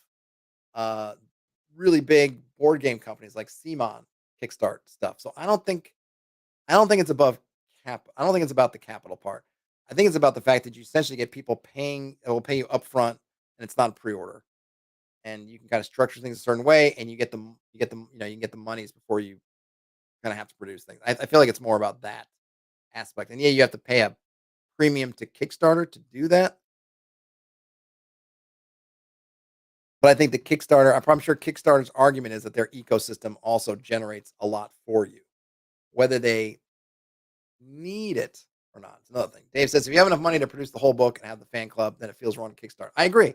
I think it's wrong for a lot of these big companies or big content creators to kickstart stuff if they have the capital. MCDM already had the capital. Did they need to kickstart this book? No, but they did it. But it's now become a method that has it's become a method of raising funds that has nothing to do with the initial idea, which was to give people who didn't have the capital. Doesn't have to do that anymore. Uh, so I agree, but that's just how the business has gone. Ian says if it's about hedging bets around production run sizes, some bonus advertising, but I think they have a decent handle on that. They haven't kickstarted any of their other recent projects. Well, Ian, they might not as a rule, but like I said, I think that many folks who have all those things still kickstart, but you make a choice, and maybe they've made the choice that they don't want to do it. They don't, and not everybody. I mean, there are creators who don't kickstart for various reasons. Some of it is maybe more just how they feel about it, and some things are other things, you know? Because you can do pre-orders and things like that and do all that. It just works differently. There are consumer protections for pre-orders that there aren't for Kickstarter.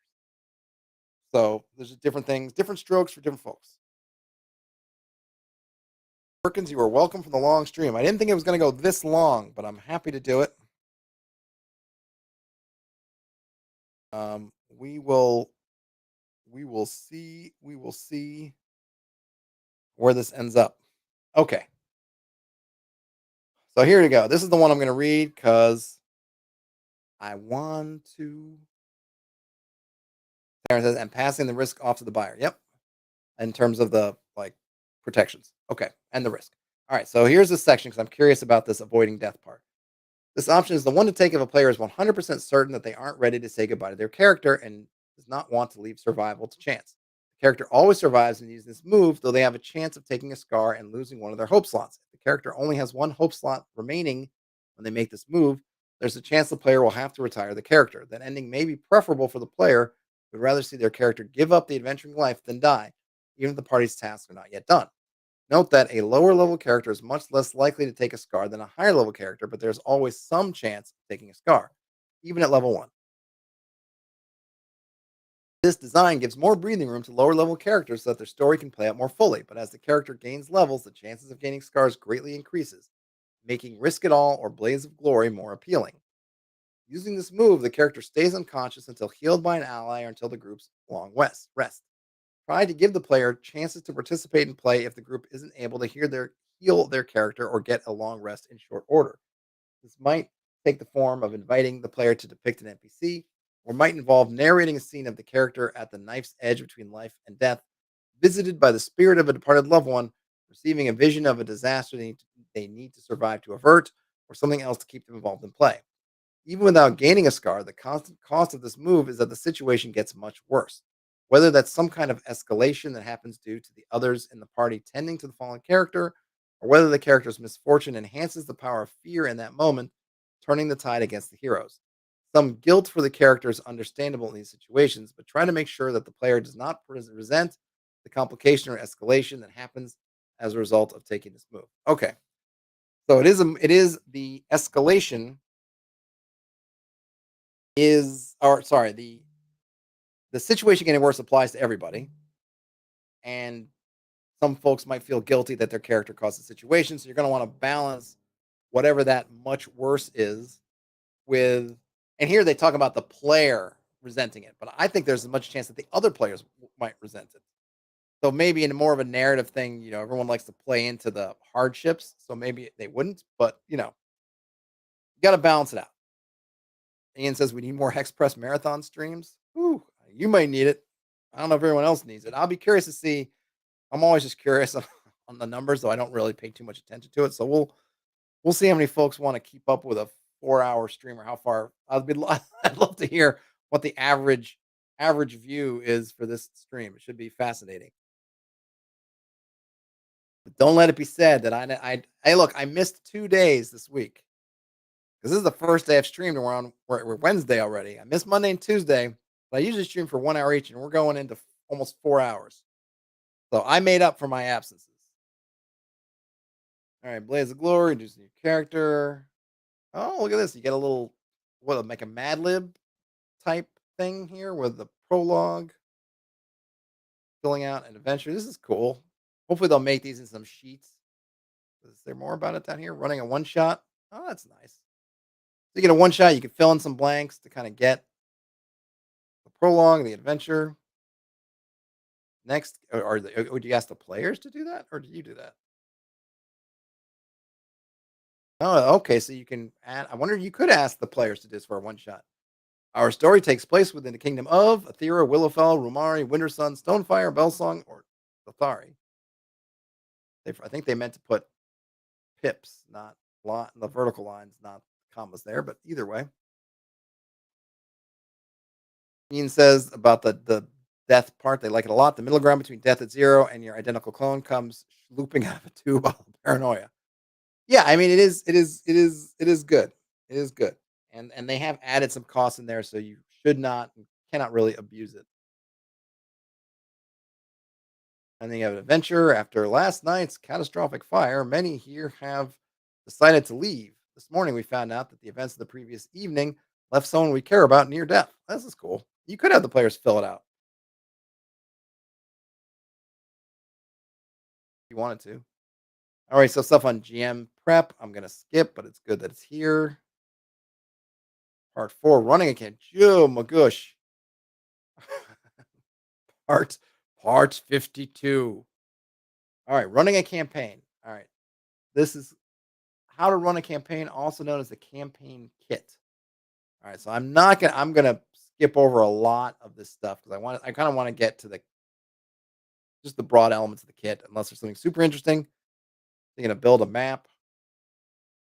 Important question to ask is where are we? Good question. Place the map on the table and explain to the players that you'll be using it to build the region you're all playing together. First, okay, so this is really kind of collaborative, right? So this is probably either gonna love this or hate this, but instead of doing all this stuff yourself, you're sitting down with the party, kind of doing like a game of Microscope or Kingdom or something like that. You're doing it together, filling in spaces, leaving blanks. Leave blanks. Always leave blanks. Incorporate your backstories. We got some examples. Hopefully, you make the maps the first, then do the backstories. Gefrin Hill Dweller, a wandering board fungril druid. Wanderborn, excuse me. Wanderborn fungril druid. Plan an arc. They're going to put a graphic in here, but Act 1, Act 2, Act 3. I don't love that, but we're in narrative games, so I got to just deal with the fact that we're getting narrative terminology. And inside the acts, we get the different beats, then complications in Act 2, climax in Act 3, and then a living world. So let it live. Leveling up your party, when to level up. Yeah. That's not my ideal. All right, we got a number of locations, which again, I'm not really going to go over. It'd be cool to see a map of it. Maybe a map is coming, but there's Sablewood, the Rime of the Colossi, Gandalia, the Kinakozen or Kinakozen Jags. And they have different tiers, so you can kind of tier them up. And then we get a palette of themes: ancient, aquatic, arid, desolate, devout, whole bunch. This is here for, I guess, for your reference. I don't think they have anything mechanical. Now we get. All right, I'm not going to read through the setting stuff. I'm sure that folks who are into Critical Role and what's the Exandria, if that's the name of their thing, will be interested in these places. I don't know if they exist in Exandria or this is a whole different.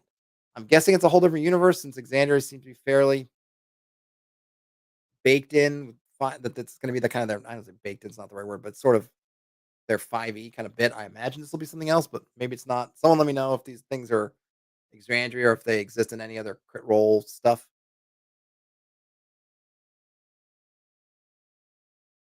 Ian says, I think these are all new. Okay. Hi, Nora. I'm fine. How are you? Endless verdance. That's a nice thing. All right, so I'm gonna pass over. But notice, they haven't talked about moving. We're not. I don't. Yeah, I don't think this is a game where you're gonna be doing hex crawling or anything like that, right? So you get a region, forest, get some things about it. You might find an entire village taken over by hunting trees in the night. The deafening whispers of 1,000 leaves. The scent of sweet honey-like nectar leaking from between the cracks of the sablewood. So that's cool. Some kind of areas within there. I thought there was a. Did we find out? Did I miss the village there? Or no? Oh, landmarks. The Titan Steps. It's funny that so many things are abstract, but then they give you they give you a height of the highest pillar, 1,189 vertical feet. Number of bridges built between the pillars, 562. Wow, that's specific. Specific. Nora asks how the day's going. It's going pretty good. I'm on what's a crossover 4 hours, but hopefully I'm towards the end because I gotta say I'm almost out of water, even though I filled up my huge PAX Unplugged jug with water. I am almost at the end of it. My voice is not what it was. The Lucent River. This is cool. I mean, it's. I feel like you could convert this stuff to a hex crawl if you wanted to, and I like the kind of details that they're giving, including things like festivals and features. Here's a settlement. The village leaders are the Faceless Six, and they're known for welcoming travelers with food and drink. I don't know. Given that they're leaders of the Faceless Six, I don't know if I would trust that food and drink. No offense. Hush. More festivals. They have a custom. This is cool stuff. Cool stuff.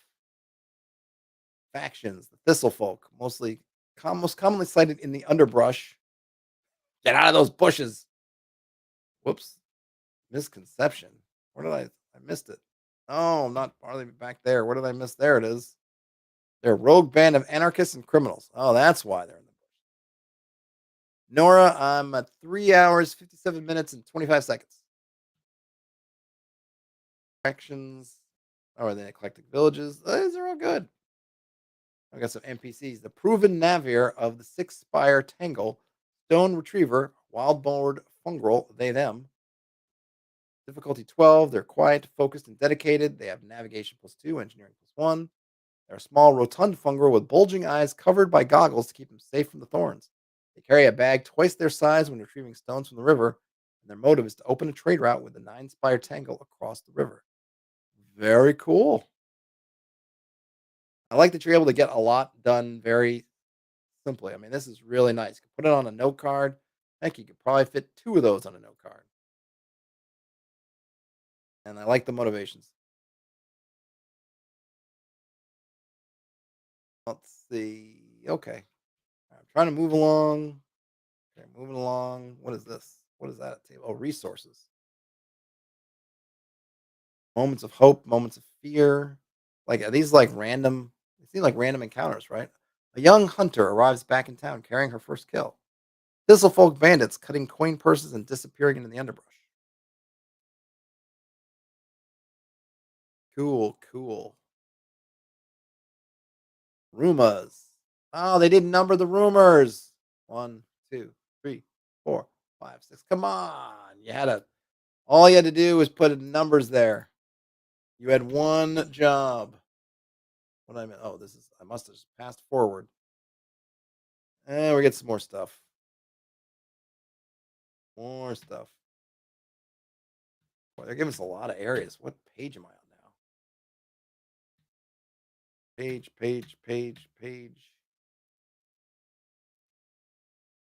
270 factions.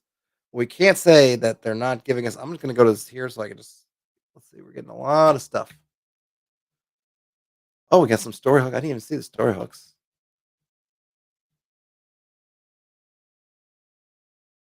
Gindalia, City of Obligation. Well, they're not shorting you on their campaign area. I guess they must not have a map yet. I would love to see a map. Unless there might be one in the zip folder. We have these materials. The gym materials. Oh, is it gonna? Why is it downloading it? What are you doing? Yeah. All right, go. Let's see. Start here, starting equipment. Oh, campaign maps. Whoa.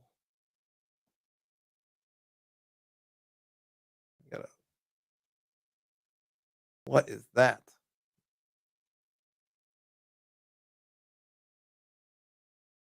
All right. You're curious about the world. This one's not labeled. Okay. What is this map? Came out 2.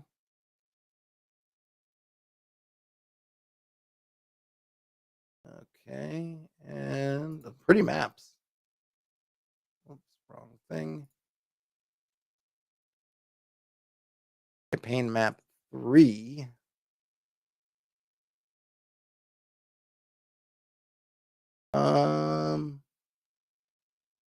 Interesting. I kind of wish.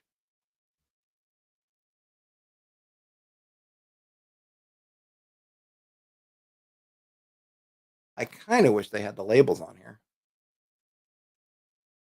or more labels. At least you get an idea what the style of the maps look like. All right, all right, we are gone. Page, holy moly! You know what? Where's the table of contents? Let's go bookmarks. What the heck is part 5? Oh my goodness! All right, alarm. Oh, so we got a homebrew guide, balance, custom domain cards, custom adversaries, custom. Have they done all that? Okay. Whew. I was like, I can't take another part. I'm done. I'm spent. All right. So they're going to give you a lot here. I mean, I'm presuming they're going to fill all this up with uh with content come the book. I mean, the campaign stuff, there was a lot. Oh, I didn't even get into items. There's our adversaries reference and then some tier 1 adversaries. There's a lot going on. All right. So now as I creep over 4 hours, I honestly did not mean for it to go so long. Um it's an interesting system. I think I'm intrigued by the system. I'm intrigued by the system. I don't think I look at this and go, "Oh yeah, I'm going to dump whatever everything I'm doing in Daggerheart's the next campaign I'm going to run."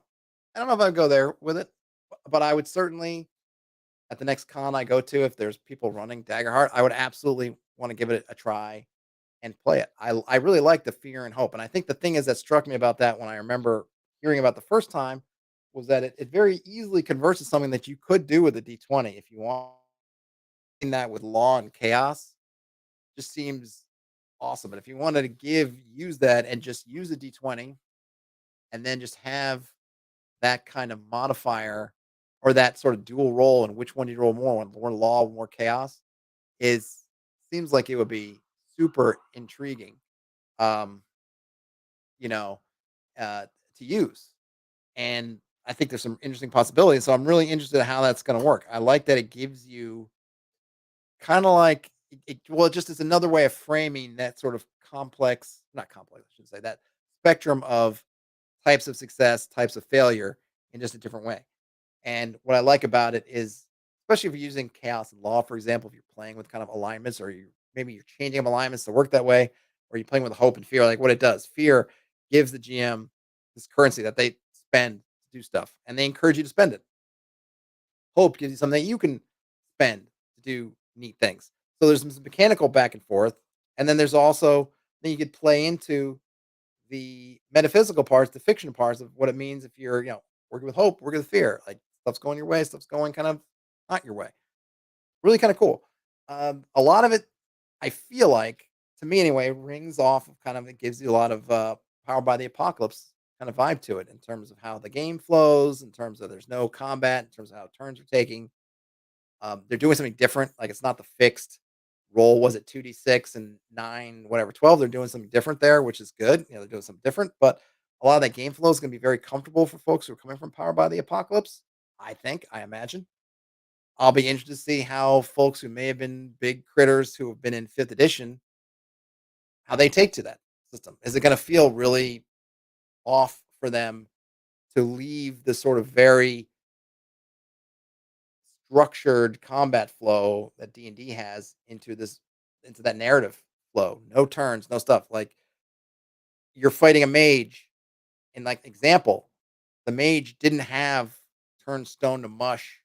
The mage, if you recall, when the one player character is rushing them, an example of having like it was a failed, I think it was a failed it might have been I don't know if it was a crit fail or something else, but the mixed success might have been that they get there, that the mage makes a motion and the causeway or the parapet or whatever they'd run across crumbled.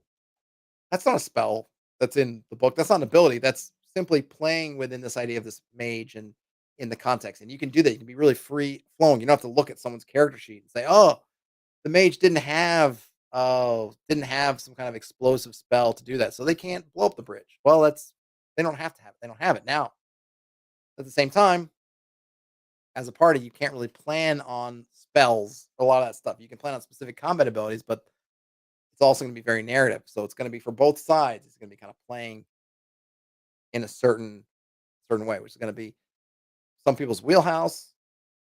Obviously, if people are already familiar with those games, it's going to be really familiar to them. But I'm curious from the 5e perspective how that's going to work, and I'm also curious if this ends up being a doorway, a gateway game, I should say, towards folks maybe looking more of those. Because once you play this, I think if then someone said, "Oh, I'd like to play Monsters of the Week," or "I'd like to play Apocalypse World," I'd like to play another powered by the apocalypse type game. I wonder if this will make folks like look at those. If people will, this people will explore that. Like, oh, if I get my party to play, maybe all those GMs are like, my party won't play anything but fifth edition, but they're all big critters. We're gonna get the Daggerheart. Maybe after Daggerheart, they'll be able to get them in one of these other games, like a game of Fate or a game of Powered by the Apocalypse, whatever game, Monster Hearts, whatever, because they'll now be more familiar and open, and it'll give them a little bit of that taste of that kind of system. So super curious how it's going to work. Darren says, Daggerheart stream day 25. Fear grips my heart as we have depleted our food stores, and I'm the portliest. Well, if we were doing it live, Terrence, we might have to draw straws between who has to feed the rest. But since I'm by myself, I'll have to eat my own flesh. So those are my thoughts right now. Obviously, I've just read it's a beta. It's going to change. Who knows if it'll be a lot of changes or a little bit of changes. There's a lot here, though. I feel like the actual core is not that much. Maybe they'll do that eventually. They'll put out like the big tome, which has everything. Because they're giving you everything in the kitchen sink in terms of advice on how to GM and background and all that stuff. And I already saw some people complaining about that. I don't mind it because I think a lot of people could use it. But I also could see how they could come up with a slim, like, here's just what you need. Here's your rules, core rules, because I don't think that's actually not that much. Hopefully, um, it won't be too overwhelming to people just because they'll see the page count and just see, like, good gosh, what's going on? But that's it, folks. Let me know in the comments and elsewhere what you guys who have taken the plunge. I mean, there's no investment, it's free. You can download the beta. I'll definitely be interested to see when I start seeing play reports of how people's playing has been. It's been an interesting read. Like I said, there's some of these core bits I'm kind of interested in. The What we know, the setting and stuff. It's generic. It's vanilla.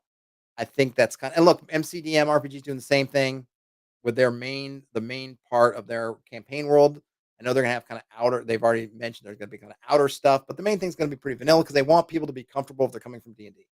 And I'm sure the same thing is true here. They want people to be comfortable with their settings coming from D&D. So it's very, they're not making a lot of stylistic choices. You can be maybe a little bit disappointed in that, or you can be whatever. It's whatever because I'm not a person who's playing these settings anyway. I'm playing in my own stuff. So me, it's kind of look at like what's the toolbox that I can bring to bear. Um, but they're not doing anything kind of crazy with magic or spells or the species you can play or anything like that. So it's kind of what you're looking for. Anyhow, it is time for me to give this thing a wrap. This has got to, I don't think I've streamed 4 hours and 10 minutes. This has got to be a record. Hopefully, if you managed to make it this far, uh, kudos to you. I will hopefully see you tomorrow or whenever my next video or stream happens to be. Until then, game on, everybody. Talk to you later. Bye now.